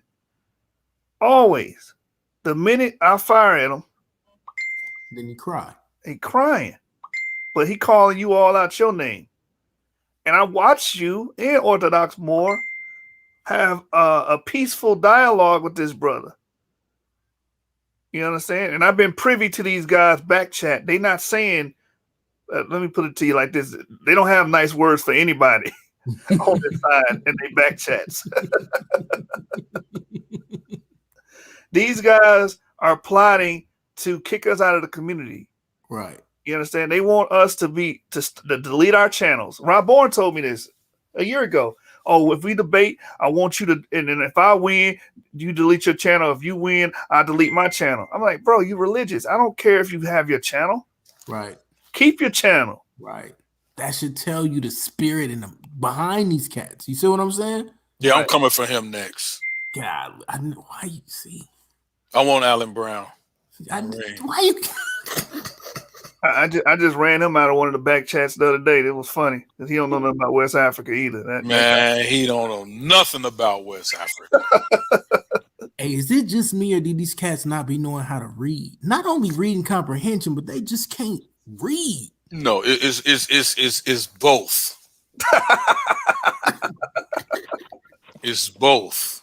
It's both. Yeah, man. It's both. You know, and then I heard the funniest thing the other day. Like when Alan Brown was on Garfield's channel on the Dagger Squad, right? Yeah, brought Alan on there. And he was like, Yeah, let me run the scriptures to you. Let me run the scriptures to you. So he goes into some old jibber jabber, some gibberish, making absolutely no sense. Yeah, let me run these scriptures to you. Then he gonna say, yeah, see, I'm gonna leave this alone. I'm gonna turn this over to the youngsters because I've been put in the work. I'm gonna let the young Chris Harris's hold his. Not the Chris Harris. It wasn't even about him saying Chris Harris. It's about him saying, like, nigga, you think you've done enough that you gotta pass the baton, nigga. You ain't started running yet. He ain't started running yet. Big fact. Alan Brown. So in case y'all ain't figured it out, y'all got a lot of smoke for that, brother. You know what I'm saying? AKA stay punching. Stay punching.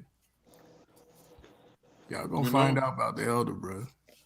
I mean, some of the most ridiculous stuff you can talk about, and like their arguments is retarded.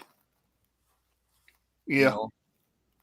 Like, how come we don't, how come we don't see them eating how come they not turning down swine and how they eating pork chops? That was the only thing the slave master was giving us to eat. Like, some of this stuff is insane, fam. What are you talking about? But when Garfield tried to say that the people in 1 Chronicles 7 was the same people was the same people during the Exodus. These dudes, man. Yeah, that was wild. I know that was wild. Oh my God, bro. Look, because I had literally stopped listening to him for a second. Because I was getting ready, like I was loading up all the clips, bro. I was finna just start running through the Exodus. Like I'm sitting there like, okay, if we really finna run, let's go get it. And then that's why if you go back and listen, I asked him like 3 or 4, what scripture did you say? Like, I'm not even, what? His granddaughter, I mean, he's stupid as hell. Like, that's exactly what it's like. Nobody can say the Bible would say that, man. That's just crazy. We understand. Okay, I guess he was talking about Amram. Moses. No, he's talking about Ephraim, right? And so look, and just to make this clear, that's not the same Ephraim, right? And Gideon had beat him up on it already.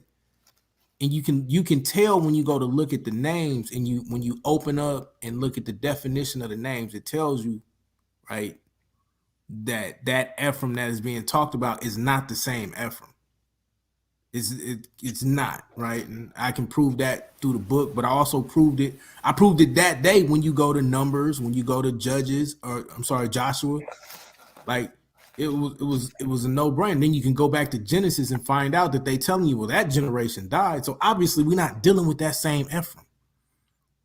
So the fact that this is how far they've been reduced is these horrible points of argumentation, because they know that this thing lines up. Right. Hey, I do want to ask this question. All right, so I want to know, because I ain't talked to you about this yet, Yashu. What time period because I know it's a lot of different time periods. What time periods do you brothers think the Exodus happened? I want to know because I want to know what I need to deal with and what I got to start bringing out. I think you on the money, man. Between 1500 1450, somewhere around there. Mm-hmm. Okay. I just wanted to make sure because I know some other brothers think it happened like in the 1200s, and I just don't know how that happens with the biblical narrative. I think that's the minority view, though. I think the majority of people got your timeline, bro. All right. I'm just trying to make sure I got it all together so I can just address it in one nice joint. Because that's something that we got to deal with and really deal with it from a scholastic perspective. But I'm also excited, and I'm gonna give y'all a little sneak peek, like the type of work that they coming out with now from studying in archaeology over in Jericho and Hadzer is really groundbreaking, honestly, bro. Like that work alone solidifies that 1450 time period or that timeline, but it also solidifies those Armana tablets. So I don't know if y'all have ever tried to use the Armana tablets to make the argument, right? What you run into is a timeline gap, a timeline situation where you left with like a 30 or 40-year gap almost. And it's weird because you're looking at it like, why is this? And these archaeologists have put this point together. And the main thing is there's a reason you don't see Jerusalem, or Hatzor in those Armana letters because they are what created the panic that's in the Armana letters. Are y'all with me or am I rambling? I'm with you. All right. The conquest of Jerusalem, the conquest of right? That's what causes those letters to get written because you got to remember these are up in the Jordan Valley. These are these vassal kings. And so by the time we get there, it's not Thutmose III no more. It's not Amenhotep II. Now we're dealing with Amenhotep III. And he's really, and Thutmose IV and all of this, right? They really getting to the point where they trying to make all of these treaties. And so they not going to come up there and help them. And you literally see this happening. And so those Armana letters are really happening at the end of Judges. Into Joshua, into the early part of Judges. And I'm putting that out there now so everybody can start to study and try to get familiar with this information. Because I'm going to put it out there. I'm going to put it out there comprehensively. But once you see this, everything starts to come to light. Your light bulbs go off and you're like, not only is this the only time that it could have happened, it shows you a perfect timeline. And then it walks you right up to the Merneptah Stela and all of these other things that we have that shows us doing exactly what the Bible said. And the more they dig, the more things are going to come out. Go ahead, Joshua. Yeah, I agree. And I think that Yeshaya, I think it's Yeshaya in the Armana letters. I think that's talking about Joshua. I've been going into that, bro, right? And I'm almost there where I can say I'm 100% in agreement with that, or it's close to a percentage as I can get. It's a couple more things I want to study to make sure. And so what you see is there's definitely a real fear of this Habaru coming, right? And if you understand why people, so they try to say, oh, these is bandits or marauders. Nah, bro. Think about when Joshua started making, like he's dealing with the Gibeonites and all of this. Like they start to fit this description to the T of this band of people. Like they got their own law. They got their own get down. It's separate from everybody in there. And they are doing exactly what the Bible's saying. And then remember, like they didn't, and I shouldn't have said Jerusalem. If I said Jerusalem earlier, I made a mistake. I meant Jericho. So if I said Jerusalem, y'all forgive me because I know everybody watching, they want to hold everything we say accountable. So not Jerusalem, but Jericho. And that becomes very instrumental because remember, David is the one who ends up coming to take Jerusalem. So all of this stuff lines up with the biblical narrative. Right. And it just becomes a very interesting and fascinating timeline that comes together and falls right into it. And the brother Moore helped me with the one thing of getting all the way together, because he came at it with the Hezekiah and Taharka connection, which I want to put another. Yeah, we made a dual falsifiable timeline from the Bible. Like yeah. But bottom line, in order to disprove the timeline, so me and the brother got two different timelines. But however, either or, we use the King's List the same way. So right. If these cats want to disprove the Israelite King's List, they have to simultaneously disprove the Egyptian King's List, and it just blows up in their face. Because they make the claim that the Hezekiah and Taharka don't reign at the same time, and they're not contemporaries, right? Yeah, they're contemporary. They try to say that they not. That's Who crazy. made that claim, Chris? Chris is trash, man. Like, why would you immediately go to him, bro? All right, just the way. Hey, Chris, I'm just saying I didn't do that to you, bro.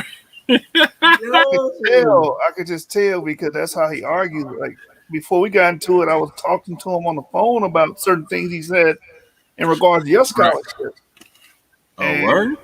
Yeah, about minds, right? Yeah, he'll say something about Anonymous, and I call him and be like, "Bro, what are you talking about?" Right. Oh, he can't use Solomon. I said, "Well, we got Omri." See, and that's the whole point, right? Because so he tried, so we both debated Chris on the Exodus, right? And he didn't deal with neither one of our timelines, and he tried to pull the same trick, this concept, like, well, you got to prove like Solomon's temple. It's like, hold on, wait.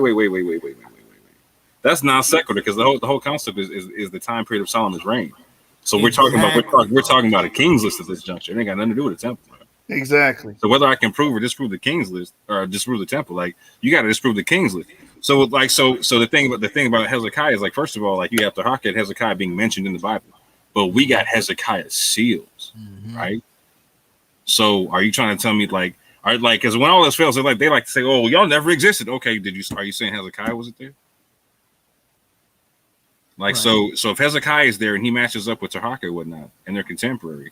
Well, now, like, and here's the cold part, like, so, and if the time period between Hezekiah and Solomon, and Hezekiah and Hezekiah and Solomon and Taharka are the same time periods or whatnot, okay, well now the King's List matches up.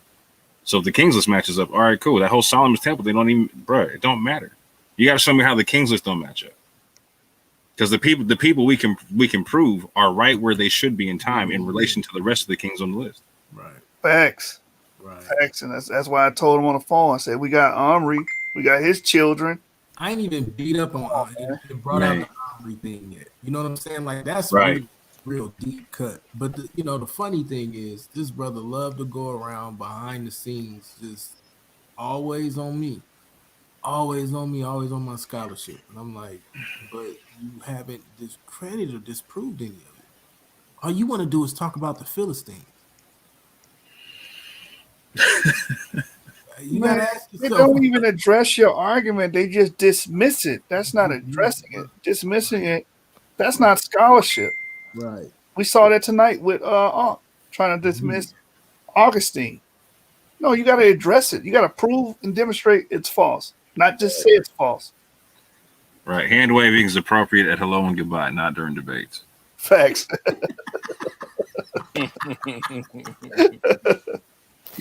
Damn. So yeah, man.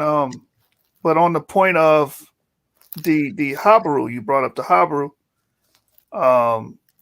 Petrovich, David Petrovich, he has a book. I have his book here somewhere, The World Oldest Alphabet. Yeah. And he points out that the Habaru, the Aparu, and I think the retinue, the Egyptian word retinue, was all pretty much the same. Yeah, the retinue, yeah.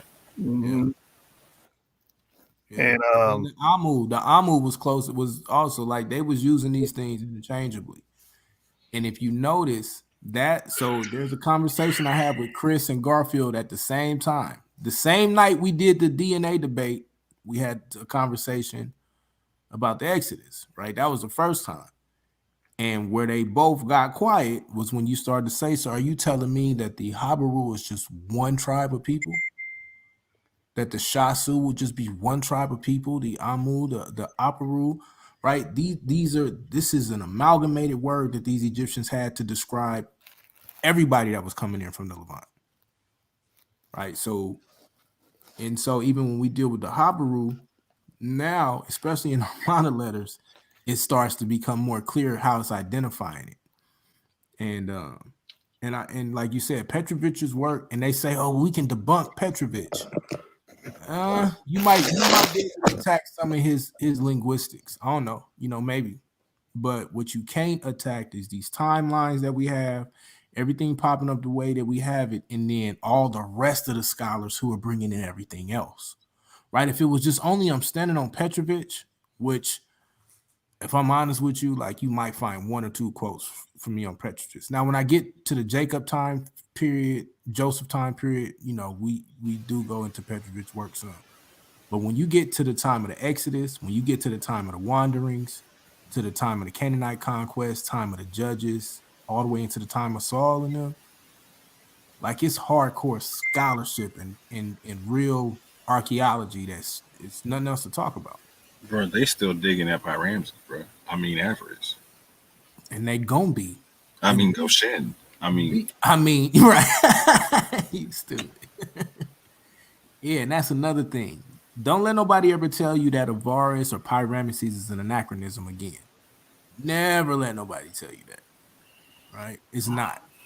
They was calling it Avaris. They was calling it Pyramses from really from like the 17, 1800s, 1900s, going all the way down into the 20th dynasty. Right, that place would have been called Avaris or Pyramses at different time periods, because the argument is like, oh, it wasn't called Pyramses before Ramesses. You a lie,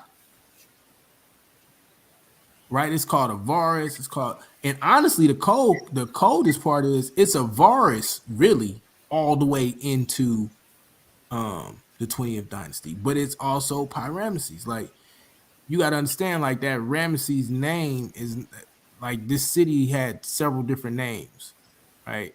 I can show you Ratabu, like, we can just keep going in. So,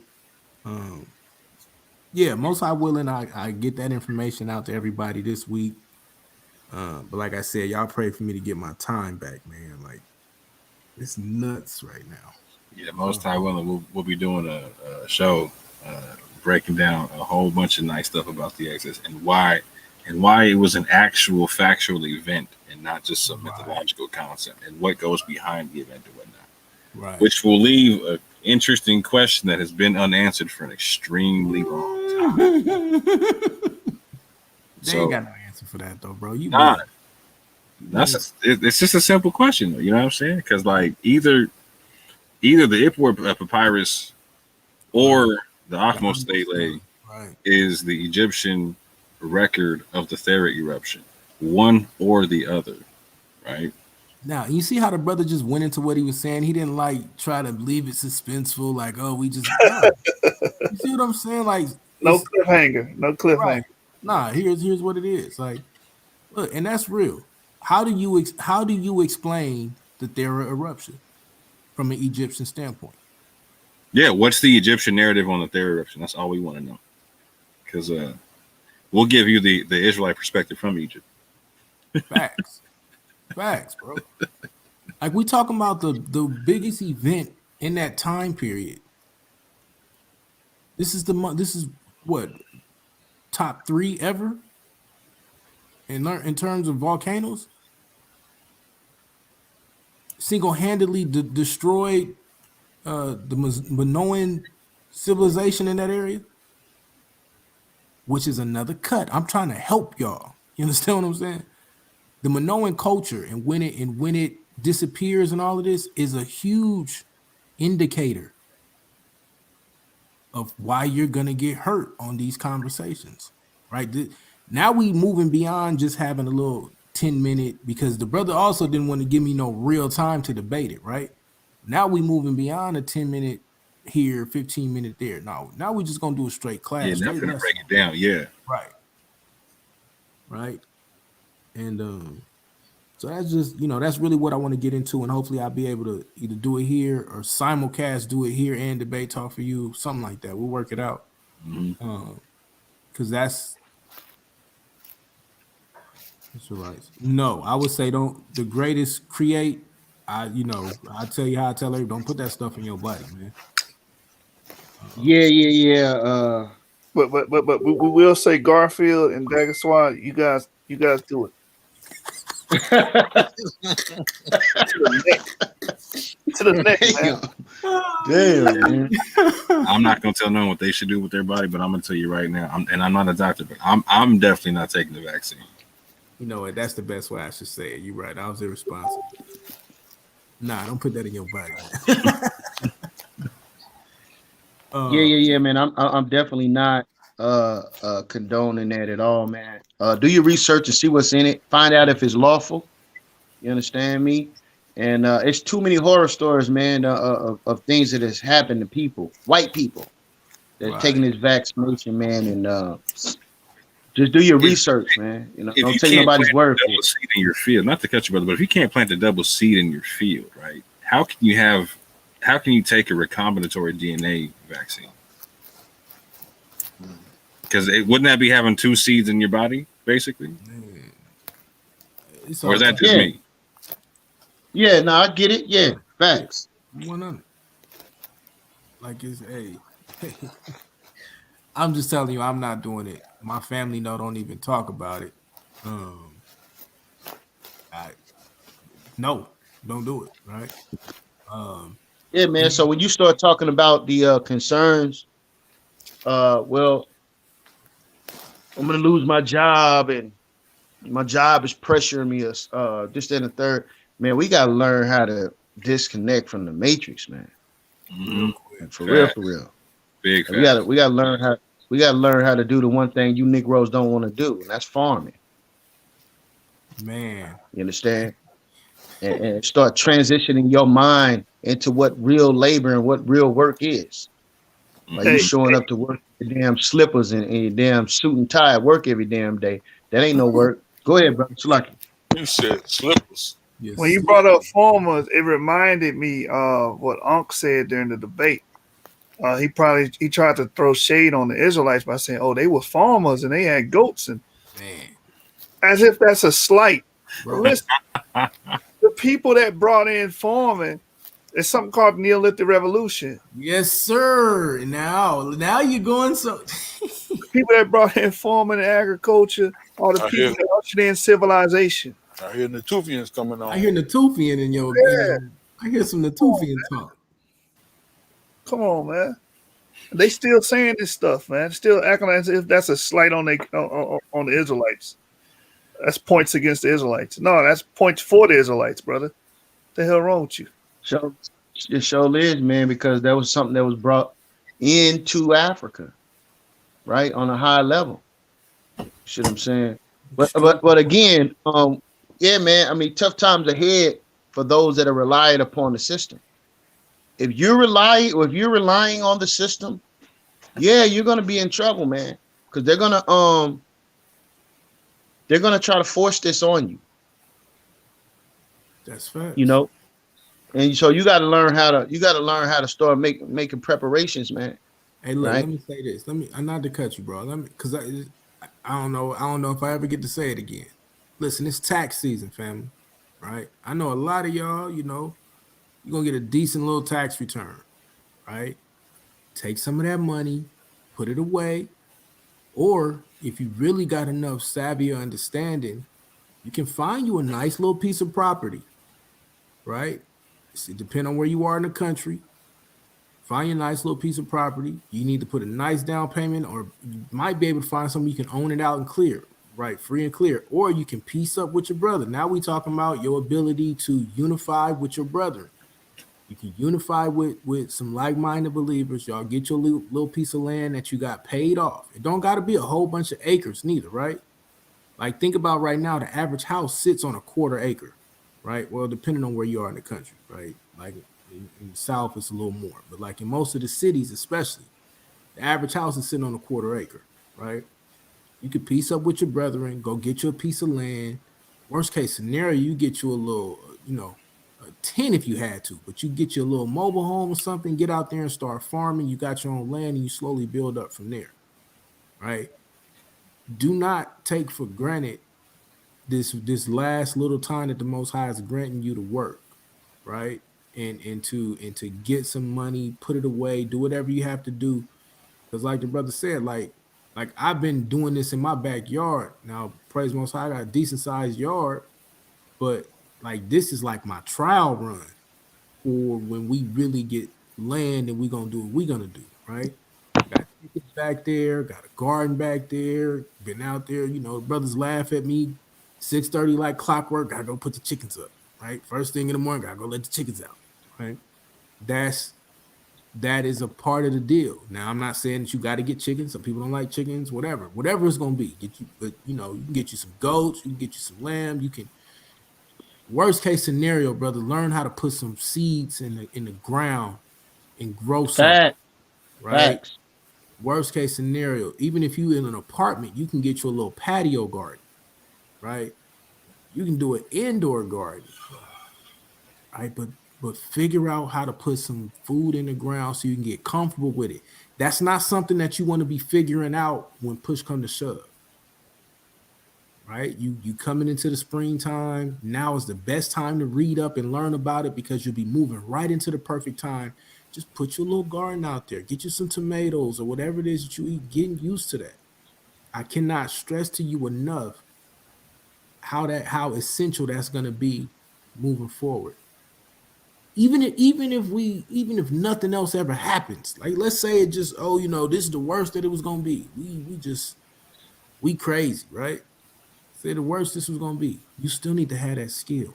You still need to be able to feed your family, man. So use that tax money for something. And if you don't know what to do with it, email me. Now I'm not no licensed financial planner, but I am a licensed financial, what we call financial product advisor, right? Right. I can at least give you a free for the most brothers, I'll give you a personal financial strategy, and we can even talk about the different ways to do it, right? Yeah, man, I appreciate Anonymous taking over and saying exactly what I was getting ready to say. Thank you, brother. No, you good, man. I feel bad. Sorry. but say yeah, it again. Man, say it better. Say it better. Yeah. Nah, man, that's right. That's right and exact, man. You got to make yourself familiar with this, man. You know what I mean? I mean, damn. Think about they've warned us, man, and sending subliminal messages through these movies, man. You understand? And like, what are you gonna do with the downfall of America when the dollar falls? You know what I'm saying? When you there's no more gas, no more bread at 7-Eleven. Like we just had a major scare, man. You know what I'm saying? Back late November. What was it? Everybody was buying all the tissue. When was that, man? Everybody was buying the damn tissue up, man. That was crazy. Was it November? I don't remember now. Yeah. I ain't gonna front. I was a little mad at that point too, because I was like, hold on, bro. I never even thought about buying a whole bunch of toilet paper. And I had to get on my right. I had to get on my thing, bro. I was like, hold on, no. Yeah. Yeah. That's crazy. Right.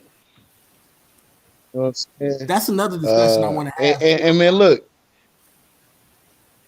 I want to have the eschatology discussion and the wilderness doctrine and what are we thinking that's going to look like and all of that.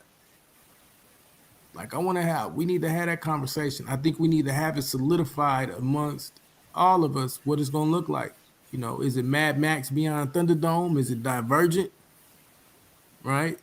Is it something that's spiritual? Like I got my thoughts about it. I want to hear the other brothers, and then let's see the scriptures and let's go at it. Yeah, man, we can set that up, man, because I definitely think it's gonna be more than one location. Definitely, right. And I think that when as the scripture says, the enemy goes out, the dragon goes out to fight against the woman. I think there's going to be multiple, because you're talking about a worldwide thing. And that's what people don't understand. It is a worldwide system. So if we just all converge on Ghana, then we go the whole nation gonna be finished with one strike.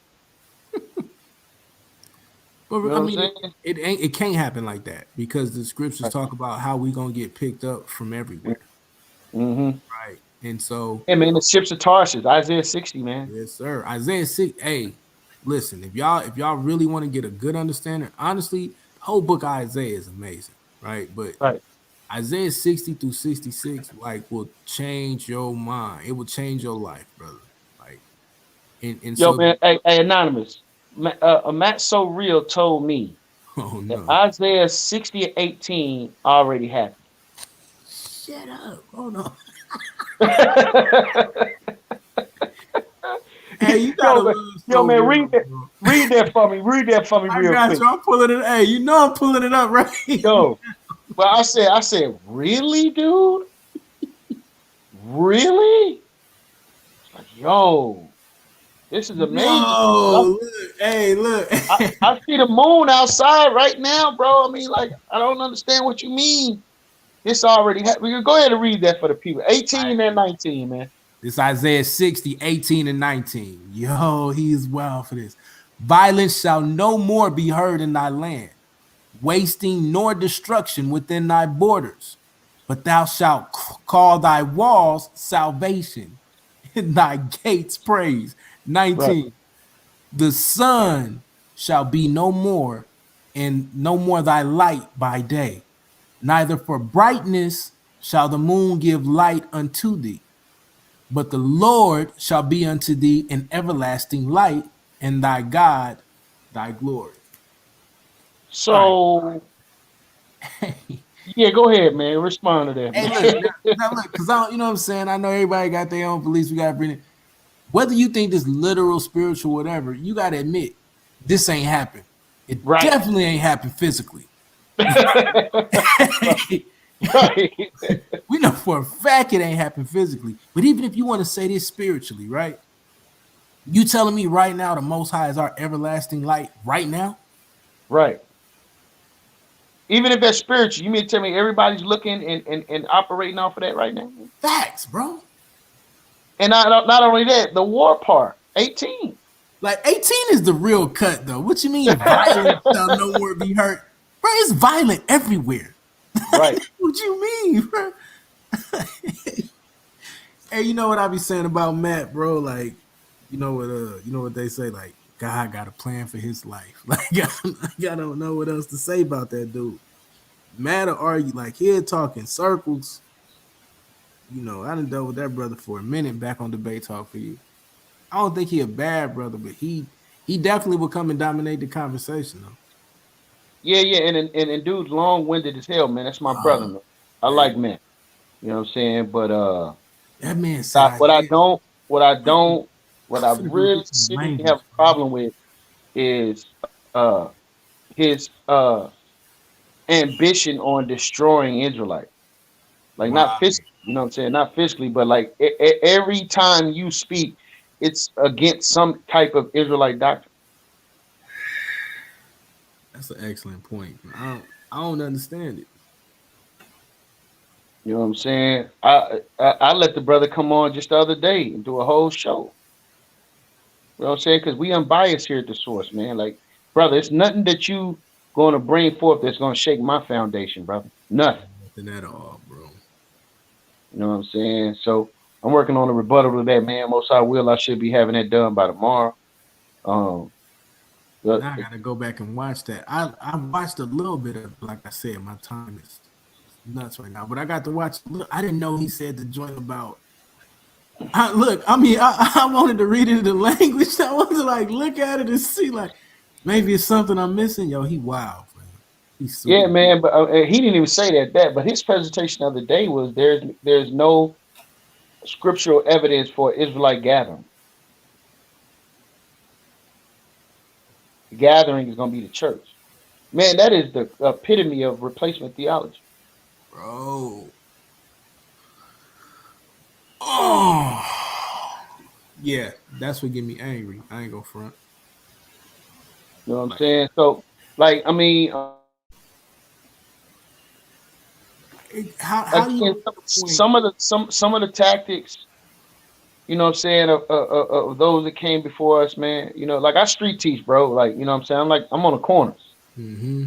And so, you know, some of the tactics of brothers that came before me really left a bad taste in people's mouths, Yeah. even though it was that same tactic that introduced me and taught me, you know what I mean? And things that was being said wasn't offensive to me.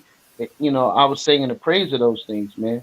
Mm-hmm. But no, we have a lot of work to do to refine and improve on, you know, quote unquote public relations concerning our interactions on the streets, man. Like, you know, it's a lot of things that we can, you know, refine. But at the end of the day, it's those brothers that are actually out there putting their lives on the line, because that's a dangerous thing, man, to go out there and do, bro. Bro, I just saw on Facebook. I just now started getting real active on Facebook, starting to watch and listen and learn. I ain't no real social media dude, right? So it's this group out here in Georgia, and this was on the 9th, so I guess yesterday. He's sitting there preaching, and they outside like by a liquor store. And it's some dude that's out there blooding, signing, like stacking on him hard, bro. And I'm like, yo, he's stacking on him. And and the mo you could tell the brother is he ready. So he on the mic going in. Look at this wicked so-and-so over here throwing up all these gang signs. You ain't no nigga no more. And I'm just like, bro, this the work. This the work. And I'm looking at it like, man, this is crazy. This is crazy. Yeah, man. So you have you know, people that see that, and you know, listen, they But want to they put got the a cape. bad They want taste to put and the don't cape on right. on for the white man. Break it down, bro. Right. They want to put the cape on. They want to come and say, "Oh no, the Bible's not about that, and it's all love." The Bible is not all love. And make this clear to everybody listening: the Bible is not all love. You got to be out of your damn mind for 1 second. The Most High said He created good and evil. Facts. You understand? And you better understand the power that you're dealing with. He will kill you, man. You know what I'm saying? Even though he's long suffering and very merciful, but you know, when your time has come, that's it, and nobody can save you. You know what I'm saying? So Yeah. we have to be thankful for the understanding the Most High have given us, because there's hard questions that need to be answered. Why are we going into slavery, Matt? So real? Why are we now out of slavery, and we're the you know, being shot dead at the hands of the police brutality? But You you know understand? that they doctrine won't allow them to deal with that, right? That evangelical doctrine or whatever, you know, whatever they didn't called it now. They can't deal with that, right? They'll go so far as to say Mashiach is not about it's not about social justice and reform for people. It's Like just, what? yeah. You know what I'm saying? Like Christ was a revolutionary, man.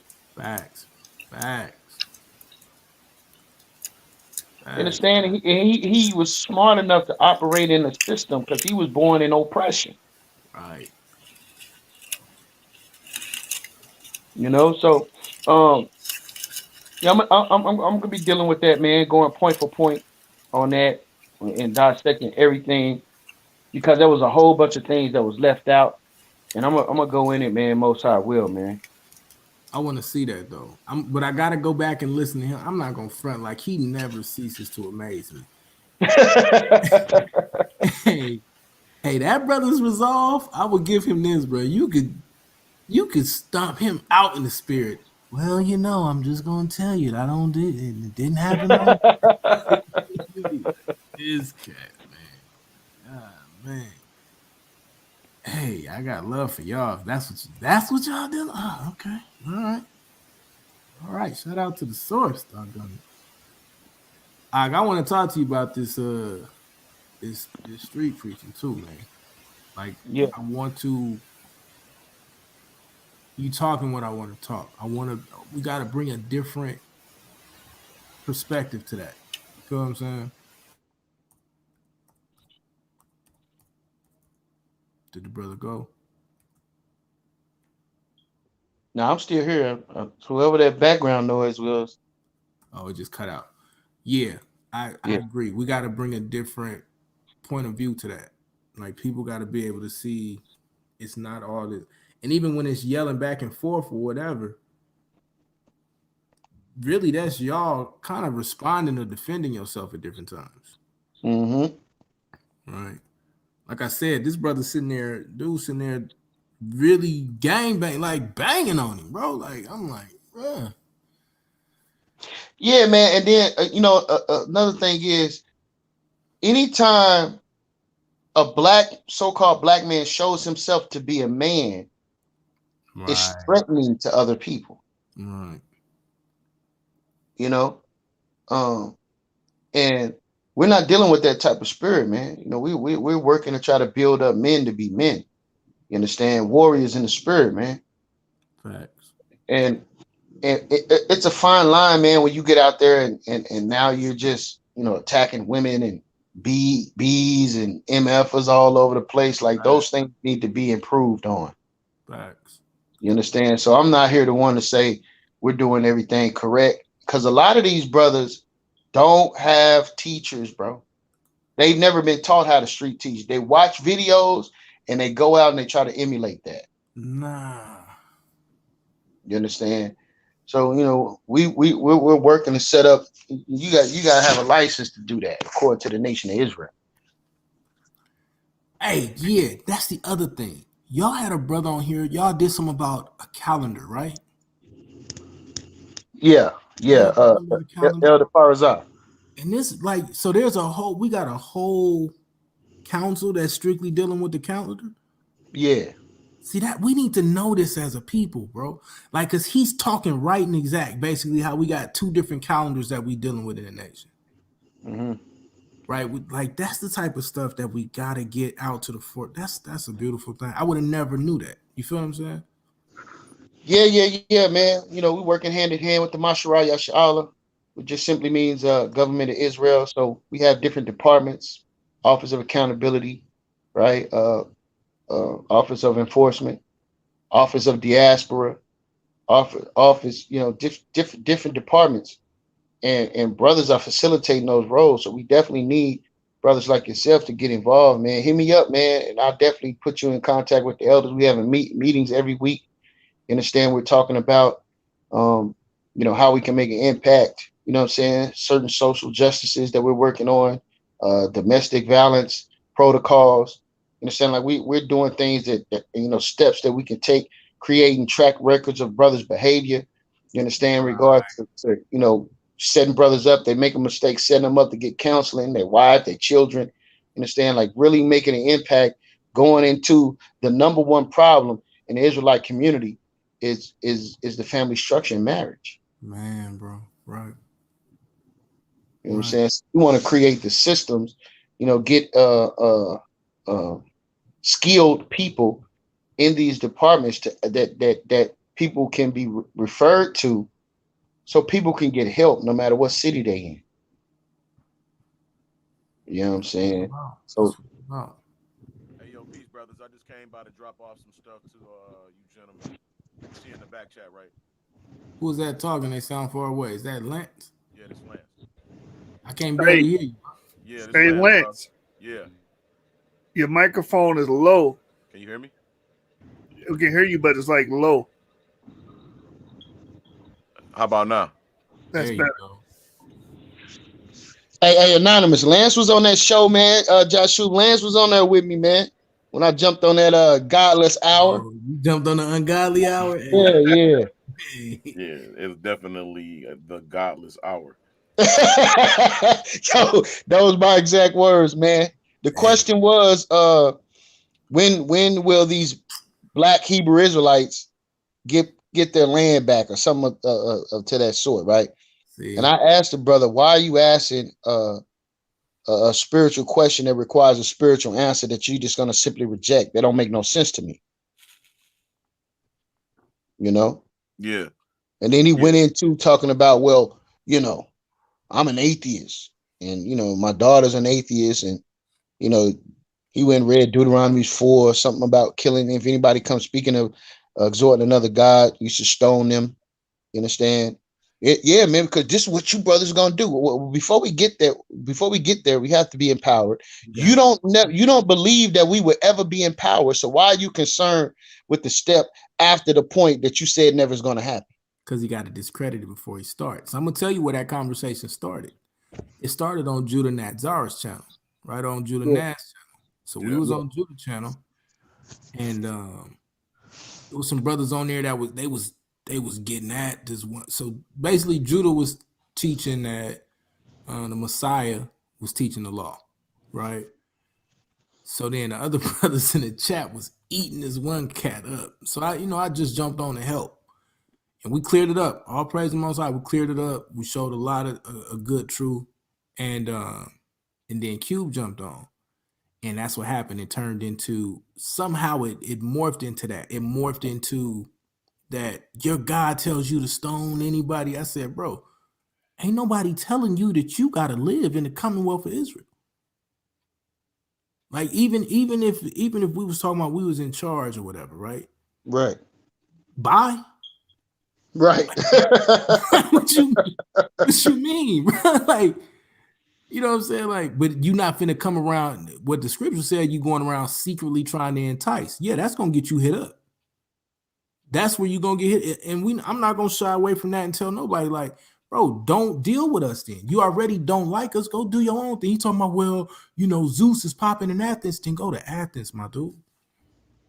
Right. Like and we just dealing strictly with his scenario, right? I know it's Right. happening. And so and it was a lot along the lines of what you were saying. Like, you don't even deal with this, but you are arguing about the book is archaic and whatnot. You don't have to deal with it. So why you even addressing it? Hey, Anonymous, you nicer than me. I would have told him I would have been the first person outside your door.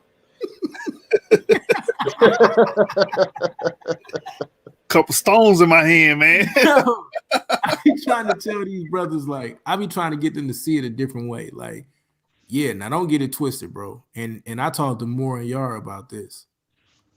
I'm not playing. When we get back home, look at Zaya. Zaya know what it is. Shalom, Zaya. When we really get back home, I'm not playing with you. What you mean you don't want to play as the Most High? Well, I'm going to give you about 30 seconds to just go ahead and leave. If you say something else, I'm going to work you out right now. I'm going to hit you with the Phineas right now, fam. Like, I'm not leaving home once we go home. Bro, you don't think that's fantastical, bro? Like, you we all got to go through a great destruction. I'm talking, right? I said we all going to be weakened. Home. I said once we get home. Well, once you get home, you ain't going to have the authority to it ain't nobody going to be coming in the temple where the law is kept and not be keeping the law. We ain't just talking about the temple, though. I'm talking about, look, this is what we talking about. There are going to be people who are going to be rebellious to this. Don't get it twisted, right? Especially if you understand we go home. Well, you know what? Some people don't take this literally in certain areas. You got the millennial and then the millennial reign, and then after that, it tells us it's going to be people going to rise up again, man. Right. So that means that we got to always be on the lookout for that. Right? Look, bro, I'm not leaving again. Once I know that I'm home, I'm home. Call me a fanatic. I don't care, bro. This that we in right now is not the move, family. Me having to make sure that I raise my daughters up so they don't get influenced by Meg Thee Stallion, that ain't the move, fam. Making sure that my son don't get influenced by Lil Baby and Da Baby and Migos and everybody, that's not the move, fam. Like, nah, bye. So let me ask you this: how is this transition? All right, let me say this. It brings me to mind when Joshua had got word from his spies about Jerusalem, about the land of Canaan, and he seen the giants, and they came back with like an ill report. Mm-hmm. Right? Remember that? Mm-hmm. Now, we in the midst of giants, wouldn't you say? Like we can't rise up in neither nation that we're dispersed to, right? We're in the midst of giants. So what did the Most High tell Joshua? He said, wait until you hear the rustle of the trees, right? That will be the sign that the giants are destroyed. Then go ye in and take the city, right? So we have to wait until the rustle, till we get the sign from the sky, bro, right? And that sign from the sky will be a sign of the Messiah here on earth, in my paradigm, in my understanding, right? And that Messiah will rise up and go to every nation with the zeal of the power of heaven, which would be, in my understanding, Michael coming with that power, and he will back the Messiah here on earth to make sure that his mission is carried out, to retrieve all the children of Israel dispersed through the land, right? But I see that we all have to go through the great transfer. In power is that's why it's like the Celtics or the Romans or all these different people of power. These empires are not taken by people; they're taken by the Most High, and then those that remain have the knowledge to and the forces to take over. But I don't see it being it has to be the rustle of the trees first, the destruction of the giants first. The empires, the armies must be taken out first, and that's done with cataclysm. I mean, I just want y'all. Nobody's disputing that, bro. Nobody's. Yeah, I just want y'all. Thank you, bro. You took the words out of my mouth. No, all right. So when we speak on this transferring of power, I think we're all going to be weakened, and it ain't going to be no stoning of nobody, bro. And it's going to be mostly children, Gentiles that survive, that cling to us. You feel what I'm saying? Like, it's different than what I see it, the way I see it, the way it's told from the different things that I read in the past that show me that it is a constant reset. And that's how the empires are taken and given to other people. Well, I don't know what you mean by that, man, because when they transition from Babylon to the Persian and Medes, are you saying that's a reset? When you go from the Persian and Medes to the Greeks, are you saying that that's a reset? Well, I'm not saying so microcosmically, like not such a small period of time, but I'm talking about like great empires. Like when you see people have dynasties and that dynasty falls, it usually falls to cataclysm. It usually reset, transition. Yeah, I got plenty of examples. I actually posted some stuff like for instance, let me give you an example. Like for instance, in the 1700s, you get a lot of orphan trains, right? In our mind, we think about Annie and a lot of little white kids, right? But we don't.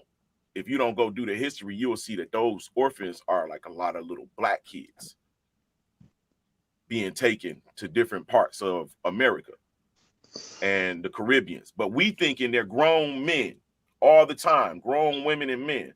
They're mostly children and overseers of those people, people that can attend to them. So that happens when, like, for instance, I posted some shit. Lance, hold on, because you stacking a lot of different concepts. So hold on. Well, I'm giving an example of I'm compiling the different things to show why I said one thing.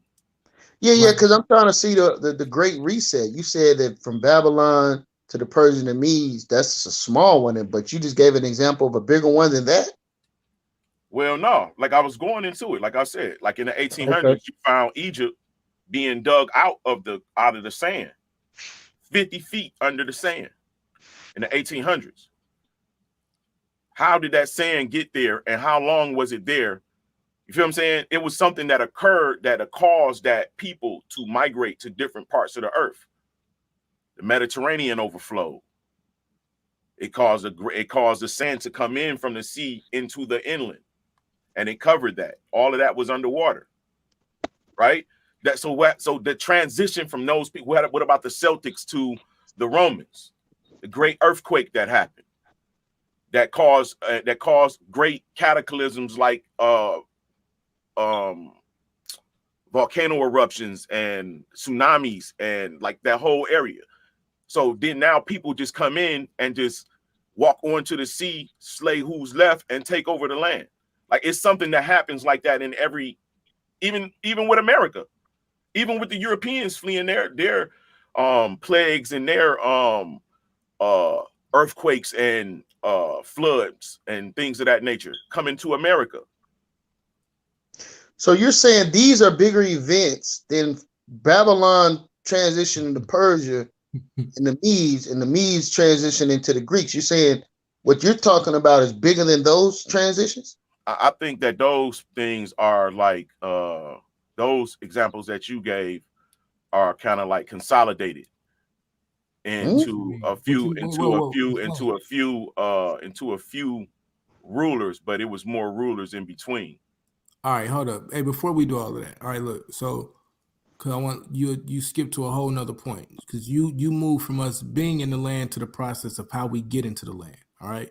So that's fine. We can address that. I just want to make it clear though. We talking about once we in the land, right? Once whomever it is that's gonna take over, had his next dynasty, his next power, dynasty as you called it, right? Just because you're in the land doesn't mean that there isn't any opposition. It doesn't mean that there aren't those that reject the teaching. And I want to point out your view that there will only be children or mostly children still doesn't line up with the scriptural concept, because it says the kings will be coming on the new moon and the Shabbats and things like this. Like, so that means that we know there'll be other nations that exist and that are set up. Yeah, like all of these things speak to practicality of how it will look. So like that part for me like focuses on, we have to be set to go in there and really run a nation, right? We have to know, we have to even as it pertains to how we're going to have ambassadors and be able to talk and interact with these other nations. Like, is it going to be, and we got to sit down and have these conversations with ourselves. Is it get down to lay down? Is it, we got an overall strategy that we putting out for the world and trying to work on foreign relations, things like that? Like, what does it look like? Bro, let me ask you this. So when do the holy city come down from heaven? Bro, if you don't stop. Are you serious? Are you serious? Yeah, I'm serious. What's the measurement? What's the measurement of the holy cities, bro? What's the measurement of the holy city? How tall is it? 1,400 miles long, as tall as it is wide. So we're gonna have a 1,400 mile. 14 is really 14,000 or something like that, right? But we finna have a city that comes out of heaven that goes out into the atmosphere. That comes down from the sky. Yeah, but if you do the measurements on it, it would extend outside of the earth. You understand that, right? 1,400 miles tall, as long as it is so you're wide, saying does not extend outside of the earth. So you're saying it's only 1,400 miles, first off. All right. Hold on, man. Like, I'm not finna. Hold on, man. First of all, I just asked a question. There's no city coming out the sky, bro. Like, that's the point I was making. The Bible says this thing is going to happen without man's observation. The kingdom is within us. You understand? So that's going to be the savior that's coming in earth. Once he comes, the kingdom, he bringing the kingdom is a mindset and power to empower the Israelites that's on the earth in order to take back the earth. It's not because it's not a physical city that's coming down. The power is coming down from heaven, so we'll be empowered to take back the earth. That's all it's about. I was about to go down that rabbit hole just to prove that point. When my whole point is, it's not a literal city. Okay, so there's a pyramid that comes down to the earth every so often, man. And it's not just Lance. Not just in the Bible. There is in more than one. That is that tall, as long as it is wide, that square on the bottom, that tallness, that's a pyramid, and it's an even-sided pyramid. I can't defend you. This is I don't need you to defend me, brother. I'm beyond you. You're beyond me. Is that what you said? Yeah, clearly. Not in that pink. Not in that pink room. I don't have a pink room, brother. Yeah, that room pink. What the hell is you talking about? I don't have a pink room. That room pink. I see it. Stop with that girly shit. What you talking about? Pink, that room pink. Yo, man, let's keep it clean, man. Come on, please, man. Listen, here's the point is this, man. I don't know how we kind of diverted from what we were talking about. We were just simply talking about the children of Israel being empowered. We were talking about Isaiah chapter 60. Is this something that has already taken place? Clearly not. Sun, moon, stars still in the sky, right? There's still wars, rumors of wars going on the earth right now. You understand? Isaiah 60 talking about the strangers building up our walls, right? Talking about kings bringing the children of Israel from afar. You understand? So this is something that's happening right around that time. But before we get to Isaiah 60 and Isaiah 60 start to happen, we got to deal with Jeremiah 50, verse 20, being the battle axe. We got to deal with Joel chapter 2, the day of darkness, right? Day of gloominess. We got to deal with that first. That's going to require, the trouble that brother is worried about. You understand? So yeah, that's gonna happen, bro. Christ is coming back with a sword, man. The Messiah is coming back, and he's gonna empower. We got a sister in the room. Okay. Yes, I. Yeah, shalom, sister. Shalom, shalom. Greetings to the brethren. I'm loving this reasoning, and I'm just gonna, just kind of throw out something also in relation to us. Whereas we're talking about the building of the nations, the nation. Right now, as we're reasoning, this is this building of the nations. There are a lot of camps out there. There's 12 tribes of us, and we've been scattered and we've multiplied. So again, I'm coming from a Haitian perspective, as well from a Rastafari meditation, kind of a lifestyle.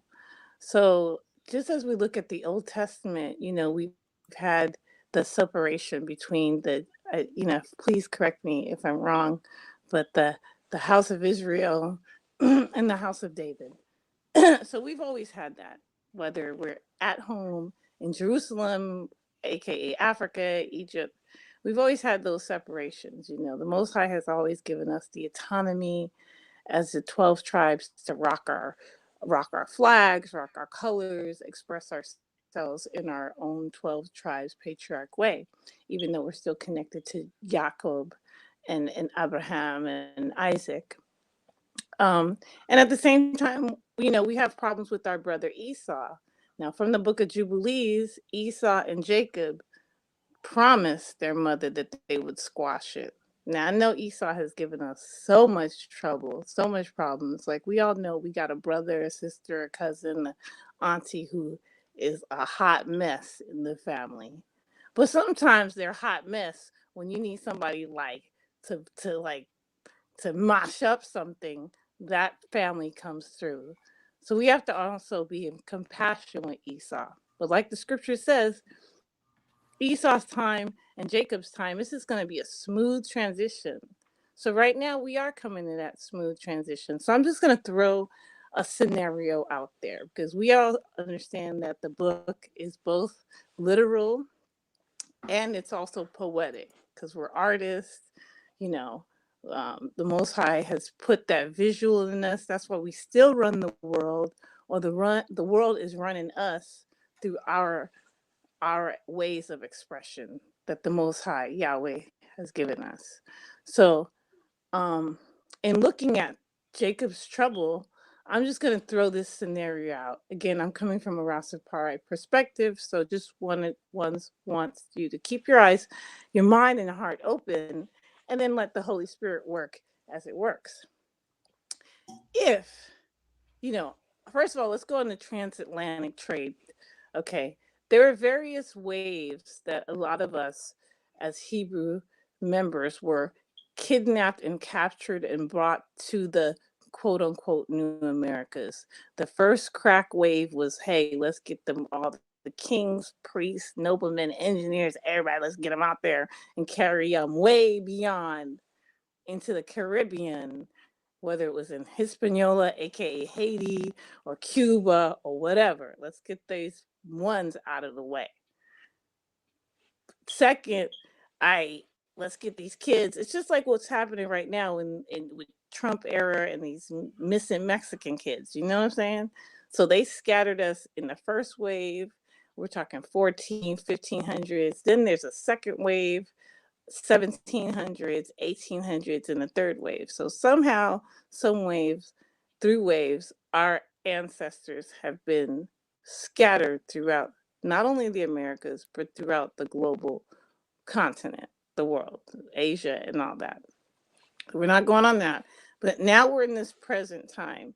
And as the Most High is gathering us and bringing us together, even looking at the history, we've kind of already, Jacob's trouble has already kind of happened if we really look at it. Now, my family, my great-grandmother's Ethiopian. She went to a Seventh-day Adventist church because that was the only Sabbath thing that was going on in the island. So she didn't really have much of an option. Protestantism and Catholicism was happening.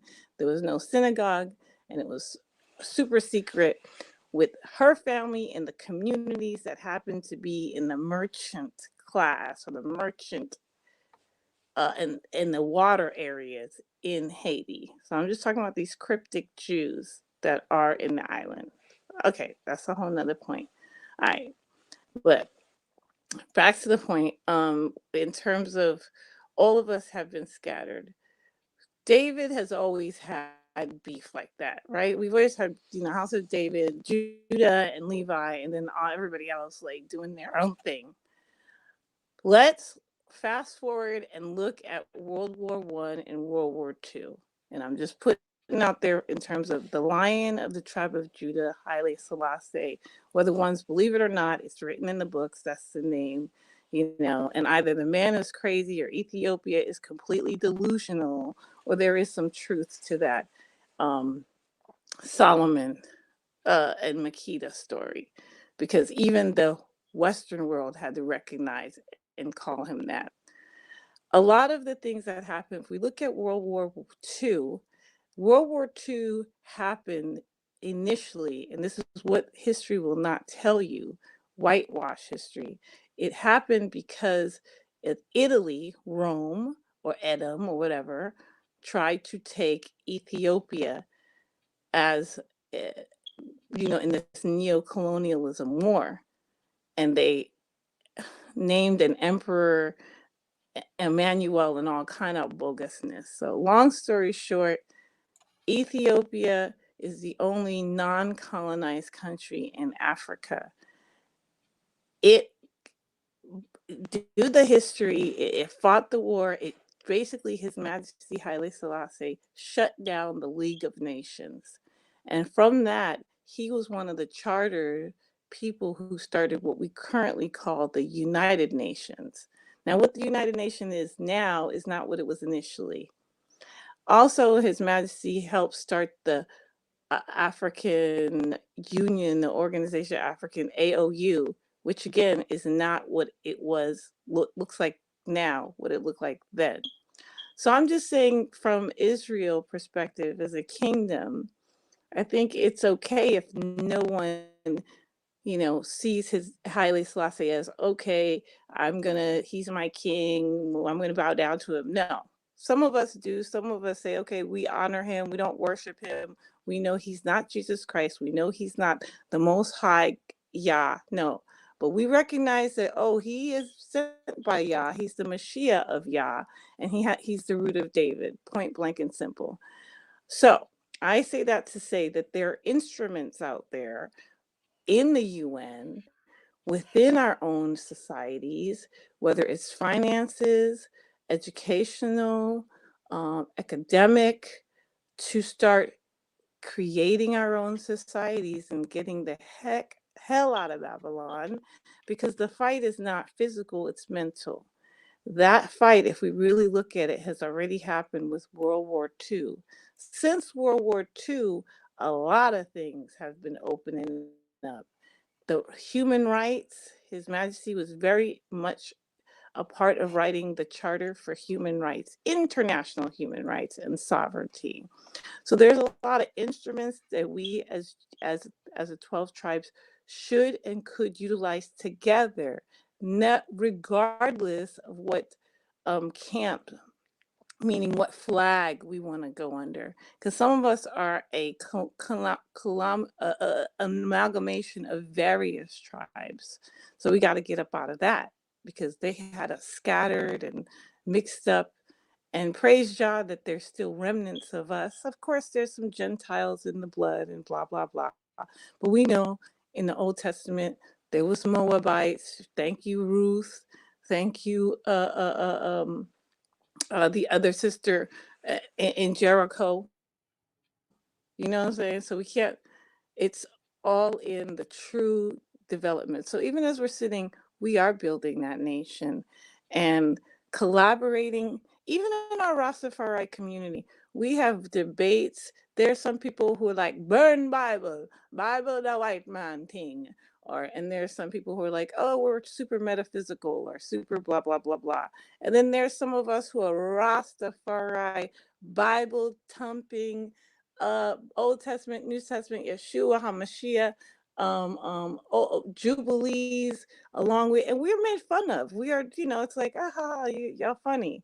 And sometimes I've called some Rastafari, my elders, atheists. Like I've said, I didn't know there was Rastafari atheists. Being sarcastic and in a way irreverent in that society, but just making a point. So I'm just saying at this point, we as Israel, we're getting it together.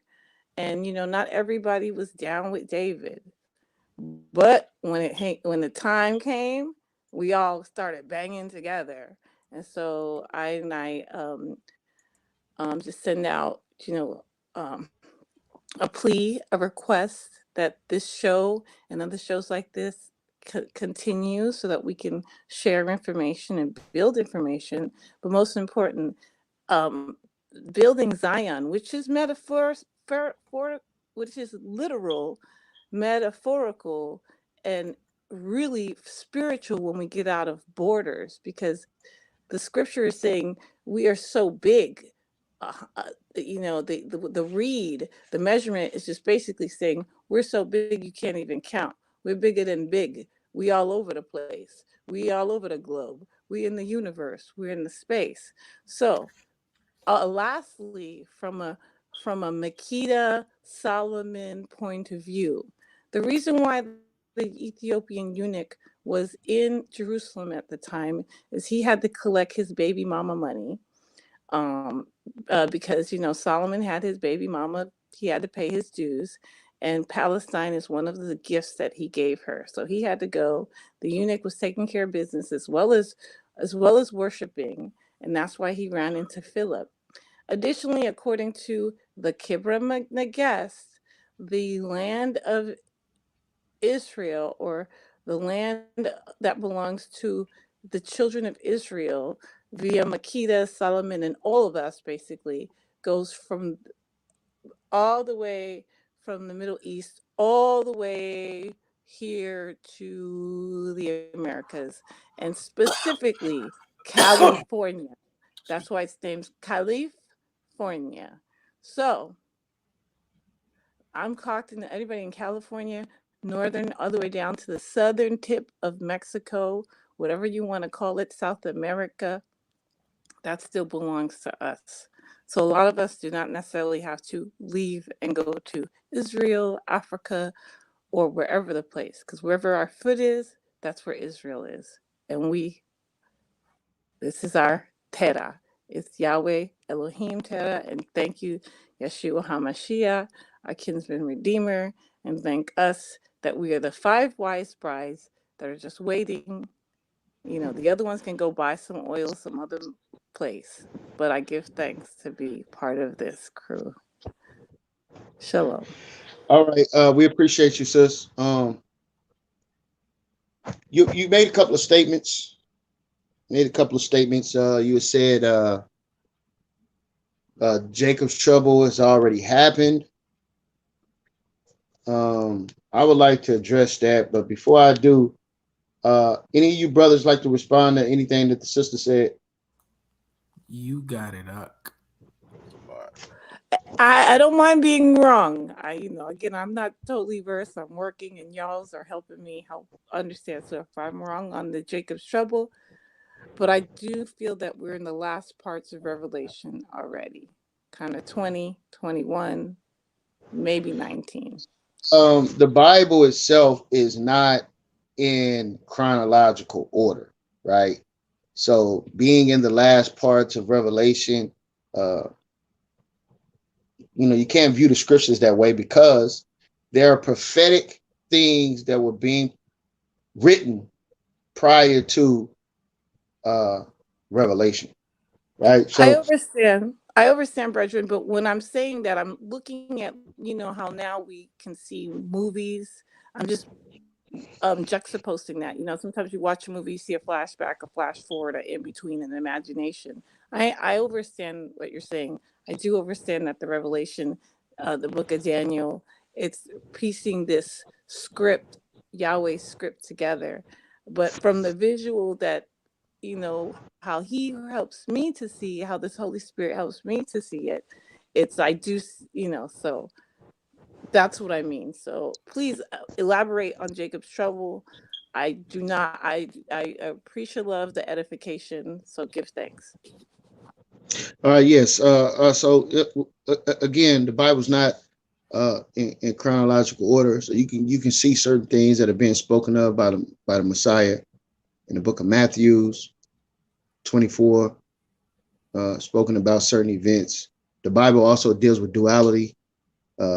Garfield said the Bible doesn't, but that's ridiculous and absurd because Babylon is destroyed, but yet Babylon is made mention of in Revelation chapter 18. So clearly, the Bible has to deal with duality. You understand? Because it just makes no sense. When you're dealing with Jacob's trouble, you can find Jacob's trouble in 2nd Ezra chapter 16, starting at the 46th verse. It says here, "For strangers shall reap their fruits and spoil their goods, overthrow their houses, and take their children captive. For in captivity and famine shall they get children, and they that occupy their merchandise with robbery, the more they deck their cities, their houses, their possessions, and their own persons." So again, this is it's alluding to outbreak of war, right? Also, it makes it clear here in verse 69. It says what? "And they that consent unto them shall be had in derision, and in reproach, and trodden under foot. For there shall be in every place and in the next city a great insurrection upon those that fear the Lord. They shall be like madmen, sparing none, but still spoiling and destroying those that fear the Lord. For they that waste and take away their goods and cast them out of their houses." Verse 73, then shall they be known who are my chosen." So clearly this has to be a time where identity was lost, right? It has to be a time. We can't say this is during the time of the Maccabean revolt. This is during the time of 70 AD, during the time of the massacre of Masada, right? We can't say this is during the time of the Babylonian captivity. Why? Why can't we say it's those things? Because they knew who they were at that time. They knew who they were at that time. Even the children of Israel, as they started to be scattered and pushed into certain parts of Africa and other cities, the coastal region around the Mediterranean Sea and other places, the children of Israel, as they begin to be pushed into those places, it's not till you get to the Saharan slave trade and the transatlantic slave trade when identity began to be stripped. Again, it was a gradual thing because the children of Israel were hiding in Africa. Tells us from Rudolph R. Windsor, says that they did not divulge the tenets of their religion to their children until they reached the age of attentiveness. So this was something that began a process of the children of Israel losing their identity. So what is being spoken in Ezra? Why is it saying, then it shall be known who are my chosen? And It's may I clearly add something? talking about particular different regions. It has to be talking about a future event, a future time when the children of Israel have lost their identity. Yeah, go ahead, sister. May I add something? Also, the Inquisition. Again, a lot of brothers, a lot of brothers and people did convert to Catholicism to get the hell out of Europe. So what happened was a lot of people in the islands were still worshiping Shabbat. So the Inquisition, the kickoff for the Inquisition was when the Pope realized, oh snap, these cats did not really convert to Catholicism. They're actually on the island and they're practicing their Judaism.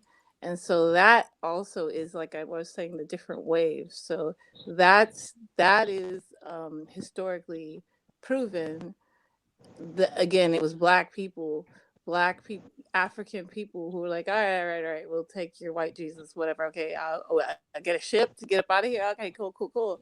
And then once they got, and this is part of my family's history, that's why it was so hidden. And that same history happened in places like northern New Mexico at the same time. So again, lastly, I'm just gonna again throw out a scenario. That stuff also happened on who we are and remembering who we are in this modern age.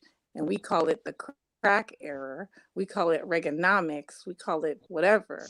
But if I remember growing up, brothers was like, oh, fight the power. Not even prior to that. Prior to that, it was like, no doing drugs, no doing this.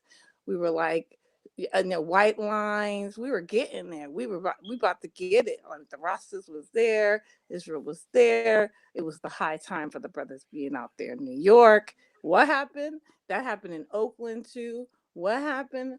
Overnight, crack hit the scene. Boom. Forgot who we were again. Breaking into each other's houses. This, that, the third. Everything went down. Again, what happened in 91? Some bullshit 9/11, excuse my expression. Once the brothers was like, okay, fight the power. And we were like all on that 91, getting about to wake up yet again. What happened? Bush, they did what? What do we call it? He claimed the thing on 9/11. What's 9/11? 9/11 is Ethiopian New Year. And what's 9/11? According to mythology, 9/11 is the birth of Yeshua HaMashiach. 9/11 is the birth of his mother. So, according to Ethiopian legend, the reason why 9/11 is so important is because the Virgin had a son on her birthday. So what? Papa Bush, 9/11. Boom. We're in a war with Iraq.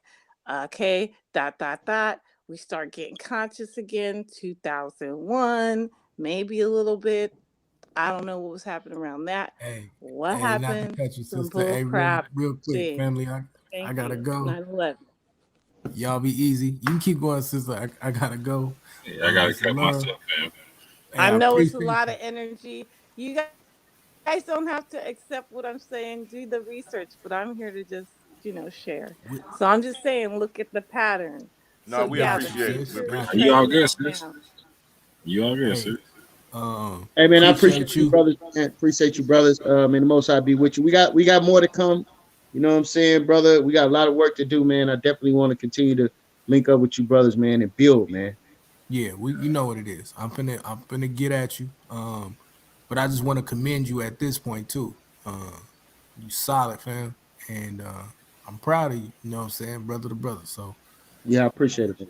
keep it up, and I'll be at y'all. I'm trying to get at you tomorrow. Honestly, tomorrow my call everybody day, so I'm gonna try to get at you tomorrow. Yeah, let's get it, man. Let's get it. I'm gonna figure out how to get in touch with you. Peace to the panel, peace to the sister. You know what I'm saying? Especially love when our sisters is speaking out. Lance, Peace, brother. I ain't gonna mess with you. You know I love you, bro. I'm untouchable, bro. Oh, it's good. It's Hey, it's good. love, man. Y'all be easy. All right, man. Shalom, man. Shalom.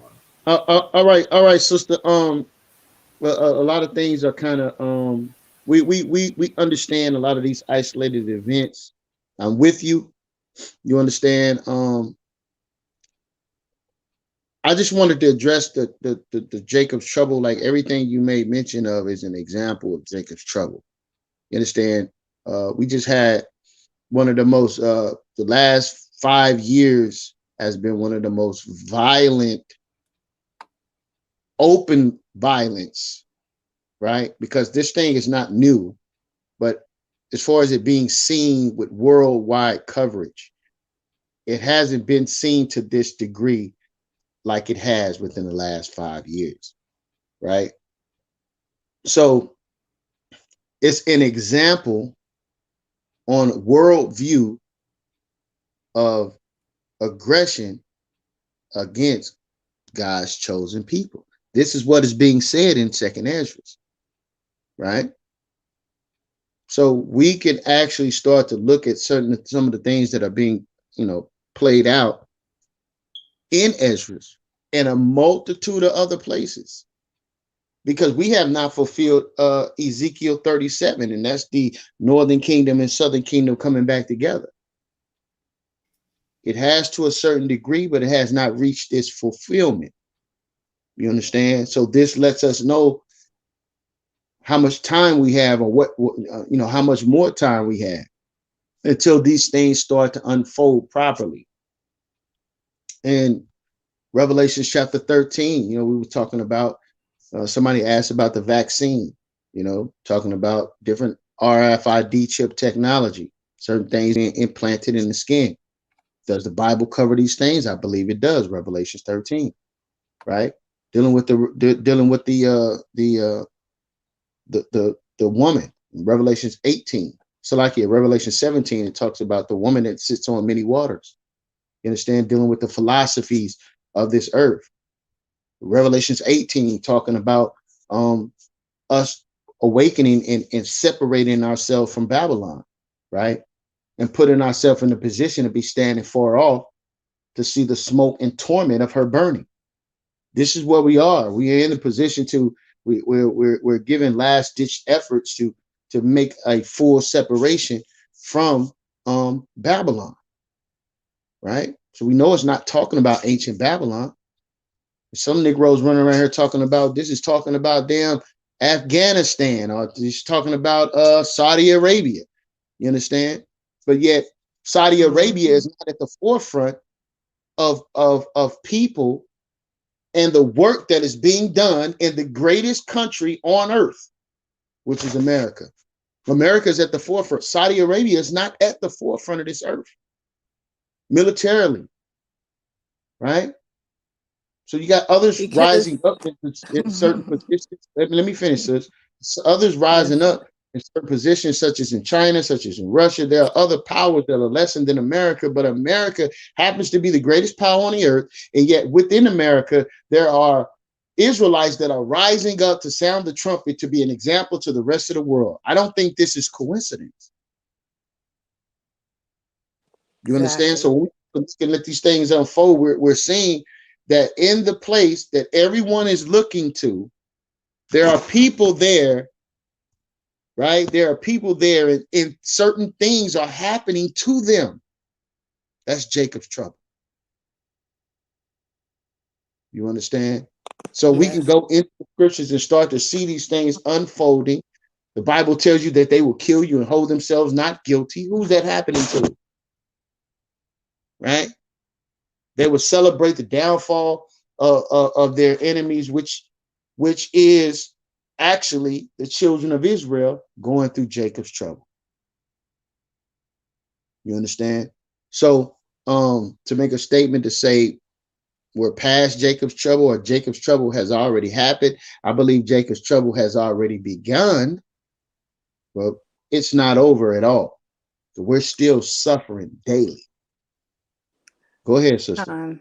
Khan, I would agree with you. I just think in the positive, see the future, you feel?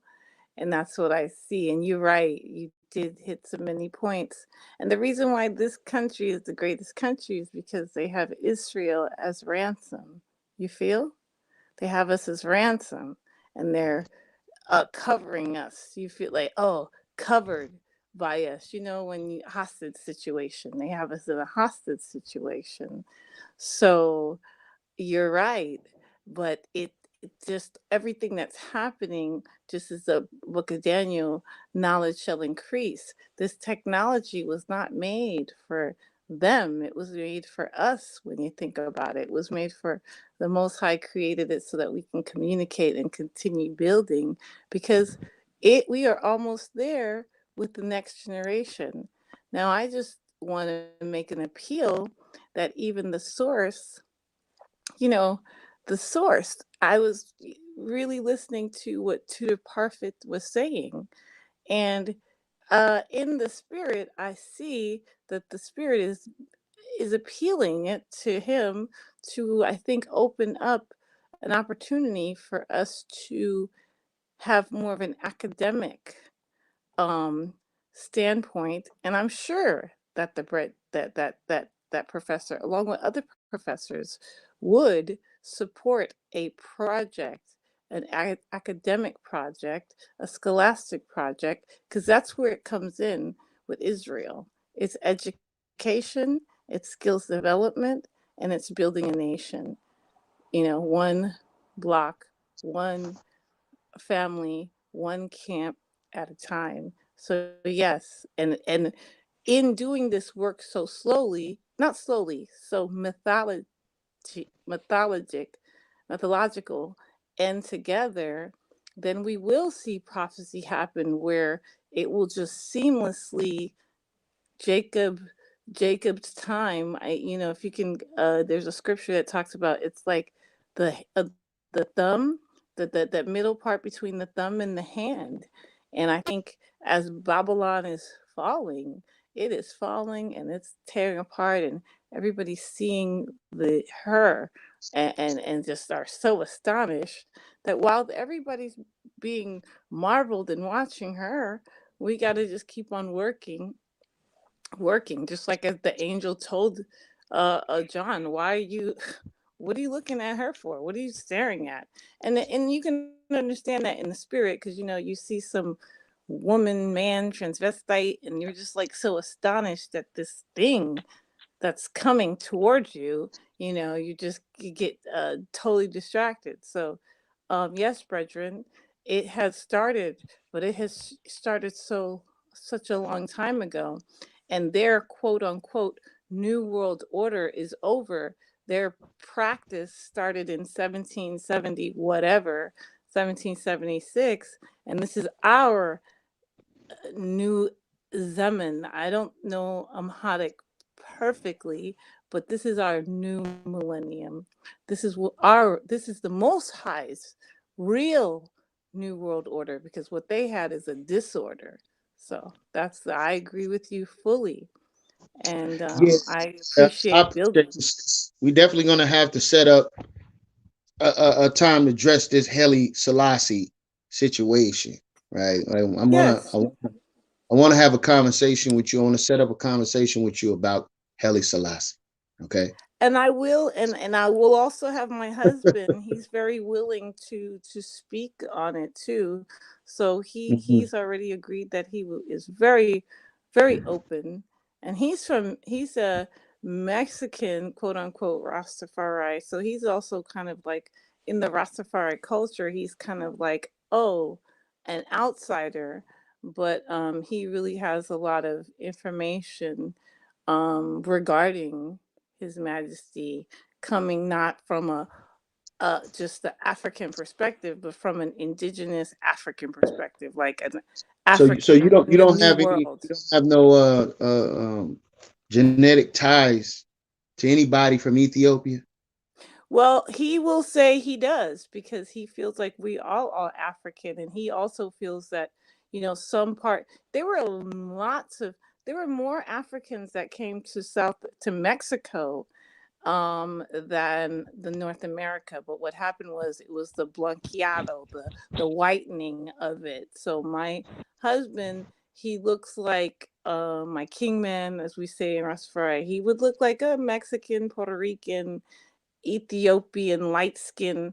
So he definitely from the social construct here in this racial construct in America, people will say, "Oh, you're Mexican or Hispanic," but he's saying, "No, I'm African. I'm Ethiopian."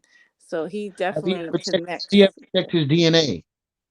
We look for we would, I think, very much open to that, you know, to researching that, especially going with the Jed match, and especially if it's again to build our academic, social, cultural tradition outside, because when we look at the quote unquote Ashkenazi Jew, or the European Jew.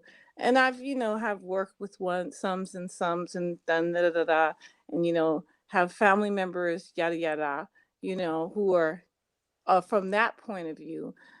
Regardless, some are atheists, some are this, some are that, some are gay, some are this.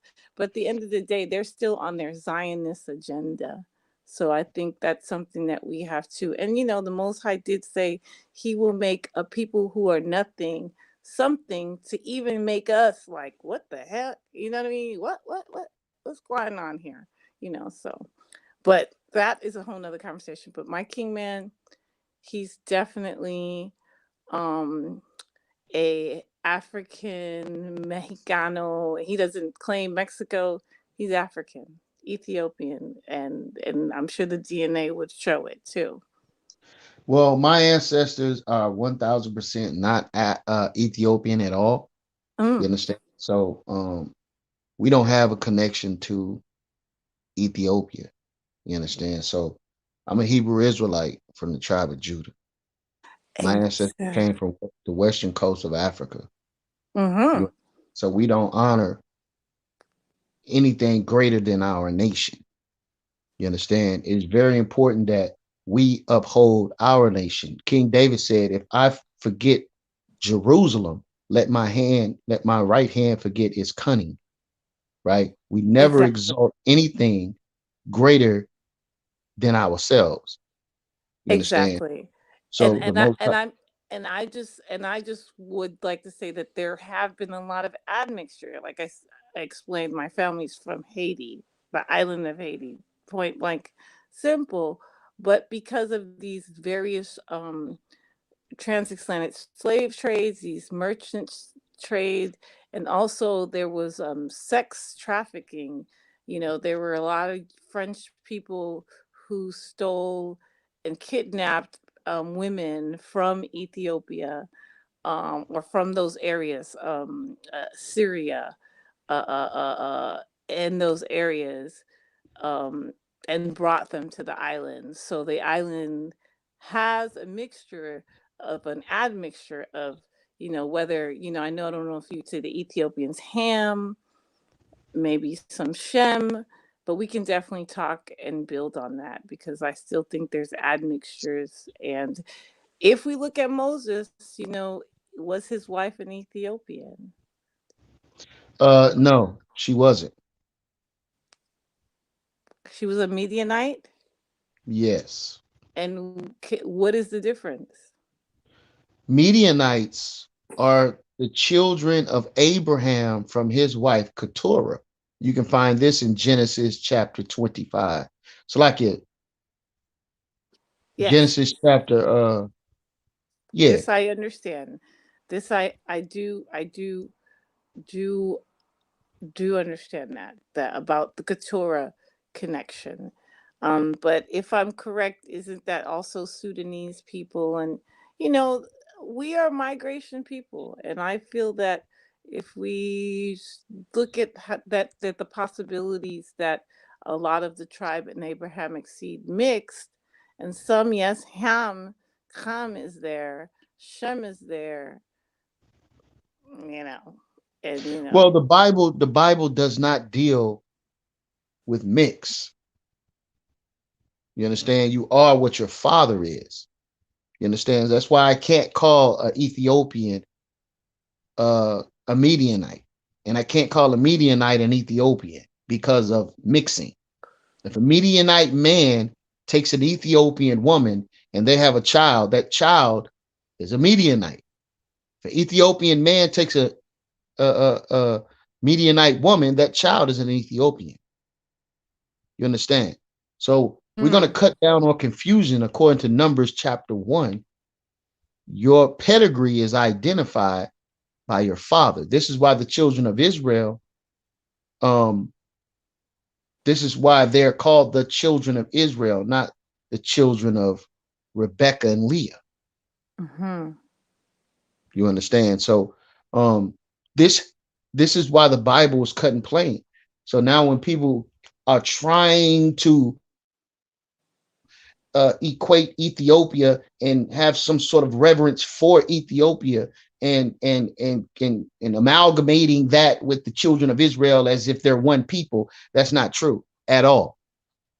You understand? So now what you're doing is you're minimizing the importance of the children of Israel, allowing them to share their commonwealth with Ethiopians. And the Bible speaks against Ethiopians. The Bible says Ethiopians will go into chains. And there are various tribes in Ethiopia. You do understand that there's a big tribal situation. So there are, so again, we can have this conversation. Yeah. You got the Limba that's out there, but the Limba call themselves Israelites, do they not? There are the Falasha Jews, and there's other ones. So then we have to talk about the validity, or the Kebra Nagas, and we can talk about that on the. But we're still family. I understand, and I love the tribe of Judah and Levi and all the tribes. So wherever we're in, hey, as long as we're in. Yeah. Hey, look, at the end of the day, we're working we're definitely working, trying to compile the history and the information and we're definitely working. So again, it's all love, you understand? Yes. But ultimately, we're Israelites. We're going to exhort our Father over every other. You understand me? So there's a Completely reason why. understood. Yeah. Even when you're dealing with some of the Aborigines of Mexico, according to my understanding and research, they're a multitude of them that are from the seed of Israel. So I don't reject my people when they can substantiate their identity based upon DNA, migration patterns, and biblical prophecy. You And I understand? So agree with you. yeah. I do agree. And just one last thing, and just for once to understand, regarding Haile Selassie the First, he always and continues in his writing, always and continues to guide us towards Yeshua HaMashiach, and goes back to Abraham and Sarah. So if that is, if so, the only thing I can leave with ones to know, His Majesty, also known as Rastafari, prior to his coronation. And Haile Selassie actually means the power of the Trinity. So just putting it out there. So for educational sake. But he always guided us towards Yeshua's grace, and the patriarchs. And as well as Paul. He really does talk about a lot of things. So talks on those things. So I want to Well, I thank you. appreciate it. Yeah, give me a contact. You already got my contact information last time we talked. Yes, You yes. and I your think husband I can reach reached out. out. It's under I think I reached out, but you can find me on Facebook. I think I reached out to the source, Marketing. So Holy Mountain Marketing Movement. So we look forward to building, and I will let my husband know that. Okay, we appreciate it, sister. Much love to you. May the Thank you. Most High continue to bless you, guide you, and deliver you from all evil. Same to the brethren and to the sister, and to you, and thank you so much. Shalom. All right, shalom, sister. Barukata, so much. Thank you. Cool. LV. Talk to me nice. Yo, talk to me real nice, man. What's going on, huh? Not much, man. Just pulling up, showing some love. Yeah, man. We've been on 5 hours and 47 minutes, brother. Y'all be working. Y'all be working, man. Yeah, man. All praise and glory to the Most High. I had a powerful show with Elder Yarah versus Unc West. You feel I me? saw that. Homie was getting smashed up. Yeah, man. It was a smush head party. You know what I'm saying? Yeah, that one was bad, man. I saw Ankh, he he was trying hard not to bring out that inner street corner scholar in him with the yelling and screaming. I seen a different type of energy. However, you know what I'm saying? Like, to be honest, yo, like who are these niggas? Like what authority does he have to be speaking how he be speaking?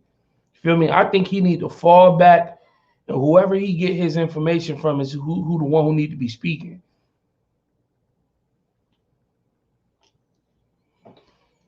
That man got smashed up, man. He was trying to dodge the point that the brothers was making, and that frustrates me, especially when we're supposed to be dealing on the scholarly tip, because the other brother was addressing Ankh sources and what they were saying and adding clarity, but Ankh didn't do it on the other end, man, and it disappointed me. Yeah, man. As far as I know, man, the brother, he had a TV show a couple of years ago, and he was doing a lot of work with Sarah Sunseti, and just kind of been a social media presence since then, man. So I don't know the brother, personally. I've had conversations with him though, several conversations with him, and these You talking about guys Ankh, just have right? an agenda that they just have an agenda that they're pushing, and just Yeah, happen to be against the Bible. that's not good company though. You feel me? Like you said, Sarah said it. That's not good. That doesn't help validate nobody. Not who somebody wants to be taken serious. You Right. talking about the fake radical general who sleep on bus stations? Let's knock it off. The nigga who showed his true colors, him and Umar Johnson. Come on, man. These niggas is clowns. Yeah, man. I mean, that's why it's important, man, that we continue doing what we're doing, man, and trying to bring true scholarship back to the game, um and true research, and actually helping our people to be able to defend themselves against the naysayers, because it's just regular rhetoric that is being utilized against us as a people, man. So we just trying to help our people to the best of our ability, become prepared as we try to become more efficient ourselves at bringing forth this information. Yeah, the best demonstration that we have is showing the people at home how to critically think, Right. regardless of the argument standpoint. So I think that anybody will be able to pull those type of jewels, especially from this demonstration, because it's separate from the other ones. Because what I'm seeing is, like you said, it's a rhetoric party.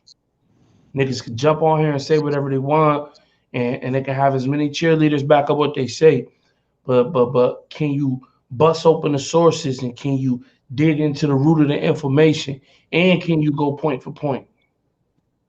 Right. Right, man. I mean, we're gonna bring it back, man. Like we said, man, we don't sat down and talked about this. And for the people at large, I know we still live, man. It's like, yo, we got some things in the work to restore the culture to what it needs to be, man. Because the current culture that's going on is developing scammers, and that's what we see all day. Or how can I say, counterintelligence. People just being able to say crafty things to counter any type of intelligence we bring to the table. But sooner or later, you know what I mean, these guys, they run out of steam, they destroy their credibility. That's why when you said Sarah Suit said it, he was like, he did some work with him back in the day. I'm like, what? It's like, bro, these niggas cards been pulled, man. They done, man. The sources Hey, where man. it's at, Firehouse is where it's at, man. Y'all niggas wake up and talk to us real nice, because we really Hey, like man, did you see the little let me show you here, man. Did you see this? Yeah, man. Yeah. Talk to me nice. Talk to me nice. Yeah. Yeah, man. Yeah. Outsource, man. We changing the game, man. We showing love what love is due, man. It's a fact, man. That's what we doing over here, man. We continually building. You know what I'm saying? And I need to talk to you too, man, about hosting that event, man, that popped off over there, man. I'm gonna turn the keys over to you, man. Let you do your thing. Yeah, just let me know, man. We're definitely talking private about it. Yeah. And we're gonna line it up the way it needs to be lined up, man. Full support. RIP to those who are against the movement, man. Y'all niggas is about to have a real long summer. Right, man. We gonna let y'all niggas have a winner. Y'all can go ahead. Y'all can do that. Yeah, man. This what pressure look like, man. You feel me? For real. It's gonna be a lot of fire in house. Yeah, man. Yeah, man. Real talk, man. Well, I appreciate it, man. I'm gonna go ahead and shut the show down. About to hit 6 hours, man. So you already know. See, 6 hours, man. Constantly working, man. Y'all niggas. That's right. Y'all niggas. Come on, man. Do y'all niggas take breaks, bro? Fuck on with y'all. Like, come on, man. Dang, man. Go to sleep, bro. Yeah, man. Shout out to the Scholastic Bully, man. Heavyweight champion of the Source. Right. Shout out to the Firehouse, man. Right. Shout out to Zion, man. Shout out to the middleweight champion, right? King Seth, right? Shout out to the founder of the Source, man, Sister Diamond, General Yashar, man. Shout out to the Long Testimony, man, Pro Rizzo 1, right? Shout out to the Scholastic Killmonger, James Cassell, right? Shout out to LP, right? And shout out to the entire board, man. Shout out to the entire board, man. Shout out to the SUC, man.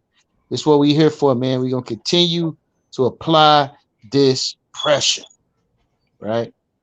7 gang, man. We out of here. Oh.